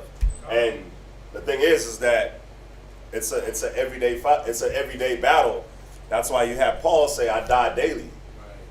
You die daily. Why? Because you're killing the old man. You're killing that fleshly man and his ways and his thoughts. You got to do that daily. It's a never-ending fight until you die. What's up? I have a precept of what you're saying. Go ahead. It's Ecclesiasticus chapter 40, verse 1. It says, great travail is created for every man, and a heavy yoke is upon the sons of Adam. From the day that they go out of their mother's womb till the day they return to the mother of all things. And what is that travail? That travail is you. That travail is you trying to mortify the deeds of your flesh every day. Mortify means to kill. Right. So that travail is you trying to kill that fleshly man and his fleshly ways and his fleshly thoughts every day. Think about it, especially for us, we're from the world. You know what I'm saying? We woke up to the truth, and we're from the world where we're used to thinking a certain kind of way, acting a certain kind of way, dressing, walking, talking, behaving, carrying ourselves a certain type of way. And now we come into the spirit, and it's like every day you got to try and put off those things in the world, but you grew up in this. This is what you know. You knew the world. And it's easier to do the stuff of the world. It's harder to do, it's harder to put off the stuff in the world and to transition into the things of the spirit. It's easy to just eat pork and not have a care for your body. It's easy to do that. So we came from the world where we were used to just doing easy things, easily fleshly, carnal, lustful things. And now coming into the truth, it's a continuous fight to keep your mind pure, to keep your spirit pure. And that's what that great travail is. Because on some days you on point. Some days you like, Jesus. Some days you gotta hit that snooze. This morning, I hit the snooze this morning. But yeah, that was it on that question. Do you want to go to the next question? Yeah. I can answer this next one too. Go ahead. What is it? So the next question is, please can you explain why it was Joseph's sons and not Joseph whom were 2 of the 12 tribes, or am I misunderstanding the lineage explanation, right? So Joseph's son, Ephraim and Manasseh, they got adopted into the 12 tribes, right? So, and Dan got swallowed up by the other tribes, because you don't really hear about Dan after Kings, right? So when you do go through the list, you don't see Joseph's name, but you see Ephraim and Manasseh, his 2 sons. But you got to think about what was happening back then. Joseph got sold into slavery when he was like 17 years old? So he got sold into slavery when he was like 17 years old, and he grew up an Egyptian. You had all the other tribes that grew up right there under Jacob, right? Joseph grew up an Egyptian. The rest of the tribes grew up under Jacob. So Joseph, yes, he had the blood of an Israelite, but and he was still a righteous man, but he was an Egyptian. He had Egyptian ways about him. Yeah. So he is what he's saying, because they embalmed. Remember, did they embalm Jacob? Yes, they did. They embalmed Jacob. That wasn't our custom.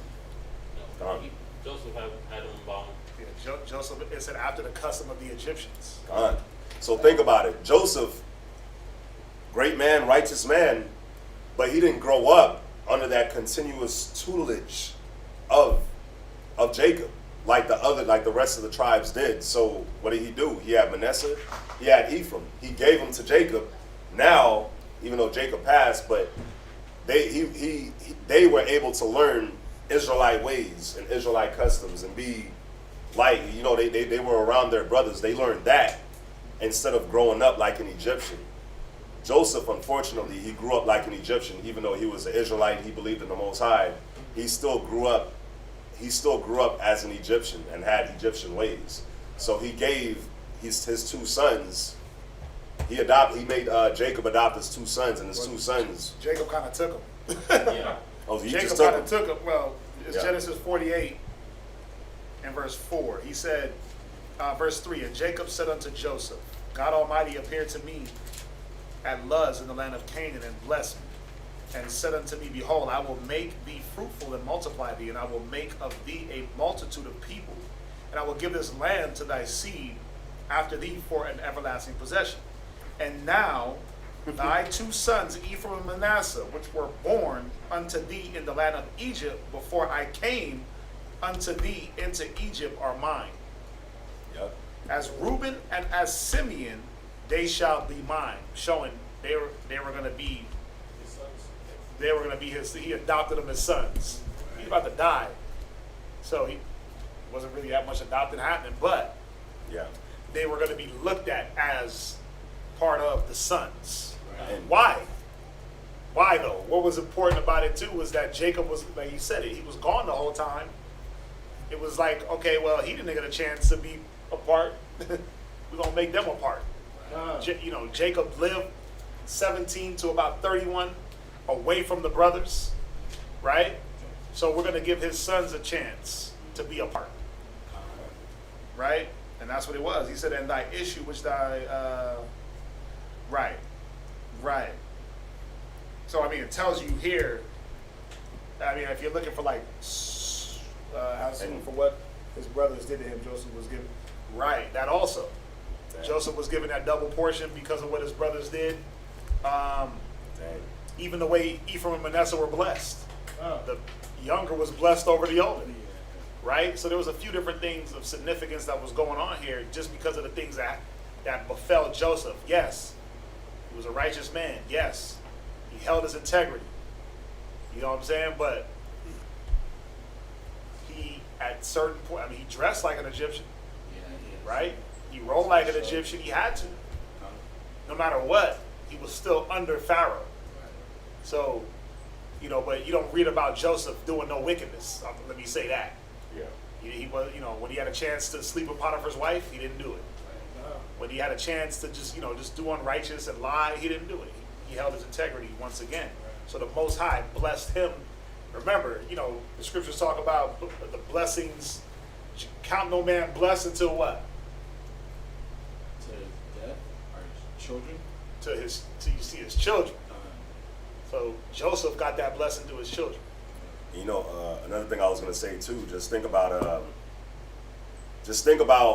for the men and the women that's in here, think about it when you're of the age of like 15, 16, 17, 18, ain't that the time where you need the most guidance?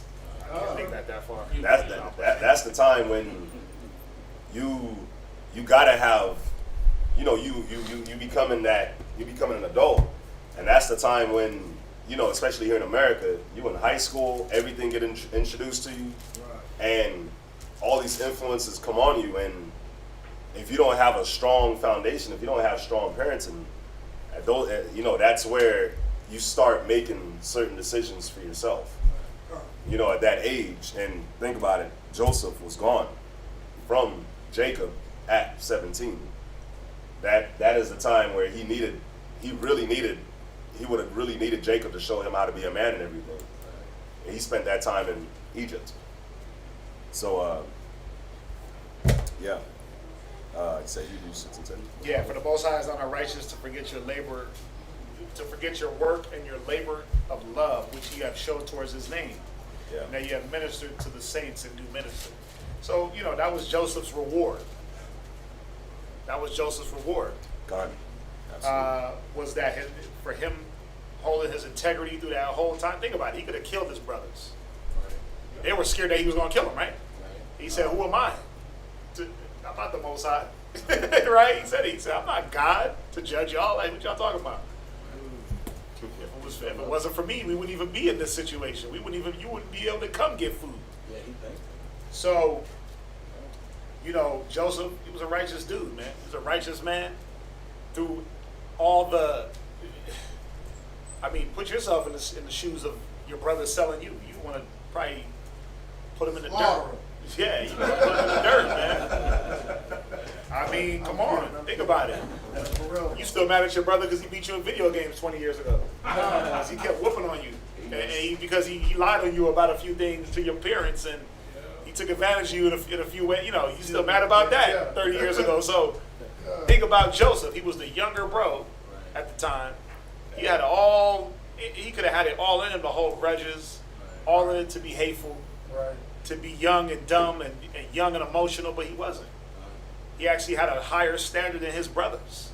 And the Most High rewarded that. So, what's that? I was gonna say also he understood the dream that he had about them. Like in the end, he actually told them like, you know, I'm not mad at you guys, and he explained why he wasn't mad. Yep. Because he understood the purpose of it. He basically was like, listen, without y'all, he said, I became the savior of the world, basically. Right. Without this situation, how was it going to happen? He had to recognize, like, wait a minute, the Most High put me here to save the world. And to save y'all, to save, he was at that time, Joseph was the single-handed savior of Israel. Think about it. They would have died of starvation if he wasn't in Egypt. Israel and the Egyptians would have died. He saved Egypt and Israel. You see that? So, for him not murmuring, like, you niggas, you did this to me, and for him not being upset, for him not being hateful, for him not getting all over emotional, think about it. He sent Benjamin back with a double portion when he saw it. That's young Benjamin. Yeah. He ain't never met Benjamin. Right. Sent him back with a, so he treated them fairly, and the Most High blessed him. Right. What's that? Right. What else we got? There was LaShawn had a question, but up at the top.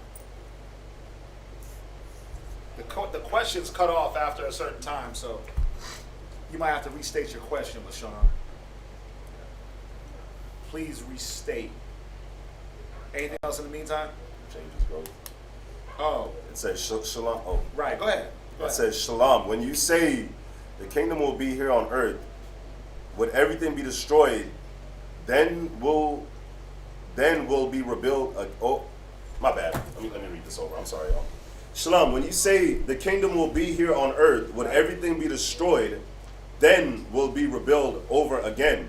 But this time around, will it be by the hands of Esau? Will it be by the hands of Esau? No. No. Listen, go to Revelation 21.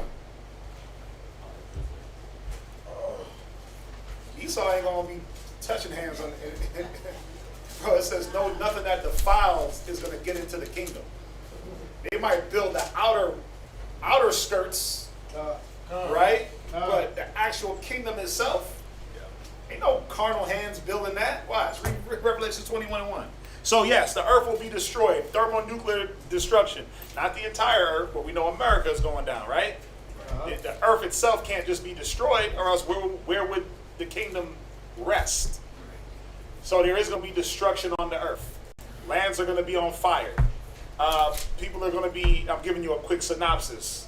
Some of the righteous are going to be taken up in chariots. The others are going to be brought. Right? It tells you that in Isaiah. Not everybody's going to be beamed up. Right? It says that our sons and our daughters are going to be brought from far on ships and different things like that. So they ain't going to all be a beam up. Right?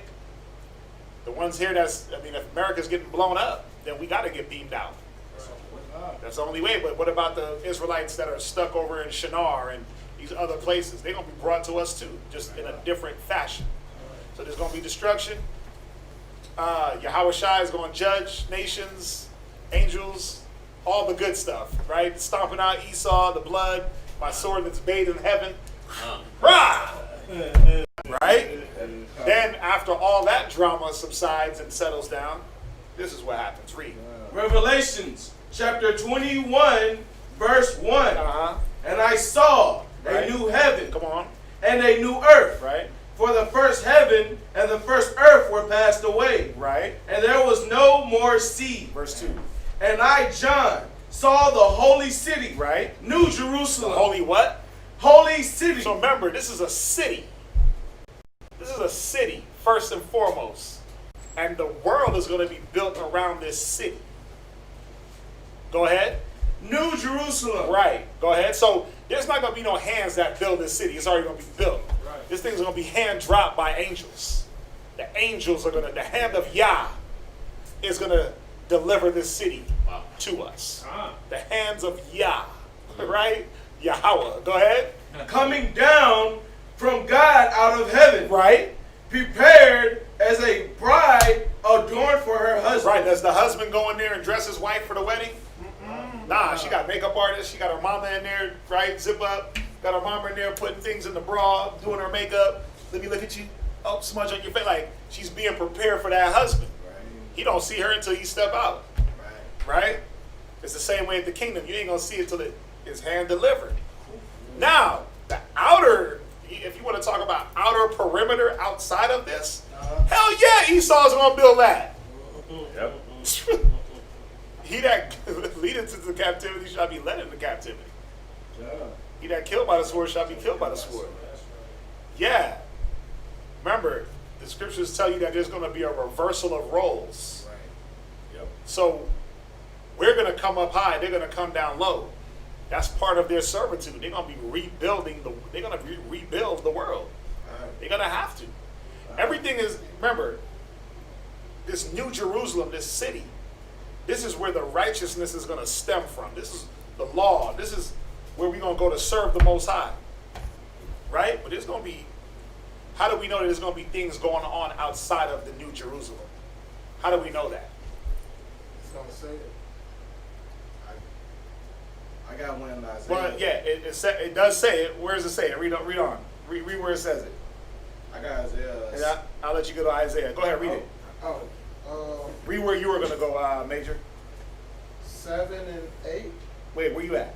Oh, Revelation 7? Let's see. Verse 7 and 8. Verse 7 and verse 8. That's not it. Oh, not. Well, it does say, watch.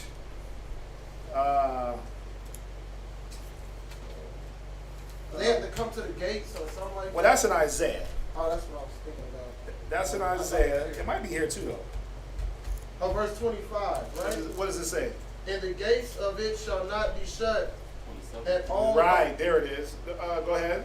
And the Revelations chapter 21, verse 25. Right. And the gates of it shall not be shut at all by day, for there shall be no night there. Right. And they shall bring the glory and honor of the nations into it. Going right with Isaiah 60, Isaiah 50, 14, right? Showing that it tells you in Isaiah, the nations, we be sucked the breast of the kings, and they will bring the forces of the Gentiles to our gates, but just to the gates. They're not gonna come up in there. They're not come. Yeah, verse 27. You're not coming up like Esau is not gonna walk up in New Jerusalem. Hell no. No. These nations ain't gonna walk up in New Jerusalem. No. You're gonna have to sit outside them walls because you're filthy. Just by nationality. They're not gonna be able to walk up in there like that. That's gonna be for us. I wonder what that would even look like, them trying to walk in there. It would look like when an animal touched Mount Sinai when the Most High said not to. It would look like this 200-foot angel jumping down and slicing your ass in half. That's what it would look like. It would look like the nation that would not serve me, bring him hither, and I'll decapitate him. That's what it's going to look like. Read. Verse 27. Right? And there shall in no wise enter into it anything that defileth. Come on. Neither whatsoever worketh abomination. Read. Or maketh a lie. Believe it or not, there's still going to be nations out there that are going to be filthy. That are going to be outside these walls. That are going to be living foul. What's our job going to be?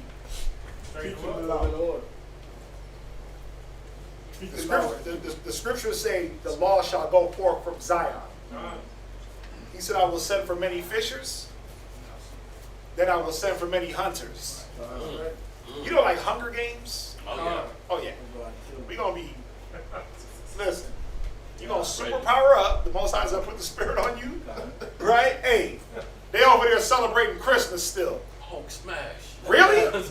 Bro, you going like Iron Man. Right? That's how I want my armor to come on.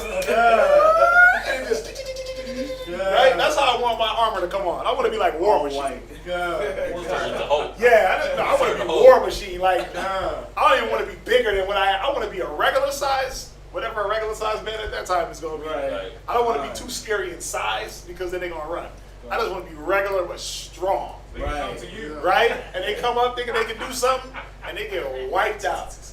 Right? And all the armor, hair flowing in the wind, a little bit of muscles, chest muscles, right? And you're going to be going out there, and you're going to be getting these nations in order.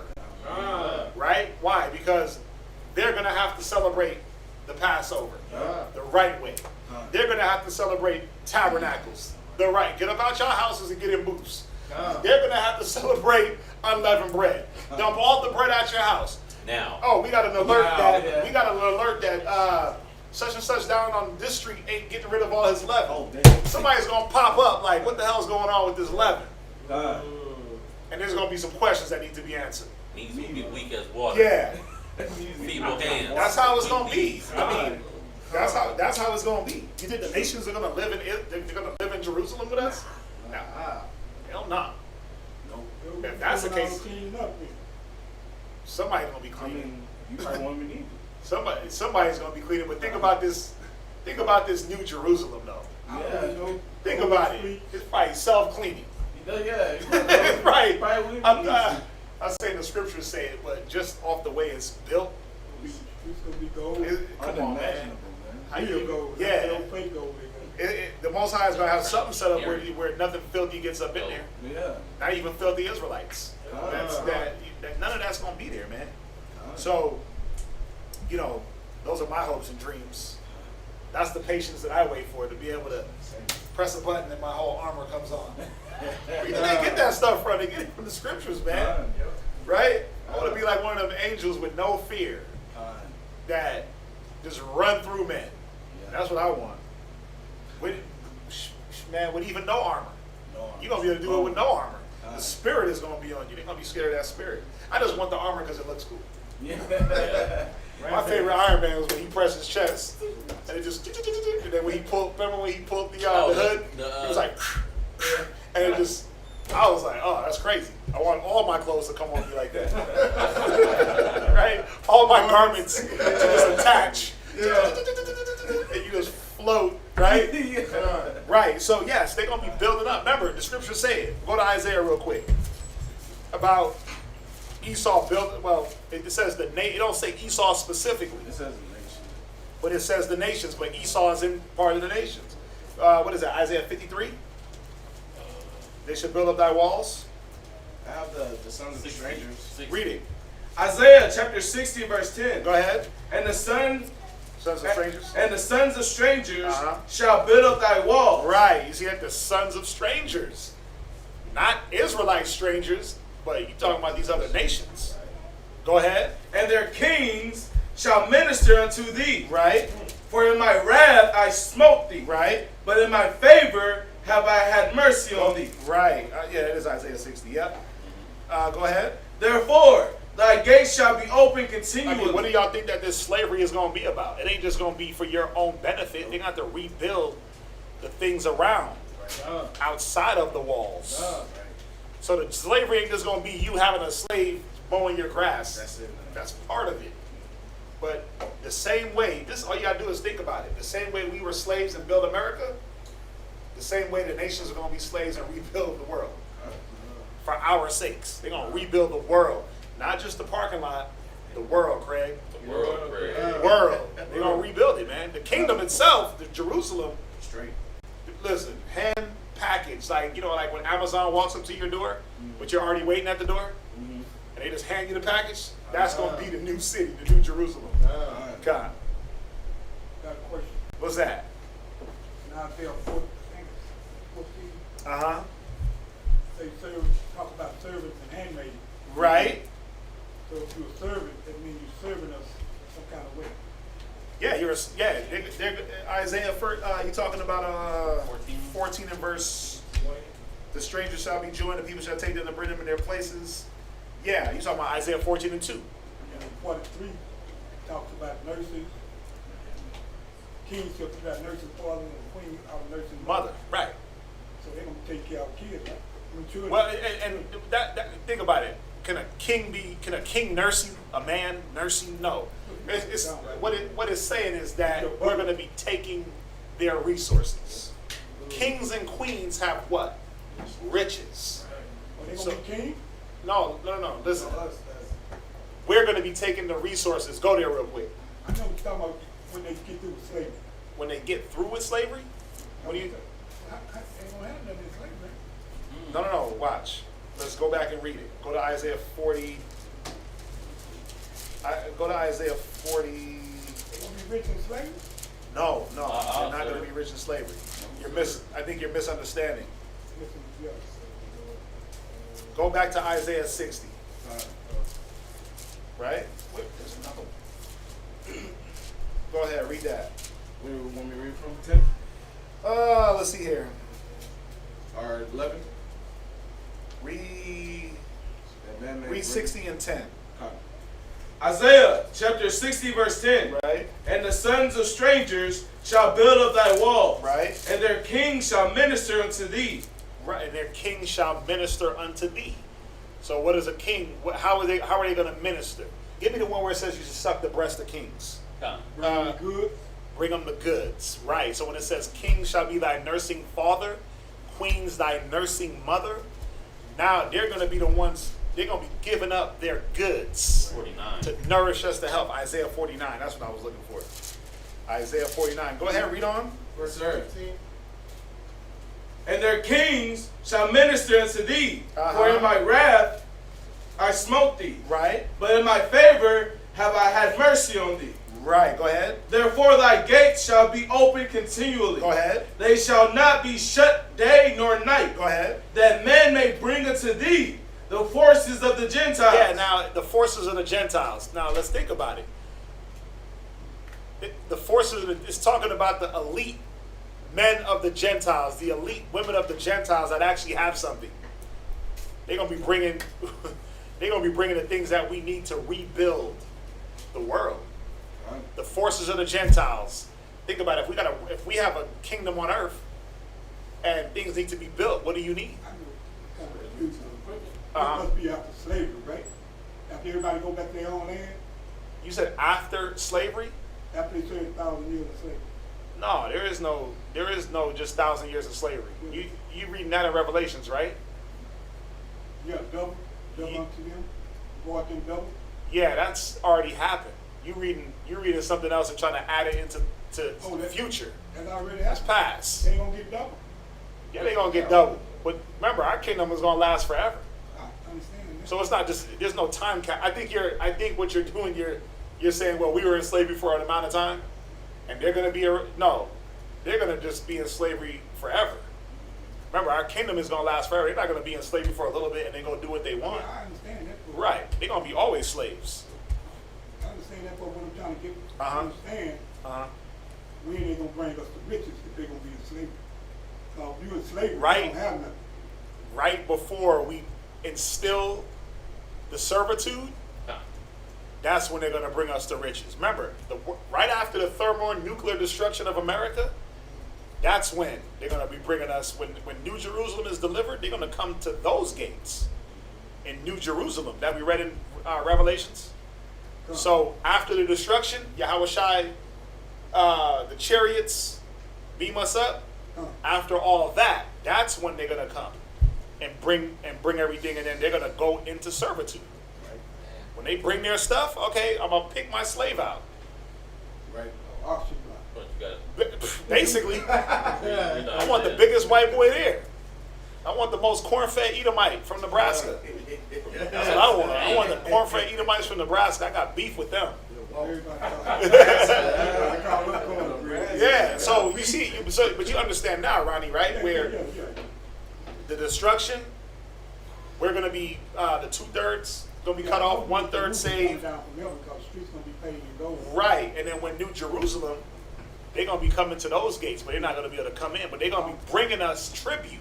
Yeah, I was just trying to understand the slavery part. It's all going to be simultaneous. But they're going to have to get rid of all what they have, and then they're going to go into servitude. All of it ain't gonna burn? So guess what they're going to be? No, not all of it is going to burn. No, because the whole world is not going to be destroyed. Babylon is going to be destroyed with thermonuclear destruction. Or else, money ain't gonna be no good in the kingdom. well, we know it ain't going to be about money. But the forces of the Gentiles is all just relying on money. They're going to bring back all our gold, Oh, okay. all our diamonds, They're going to be bringing back all that stuff back to us. They're going to be bringing their children for slaves. Remember, our children were slaves. They're going to be bringing their children and women for slaves. And they're going to present themselves as slaves. They're going to have to. The nation and kingdom, right? What? Go to Isaiah 49 and verse 23 real quick. And then go back to Isaiah 60 and 12. Which one you want first, sir? Go to Isaiah 49 and verse 23. Isaiah chapter 49 and verse 23. Watch, go to verse 22. Thus saith the Lord God, Behold, I will lift up my hand to the Gentiles and set up my standard to the people. What was the standard or the ensign? What is that? What is the ensign that he was going to send up in Isaiah 11:11? Who remembers? Christ. He's going to go and get the remnant. Right, he said, I will gather the remnant, but what was going to be the ensign? What was going to be the standard? The chariots. Yeah. The chariots was the ensign. Oh, like they did in, like how they led Moses, you know? Somewhat, but when you see them chariots pierce, Oh, you know, okay. You know. No, it's not going to be like it's not that. going to be Nah. as tame. Yeah. Right? Talk about when he cracked the sky. Yeah. Right. Sky. Say it again. Oh, Isaiah 49 and verse 22. Go ahead. And they shall bring thy sons in their arms. Go ahead. So yeah, they're talking about the Gentiles, the actual nations that have your sons and daughters. Maybe not your technical son or daughter, but our people. Go ahead. And thy daughters shall be carried upon their shoulders. Go ahead. And kings Right. shall be thy nursing fathers. Right, the Donald Trumps that got billions and resources and buildings. The what's the other one? Donald Trump. What's the other? Buffett. The Warren Buffetts. The Elon Musks. Rockefellers. These type of people. Go ahead. And their queens thy nursing mothers. Right. They're gonna be nursing mothers. Just showing that they're gonna be bringing resources to feed us and fatten Israel. Go ahead. They shall bow down to thee with their face toward the earth. Go ahead. And lick up the dust of thy feet. They're gonna serve us, man. Servitude. Read. And thou shalt know that I am the Lord. Right. For they shall not be ashamed that wait for me. Go to Isaiah 60 and verse 12. Isaiah chapter 60 and verse 12. Right. For the nation and kingdom that will not serve thee shall perish. Right. Yea, those nations that shall not what? That will not serve thee shall perish. But right before this, they coming up to the gates and dropping things off. Like, hey, I want that little young child right there to be my flower picker. I want your strong son to be my garden mower. Right? That's what it's going to be. That's what it's going to be. And guess what? You might not feel it now, but you're going to love it then. You're going to love it then when you get to sit back, put your hand out, and get your nails painted. Right? And not have to spend $30. Because they're going to be doing it for free. The Chinese going to be in there doing it now. Thing. You're going to love it. Not saying no word. When you walk in that kitchen, ain't one dish in the sink. Ever. Right? The tub is clean. Everything just looks crisp. Everything. Dang, it smells good up in here. What's that Edomite using? Oh, just Febreze. Right? You're going to be like, wow, this is what it was? Think about like when they got their mansions, man. And they got Belvedere up in there. They got Jeffrey. Right. Remember Jeffrey from Fresh Prince? He just walked around, right? With his, how was his hand? Like this? Yeah, with the cloth. And he just walked around like, need anything, Master William? They're going to be like, you need anything, Master Wonders up? I'll be like, I need everything. I need you to bring this, man. I'm going to put their ass to work. Right? Yeah, bring this. The kids need it. Like, and it's going to be all righteous. You're going to love it. Because when you don't want to get up to go downstairs and get that water, you know when you ask your kids like, hey, somebody bring me a glass of water, and they Like last night. they get real silent. Like all of a sudden everybody get quiet because nobody want to go get it. You're like, oh man, I'm going to get my own damn water. You're going to be like, right? And they're just going to be coming. What you need? They're going to be there. I'm going to get carried to the water. You're going to do like Coming to America where they just bathe you? Yeah. You're just going to open your mouth? I'm not going to do anything. They're going to be like, they're going to gargle your throat. All that. God. All that. But just think about it. Think about the upper echelon drive nowhere. Right. When's the last time damn Warren Buffett drove anywhere? Every time you see this man, he's hopping out of the back of something. Right? And then you could even see that trickle down to like a Jay-Z and like a Lil Wayne. These dudes don't drive cars. If they drive in like the sports cars, like on the track to really to like, just see go what do it's like. crazy things, or they might jump in a car for a music video. Yeah, But these dudes ain't driving themselves nowhere. They got bodyguards for everything. They got nannies. They got $100,000 strollers. Helicopters. I mean, come on. Your wildest dream, all you gotta do is go watch like MTV Cribs and Lifestyles of the Rich and Famous, times that by 100, and there it is. Times it by 100, because anyway. MTV Cribs is whack now, so you got to times that by like $1 million. Yeah, but you know the point that I'm making. Yeah. You know, you just gotta look at a Bill Gates type of living situation, and imagine all of us living like Bill Gates, where you just got people waiting on you hand and foot, and if they don't, they die. Right. Con, what else? Bring it on! It's almost here. It's almost here. Huh? Yeah, well, that's why we have Asians. Hey, that's why we have Asians. That's why we got Asians. You gonna learn today? Chicken. I might hop on a grill every now and then and give y'all that jerk chicken. I might do that. See, he needs that. Hey, that's the one I think the Benjamites, they're going to be out there cooking. That's all we're going to be doing. Right? They're going to tell them to move. That's all we're doing. Like, man, get up off this grill. All we got to do is season it. All we got to do is season it for them, though. Yeah. That's it. I don't know what we're going to do about cooking. They don't use enough salt. Yeah. They're going to have the spirit. I'm going to find, see, you just put that in my head now. I gotta get me a Rachel Ray. I gotta get me a Chef Ramsay. They all gonna be Chef Ramsays.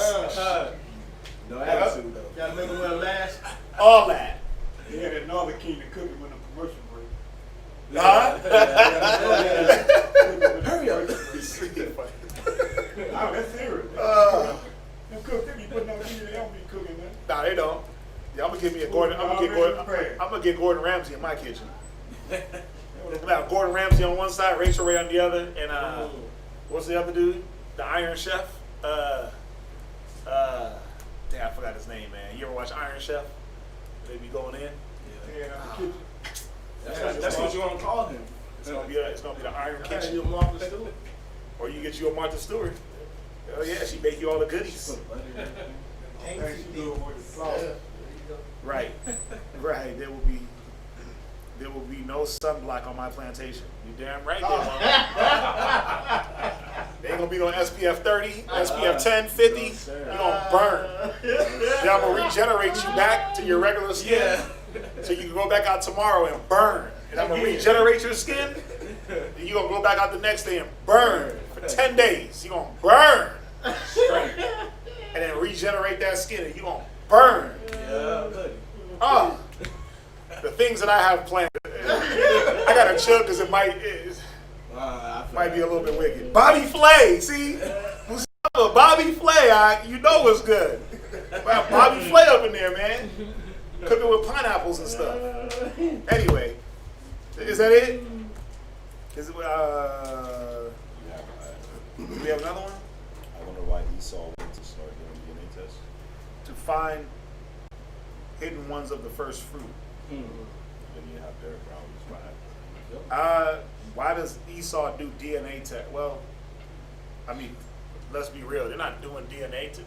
They didn't create that. They didn't create that, but they're not doing DNA tests telling Israelites that they're Israel. They're telling you that you're African. That you're 1/3 Ukrainian, and you're 1/5 Polish. They're not telling you. They're not doing DNA tests to enlighten or tell you that you're an Israelite. They're telling you that you mixed up. So they're not doing that. They're doing that to think about it. They stole your identity. They try to sell it back to you, but they sell you the wrong identity. Right.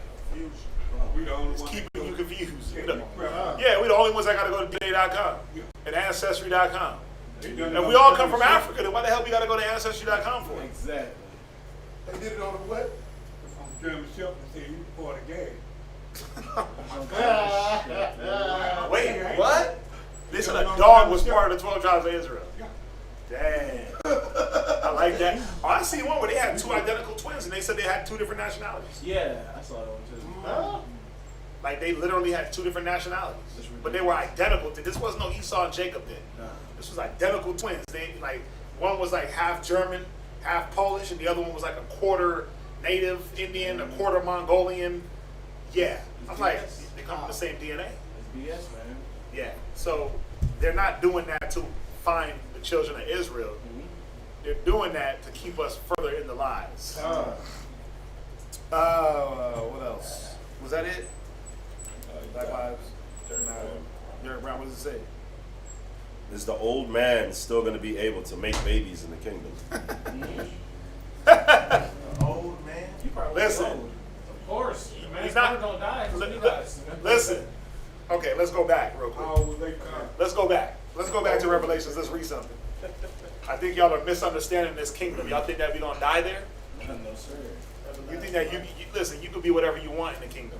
Me, I'm gonna be a young, 25-year-old cat with a full head of hair, a full beard. I'm gonna be strong, right? Listen, man, if y'all only knew. Go to Revelations. I'm going back to my youth. But go to Revelations. Go back to 21 real quick. Now, there's certain things that are not for everyone. You have, and I think, Kazak did a real good class about the 144,000, and there was certain gifts that they were going to have just because of their tribulation that they put themselves through here on the earth, and they went to a higher level of sacrifice. So some of the things I'm saying they apply to the 144,000, the governing body. But read Revelations 21 and verse 4. Revelations 21 and verse 4. Read. And the Most High shall wipe away all tears from their eyes. Come on. And there shall be no more death. There should be no what? No more death. So, if there ain't no death, what is really going to be considered old? Think about it. Just think about the concept of old. It's almost synonymous with death, right? Wow. As you age, the expectation is that you're going to die. Right. But we ain't going to be living the same type of, I'm 60, my shooters ain't shooting right. Or I got prostate issues. Nah. There's not going to be that concept of death. This is going to be all life. Go ahead, watch. Read on. Neither sorrow. Neither what? Sorrow. Come on. Nor crying. Right. Neither shall there be any more pain. Go ahead. For the former things are passed away. All that stuff that we got to think about, like I'm trying to have babies and miscarriages, and it's not happening. Right. You're going to deal with your woman and have babies. Lots of them. You're not going to have to worry about the things you got to worry about here. Like, man, I'm up in age. Huh? Oh, go ahead. I'm up in age, and like when women, when they get to a certain age, they say that they can't have babies. What is it, like maybe 40? That sucks. Yeah, you got to worry about that. You don't have to worry about that. You're going to be whatever age you want, having wee little ones, bringing forth seed. All right? So, Derek, is the old man still going to be able to make babies in the kingdom? The old man ain't really going to be the old man. Like, he's just going to be a man. There ain't going to be no death in the kingdom. So, again, what would be old to you? Our concept, remember, the concepts that we understand here in this flesh, a lot of those concepts are not going to be in the kingdom. Right.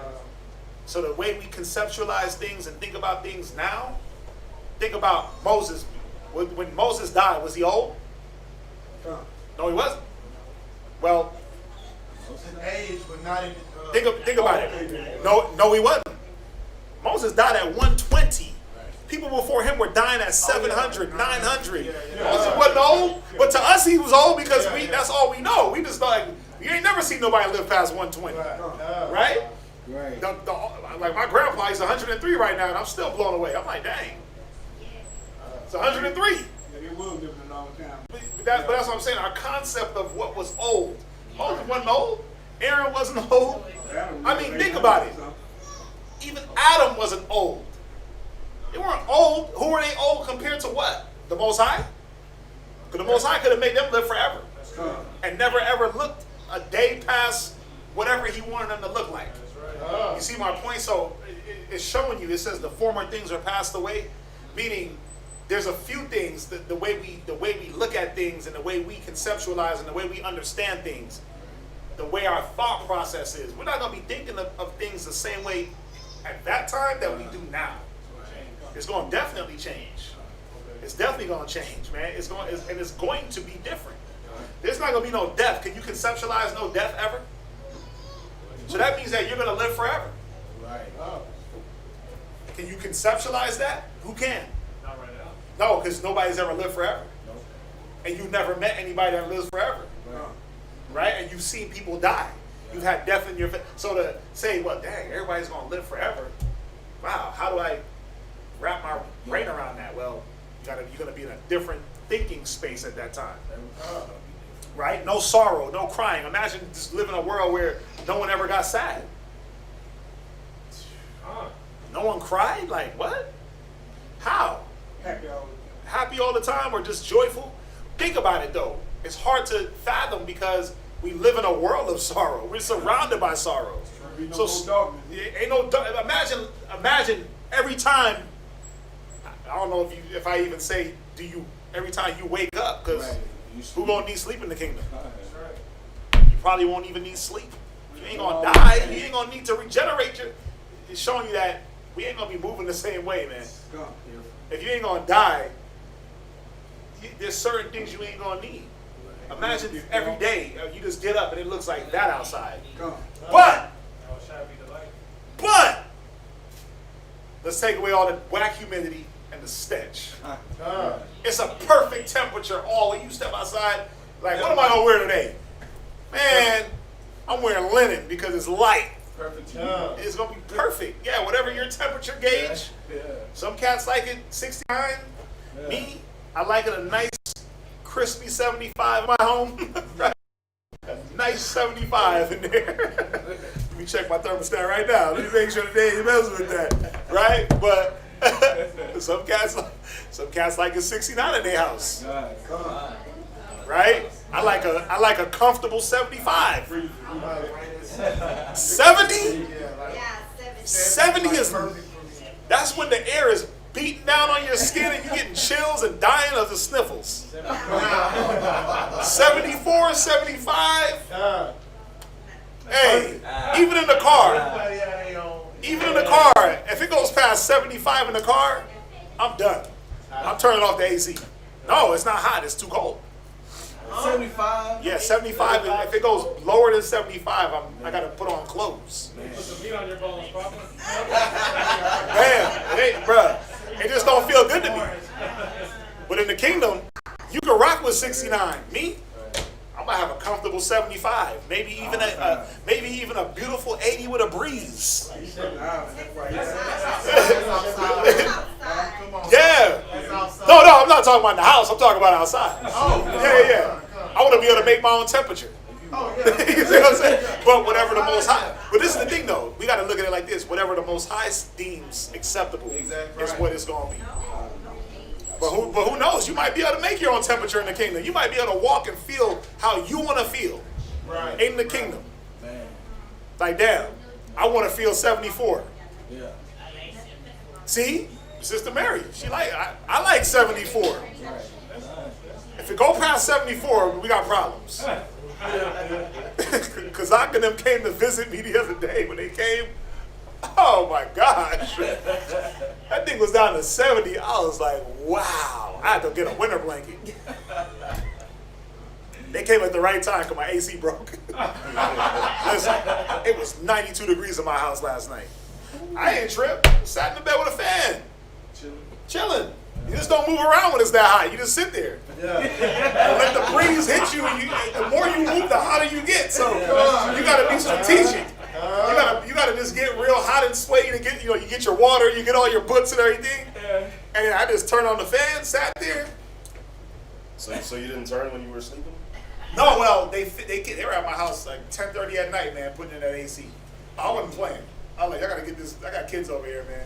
And the crazy thing, the kids didn't even care. You got Noah in a long sleeve sweater in the room, chilling. I walked in like, dude, you ain't hot. He was like, I was hot. I was hot earlier, but I'm not hot now. I'm like, dude, it's 90 in here. But he don't like the AC either. In his room, I got to turn the AC. I got to close the AC vent. We ain't AC people.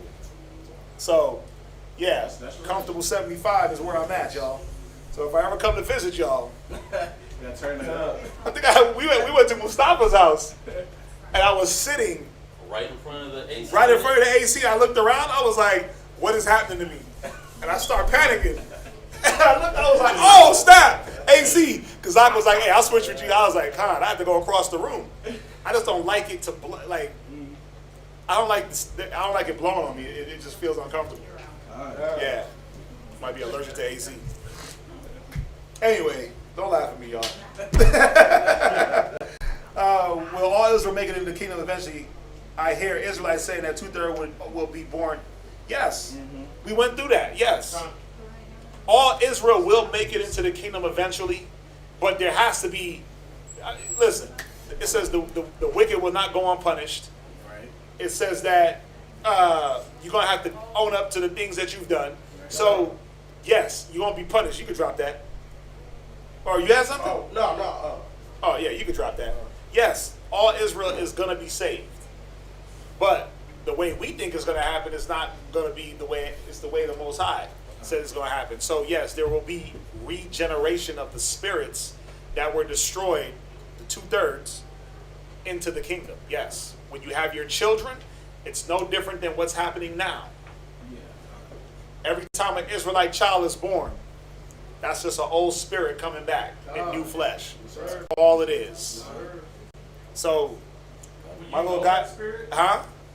Will you know that spirit? The scriptures say there's no remembrance of former things. So no, they won't know you, you won't know them. The only thing that we can hope to do is just teach that spirit to, if they were righteous before, to teach them to stay on that righteous path. That's it. That's all we can hope for. But no, you don't know them. They won't remember their former life. There is none of that. But we know it does happen. You know, the scriptures tell us about the regeneration. But the law gonna be going on the end report, so we ain't gonna have to teach. Right. You gotta teach the other nation. Right. The law is gonna be right. We're gonna be born with the law in our inward parts. It's gonna be part of our conscience. Right. You're not no longer have to teach your brother, any man, his neighbor, to do no sin. Yes. You teach the other nation, beat the law. Bruh, we just gonna kill him. Beat the law. We just gonna kill him. That's what the Bible says. Yahweh Shai say he's gonna cut them, bring them hither, the nation that will not serve you. Bring them hither and I will slay them utterly before them. They're gonna be put to death. So if you don't want to follow what we got going on, you're gonna die. You see that? What else we got? When we even have a need to eat. That one I'm not sure. I mean, I kind of want to eat. I definitely want to eat in the kingdom. I mean, yeah, no, we are, because we're going to be having feast days in the kingdom, so we definitely going to be eating. I want to eat because I want to eat. And me, listen, That's gonna be the best. I want to be drinking that blood of the grape in the kingdom. I'm trying to be on not fade mode, but I'm trying to be on chillax. So we definitely gonna be partying and eating and drinking, of course. We definitely gonna be doing that because we're gonna be celebrating the feast days. So we will be eating in the kingdom. Oh yeah, we gonna be burning up them sacrifices, man. Because then how Shai's gonna be drinking. Yeah. Oh yeah, he said that. He said, "I will not drink of this cup." Right into the new kingdom. So everybody putting their temperatures in there, 70. Yeah, 70's too cold. It's crazy. You know, it's weird. I think that your body does something as you age. Yeah. Remember, I used to live in Colorado. It'll hit -10 out there if you let it. And it was weird because I didn't really trip on the cold until I started getting older. When I hit like 30, I was like, okay, I'm done with this. It hurts. But there was a time, man, back 17, 18, 19, I'd go out there in the middle of the winter with shorts on. The sun will be out just like this. Imagine going out with the sun just like this and there's snow on the ground. You know, yeah. That's Colorado. It'd be sunny, snow on the ground. It's cold, crispy, a crisp 34. You're like, whoo. But I'd be out there in shorts. But you know, as you get older, man, you want certain amenities. And me, air temperature is one of those things that, for me, it can never be too hot. I'll take 92, but I'm not taking anything below 75, man. I'm not doing it. It's not good for me. It's not good. I have demands. I'm like 74, 75. I'll rock it between that. You know, I might even jump on a limb and take it to 73. Right. Depending on how I'm feeling. I might even go down to 73, depending on how I'm feeling. But anything lower, I might have visitors. You know, I'll cater for, you know, Kazak and Arya. They come through. They like, man, we need it to be 64. Arya, I need it to be 50 degrees in there. I'm like, come on, man. You know what I'm saying? Try living with him. But I had to block the vent with a pillow. Oh, man. I had to take off the grate and put a pillow under the vent to block the air. It was so cold. It was so cold in his house. You know, in Colorado, you didn't really use AC like that. Colorado would be 100 degrees. You catch a nice little breeze. It's dry, and you can live without ever turning on your AC. You just get the fan going, and you're good. There's no humidity. So coming here is a little bit different. But let's see here. Right. Mustafa put the scripture. Matthew 26:29. But I say unto you, I will not drink henceforth of this fruit of the vine until the day when I drink it new with you in my Father's kingdom. That's what I want. I want to sit next to big bro and share a few war stories. More his than mine. I'll be giving him Israelite PTSD. He gonna be giving me real stuff. Yeah. I want to sit around the campfire and just listen. Just listen to him talk. Yeah, just hype, you know. This is around smite you at this moment. You remember when you went through that? Right. He gonna be telling you about the things he did to you. Oh snap! Like I was trying to show you this, and that, but you was like Balaam and the donkey. You kept going one way. Yeah, bro. Over a drink. Yeah. Oh, it's over a drink. Yes, sir. While you sitting back sipping and eating, man. Think about that. Seeing the forefathers and, bro, it's hard to fathom. It's hard to fathom because you don't even know how they look. That's the thing. You don't even know how they look. You're like, damn. Right. You just never know. You start seeing your features in them. Yeah. You never know. There's gonna be a lot of things in the kingdom that, you know, you're gonna have to be in a whole new mind to be able to understand. And some of the things in my Father's house, there's many mansions. Like, what the hell? Yeah. I get it now. I'm getting it now. Like, okay, I get it. My Father's house. There's many mansions. It's gonna be, the kingdom is gonna be vast. Right. You know, we ain't gonna be living shabby. I get that. But to even conceptualize that, many mansions within a house. Right. I mean, come on, man. What do we have in store? That's right. You know, eyes have not seen, ears have not heard. What the Most High has in store for us, man. So, you know, that's all the more reason. That's all the more reason that Revelations 2. I'll read it one more time, and then we'll end it if there's nothing else. I'll read this Revelations 2. 2:2. I know thy works and thy labor and thy patience, and how thou canst not bear them which are evil. But the point was that we gotta bear it. We gotta overcome. And thou hast tried them which say they are apostles and are not, and hast found them liars. Thou hast borne and hast patience, and for my name's sake thou hast labored, and hast not fainted. Nevertheless, I have somewhat against thee, because thou hast left thy first love. Remember therefore from whence thou hast fallen, and repent.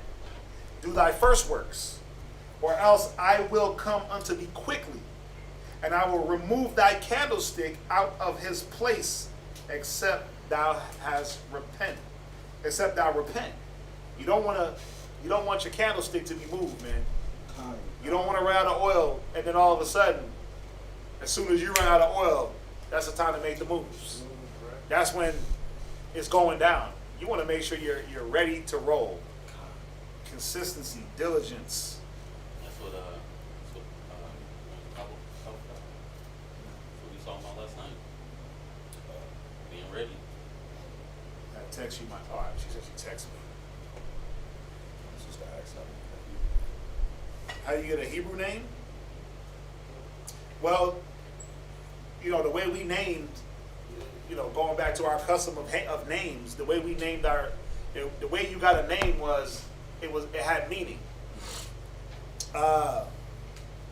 You know, or there was something significant going on at the time.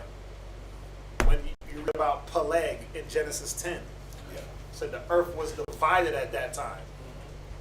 Right? And when you go into the name, the meaning of Peleg means earthquake. Right. So there was an actual earthquake at the time. They named him Peleg. Moses, Moshe, right? Or Masha, excuse me. It means drawn out. He was drawn out of the water. Right? You go through the 12 tribes. Manasseh, made to forget. You know, Asher, happy. He made me happy. Son of the right. You know, the names have meanings. Now, how do you get one? Well, you know, the way we do it, like, he didn't name himself. I didn't name myself. You know, if the name is according to your spirit, it took, this is a sister? Yeah. That's asking? You know, even with sisters, if you got a husband and he's in the truth and he's looking at your spirit, he's going to name you something according to your spirit. Now, got to be careful with names. Because then you name your rib my fire and she becomes that. You start blazing your ass up. You know what I'm saying? You got to be careful. Or you know, you name her something and and it's something righteous and then she becomes the opposite. You know, my strength. And all of a sudden they become the weakest person on the block. Right? So, you know, the names go according to the spirit. You just got to kind of be careful what name you put on a person.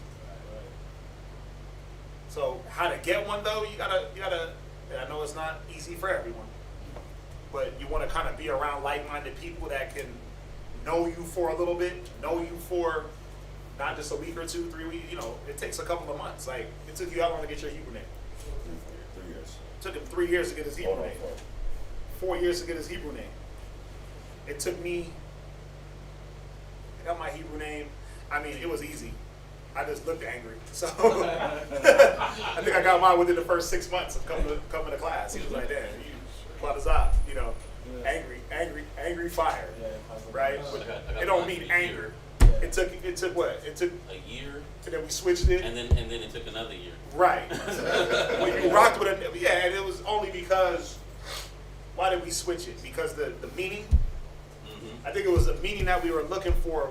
It wasn't the exact meaning. Right. And we went back and researched a little bit deeper. We see like, oh no, this is what it is. And then the other name, it didn't fit his spirit. Also, he's the calm lamb. Shadak Shakah. That's what my name means. He's the calm lamb. So, you know, if you want a Hebrew name, you got to be around. You can't name yourself because it's like the guy that goes and gets the tattoo. And somebody tells you like, yeah, the tattoo means, it means strength. But you know, when a real Japanese cat comes by and reads that, he's like, "Why you got house title on your arm?" You like, that ain't house. That means family. That means valiant, right? Or it means killer. Like, no, that means house. Watch. He Googles it. How do you say house in Japanese? And then he shows you the symbol. You like, dang. You don't want to do it yourself, is what I'm saying, because you might name yourself the wrong thing, not according to your spirit. Not according to your spirit. Right? So I got two symbols that don't mean what I thought. Why he blasted himself though? I didn't put it out there. He blasted him himself. It was all good. It's all good. What did they tell you it meant? That's why you don't get tattoos. I was there, so I know. What did he tell you it meant?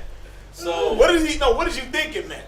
So, like, family and faith, and then the funny thing is, I forgot which one was family, and I forgot which one was faith. Like, meet family, meet faith. Wait, oh wait. So, like, so the funny thing is, like, How did he see we were at the mall, and I was like this or something. So he looked at it, he was like, "Why'd you tattoo the house on you?" And I was like, "What do you mean?" He was like, "Yeah, that's a house. Why'd you tattoo the house?" So I was like, So what does that say? House and then slave? house, House, nigga. "Hey, Edomite did it." You probably put house, nigga, in Japanese. But that's what I'm saying. You gotta be careful. You know, with the name thing, you don't want to. With the way we did it, you named according to the spirit. You know, if you look at every name, Nabal. Right. Nabal meant churlish. Now, think about it. They named him churlish, and then he turned out to be that. He didn't live 30 years, and then he was stupid as hell. Then they gave him the name Nabal. Nah. They named him Nabal, but he came out like that. Right. You see what I'm saying? So you got to be careful what name you Like pick. invoking that spirit then? You invoke that spirit. If that spirit is not on that person, you can invoke that spirit onto them. It's a pure, it's a You pure know? language, right? It's a Sounds pure like language. great. Yeah. And every name, when you look at it, Jezebel, husband of Baal, or wife to Baal. Right. But then look what she did in the name of Baal. She was killing prophets. Damn near married to the God. You see that? But did she get the name after or before? Before. See that? Whatever was going on, they decided to name her Jezebel. Or they put that name on her so she could be that meaning. Right. Yeah. Wait a minute. She said she texted her question to me. Dang.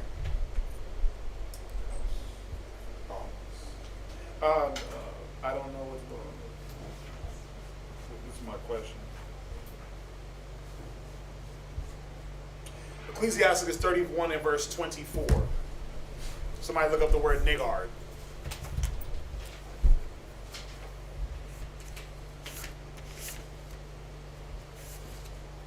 Ecclesiasticus 31 and verse 24. She said, my question, Ecclesiasticus 34, I was wondering when they use the word niggard, are they talking about us? And the word niggardly, is that some type of behavior the Bible is speaking about? Yes. When it says be not a nigger, be not like a niggard at table, that's what that scripture is, right? It's be against him that's a nigger. Oh, go ahead, read it. Ecclesiasticus chapter 31, verse 24. Okay. Be against him that is a niggard. Right. Of his meat, the whole city shall murmur. Right. Hold on. There's a few of them, right? You got a definition? What you got? Read that. It got straight, narrow, to haggle, to be sordidly, parsimonious, a miser, a wretch, a person meanly close and covetous. A person that's what? Meanly close and covetous. A person that's covetous. Right? But against him, I think okay. But against him that is a niggard of his meat. A man that's covetous. A niggard at the table, it tells you, be not as a niggard at the table. Where's it at? It's where is it at? What else you got, Major? Got a. Okay, a sordid wretch who saves every cent. Right. Or spends grudgingly. Right. Damn. We ain't got no niggard sitting up here, do we? Oh. Go ahead. What else? So it's just showing like a covetous. Wait. What else? Go ahead. Sparing or wary. I got a To stingy. stint, to supply sparingly. Right. Stingy. Go to Ecclesiasticus 14 and verse 3. It's talking about the characteristics of a man. When it says niggard, it's not talking about niggard, like how the Bible says niggard, right? Remember when they said there were certain apostles and teachers? They called them niggard for black. No, niggard, this is giving you a characteristics. It's covetousness. 14:3, Ecclesiastes. Ecclesiasticus chapter 14 verse 3. Right. Riches are not comely for a niggard. Why? Because he's covetous. Because he's not going to know how to deal with the riches. It says riches are not comely for a niggard. Go ahead. And what should an envious man do with money? Right. You see, an envious man, a covetous man.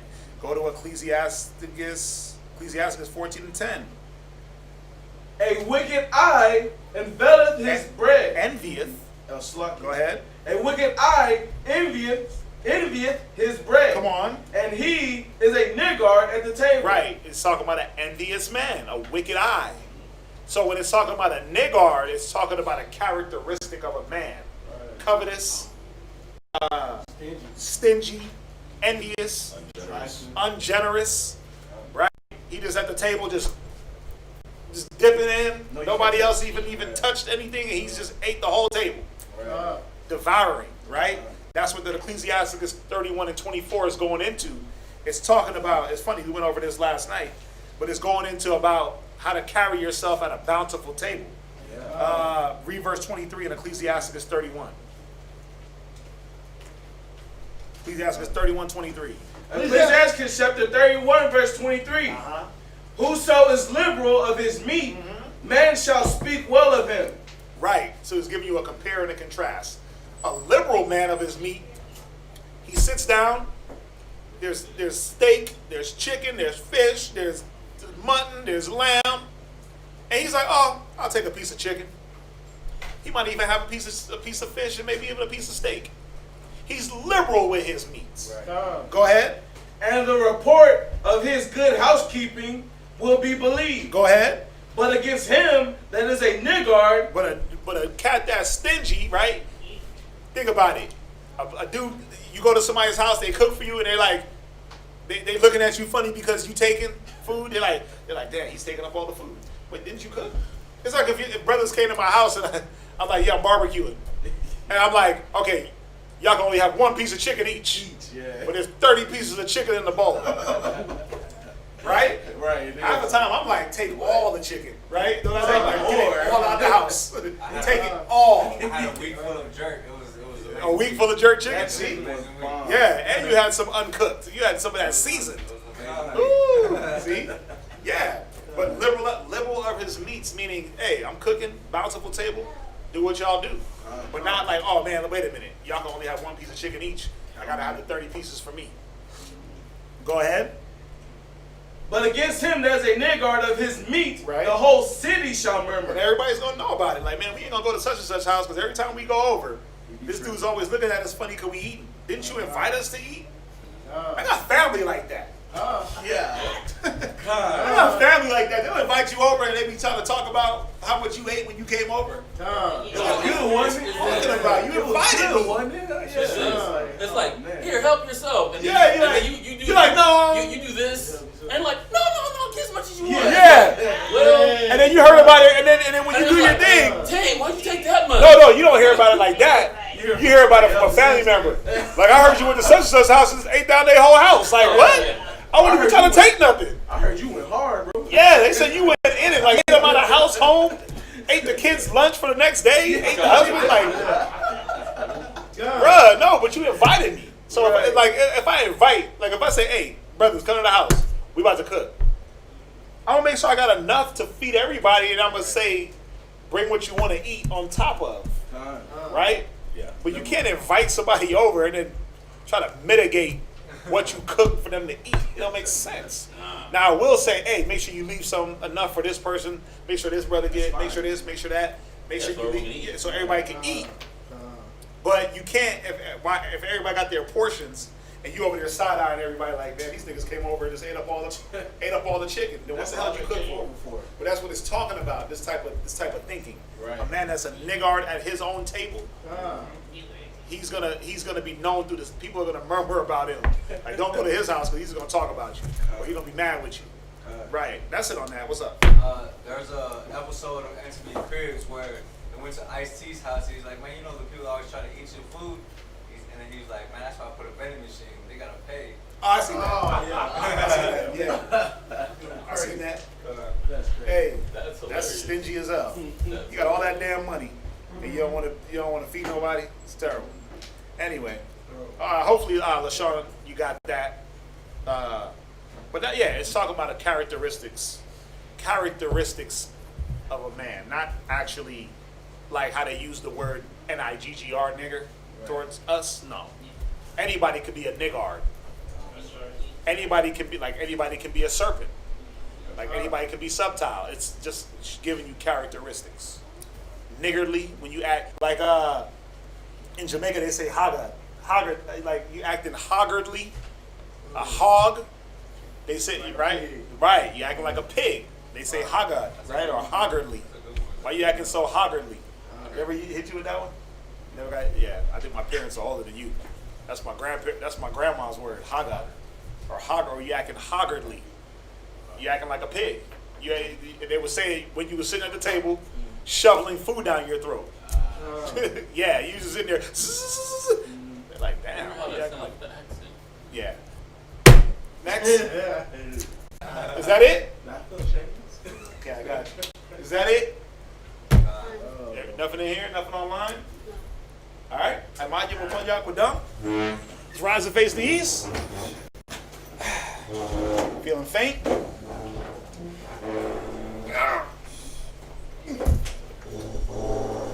Got it?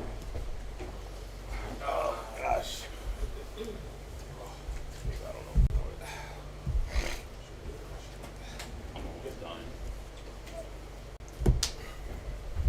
Alrighty.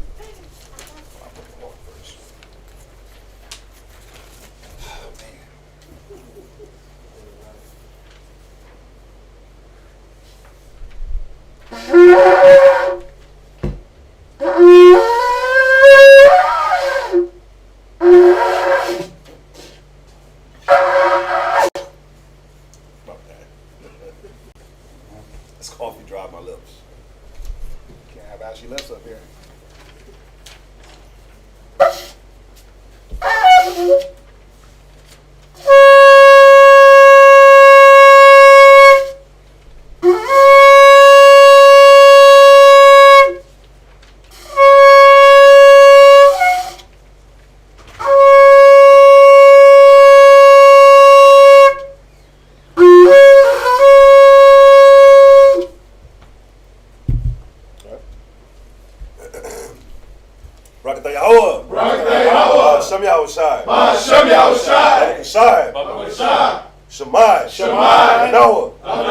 Right now. Shalach Ma'aka Allah.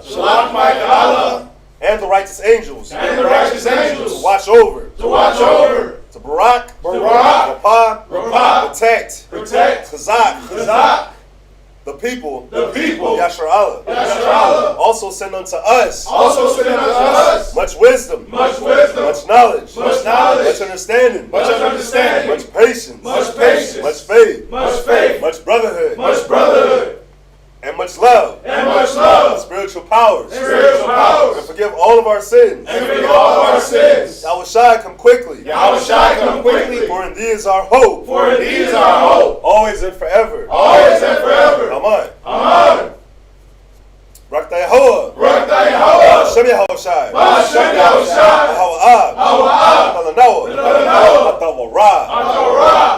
Blessed are you, Yahweh, in the name of Yahushua, that gives to us the law. Barak Yahuwah. Shem Yahushua.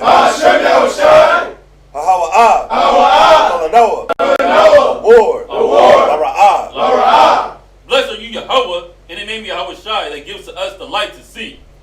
Barak Yahuwah. Shem Yahushua.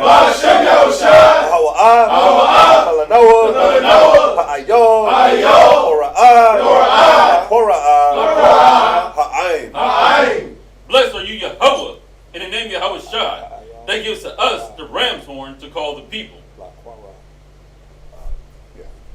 Barak Yahuwah. Shem Yahushua. Shamat. Slakia. Shaman. Zayat. Lamashat. Yashar Allah. Blessed are you, Yahweh, in the name of Yahweh Shai, that gives to us the olive oil to anoint Yasha'Allah. And if anybody wants to get anointed, we can do it after class. This is Psalms chapter 92. It is a good thing. It is a good thing. To give thanks unto Yahweh. To give thanks unto Yahweh. To sing praise unto thy name. To sing praise unto thy name. Our Most High. Our Most High. Show forth thy loving kindness. Show forth thy loving kindness. In the morning. In the morning. And thy faithfulness every night. And thy faithfulness every night. Upon an instrument of 10 strings. Upon an instrument of 10 strings. And upon the psaltery. And upon the psaltery. Upon the harp with the solemn sound. And upon the harp with the solemn sound. For thou, O Yahweh, hast made me glad through thy work. Has made me glad through thy work. I will triumph in the works of thy hand. I will triumph in the works of thy hand. O Yahweh, O Yahweh, great are thy works. how great are thy works. And thy thoughts are very deep. And thy thoughts are very deep. A brutish man knoweth not. A brutish man knoweth not. Neither doth a fool understand this. Neither do a fool understand this. When the wicked spring as the grass. When the wicked spring as the grass. And when all the workers of iniquity do flourish. And when all the workers of iniquity do flourish. It is that day shall be destroyed forever. It is that day shall be destroyed forever. But thou, O Yahweh, But thou, O Yahweh, Most High forevermore. art Most High forevermore. Below thine enemies. Below thy enemies. O Yahweh, O Yahweh, below thine enemies. below thy enemies. Shall perish. Shall perish. All the workers of iniquity. All the workers of iniquity. Shall be scattered. Shall be scattered. But my horn. But my horn. Shalt thou exalt. Shalt thou exalt. Like the horn of a unicorn. Like the horn of a unicorn. I shall be anointed with fresh oil. I shall be anointed with fresh oil. Mine eye also shall see. Mine eye also shall see. My desire of mine enemies. My desire of my enemies. And mine ears shall hear. And my ears shall hear. My desire of the wicked. My desire of the wicked. That rise up against me. That rise up against me. The righteous shall flourish like the palm tree. The righteous shall flourish like the palm tree. He shall grow like a cedar in Lebanon. He shall grow like a cedar in Lebanon. Those that be planted in the house of Yahweh. Those that be planted in the house of Yahweh. Salakia, those that be planted in the house of Yahweh Shai. Those that be planted in the house of Yahweh Shai. Shall flourish in the courts of Yahweh. Shall flourish in the courts of Yahweh. They shall still bring forth fruit. They shall still bring forth fruit. In old age. In old age. They shall be fat and flourishing. They shall be fat and flourishing. To show that Yahweh is upright. To show that Yahweh is upright. He is my rock. He is my rock. And there is no unrighteousness in him. And there is no unrighteousness in him. By Hashem Yahweh Shai. By Hashem Yahweh Shai. The water. The water. Lam Yad. Aman. Aman. This is Psalms chapter 133. Shayar. Shayar. Malawat. Malawat. Badawat. Badawat. Hana. Hana. Atawab. Atawab. Wama. Wama. Na'ayam. Na'ayam. Shabbat. Shabbat. Akyum. Akyum. Gum. Gum. Nechai. Nechai. Kashaman. Kashaman. Atawab. Atawab. Ayl. Ayl. Para'ash. Para'ash. Yarad. Yarad. Ayl. Ayl. Hazakon. Hazakon. Zakon. Zakon. Aharon. Aharon. Shayarad. Shayarad. Apaya. Apaya. Madwat Yuah. Madwat Yuah. Katol. Katol. Kamarun. Kamarun. Shayarad. Shayarad. Ayl. Ayl. Araya. Araya. Tazayawan. Tazayawan. Chaya. Chaya. Shum. Shum. Tazawah. Tazawah. Yahweh. Yahweh. At. At. Habaraka. Habaraka. Chayayam. Chayayam. Ay. Ay. Ha'aywalam. Ha'aywalam. Aman. Aman. Psalm chapter 133. Behold, how good and how pleasant it is for brethren to dwell together in unity. It is like the precious ointment upon the head, that ran down upon the beard, even Aaron's beard, that went down to the skirts of his garments, as the dew of Hermon, and as the dew that descended upon the mountains of Zion. For there Yahweh commanded the blessing, even life forevermore. By Hashem Yahweh Shai. By Hashem Yahweh Shai. The water. The water. Lam Yad. Aman. Circle up.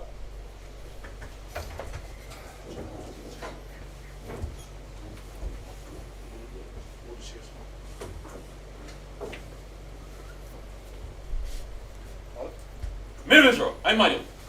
Barak. Yahweh Hashem Yahweh Shai Rakatham. Kuma Shredder! Kuna Shredder. Kuma Shredder! Kuna Shredder. Kuma Shredder! Kuna Shredder. Turn to face the sisters. Salute out the daughters of Zion. Men of Israel, I'm mighty. Barak. Yahweh Shemalathan Yahweh Hashem Yahweh Shai. Yahweh Shemalathan, Yahweh Hashem Yahweh Shai. Yad Matah. Dismiss.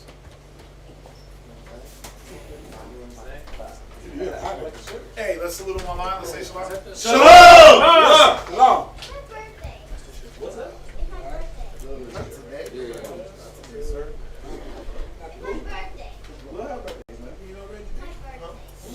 believe him, Makai. We do have days that we were born on. We do have a day that we were born on. Bible on cop. The Most High is my rock. TK. Rock. The Most High is my rock. The Most High is my rock. My rock. The Most High is my rock. In the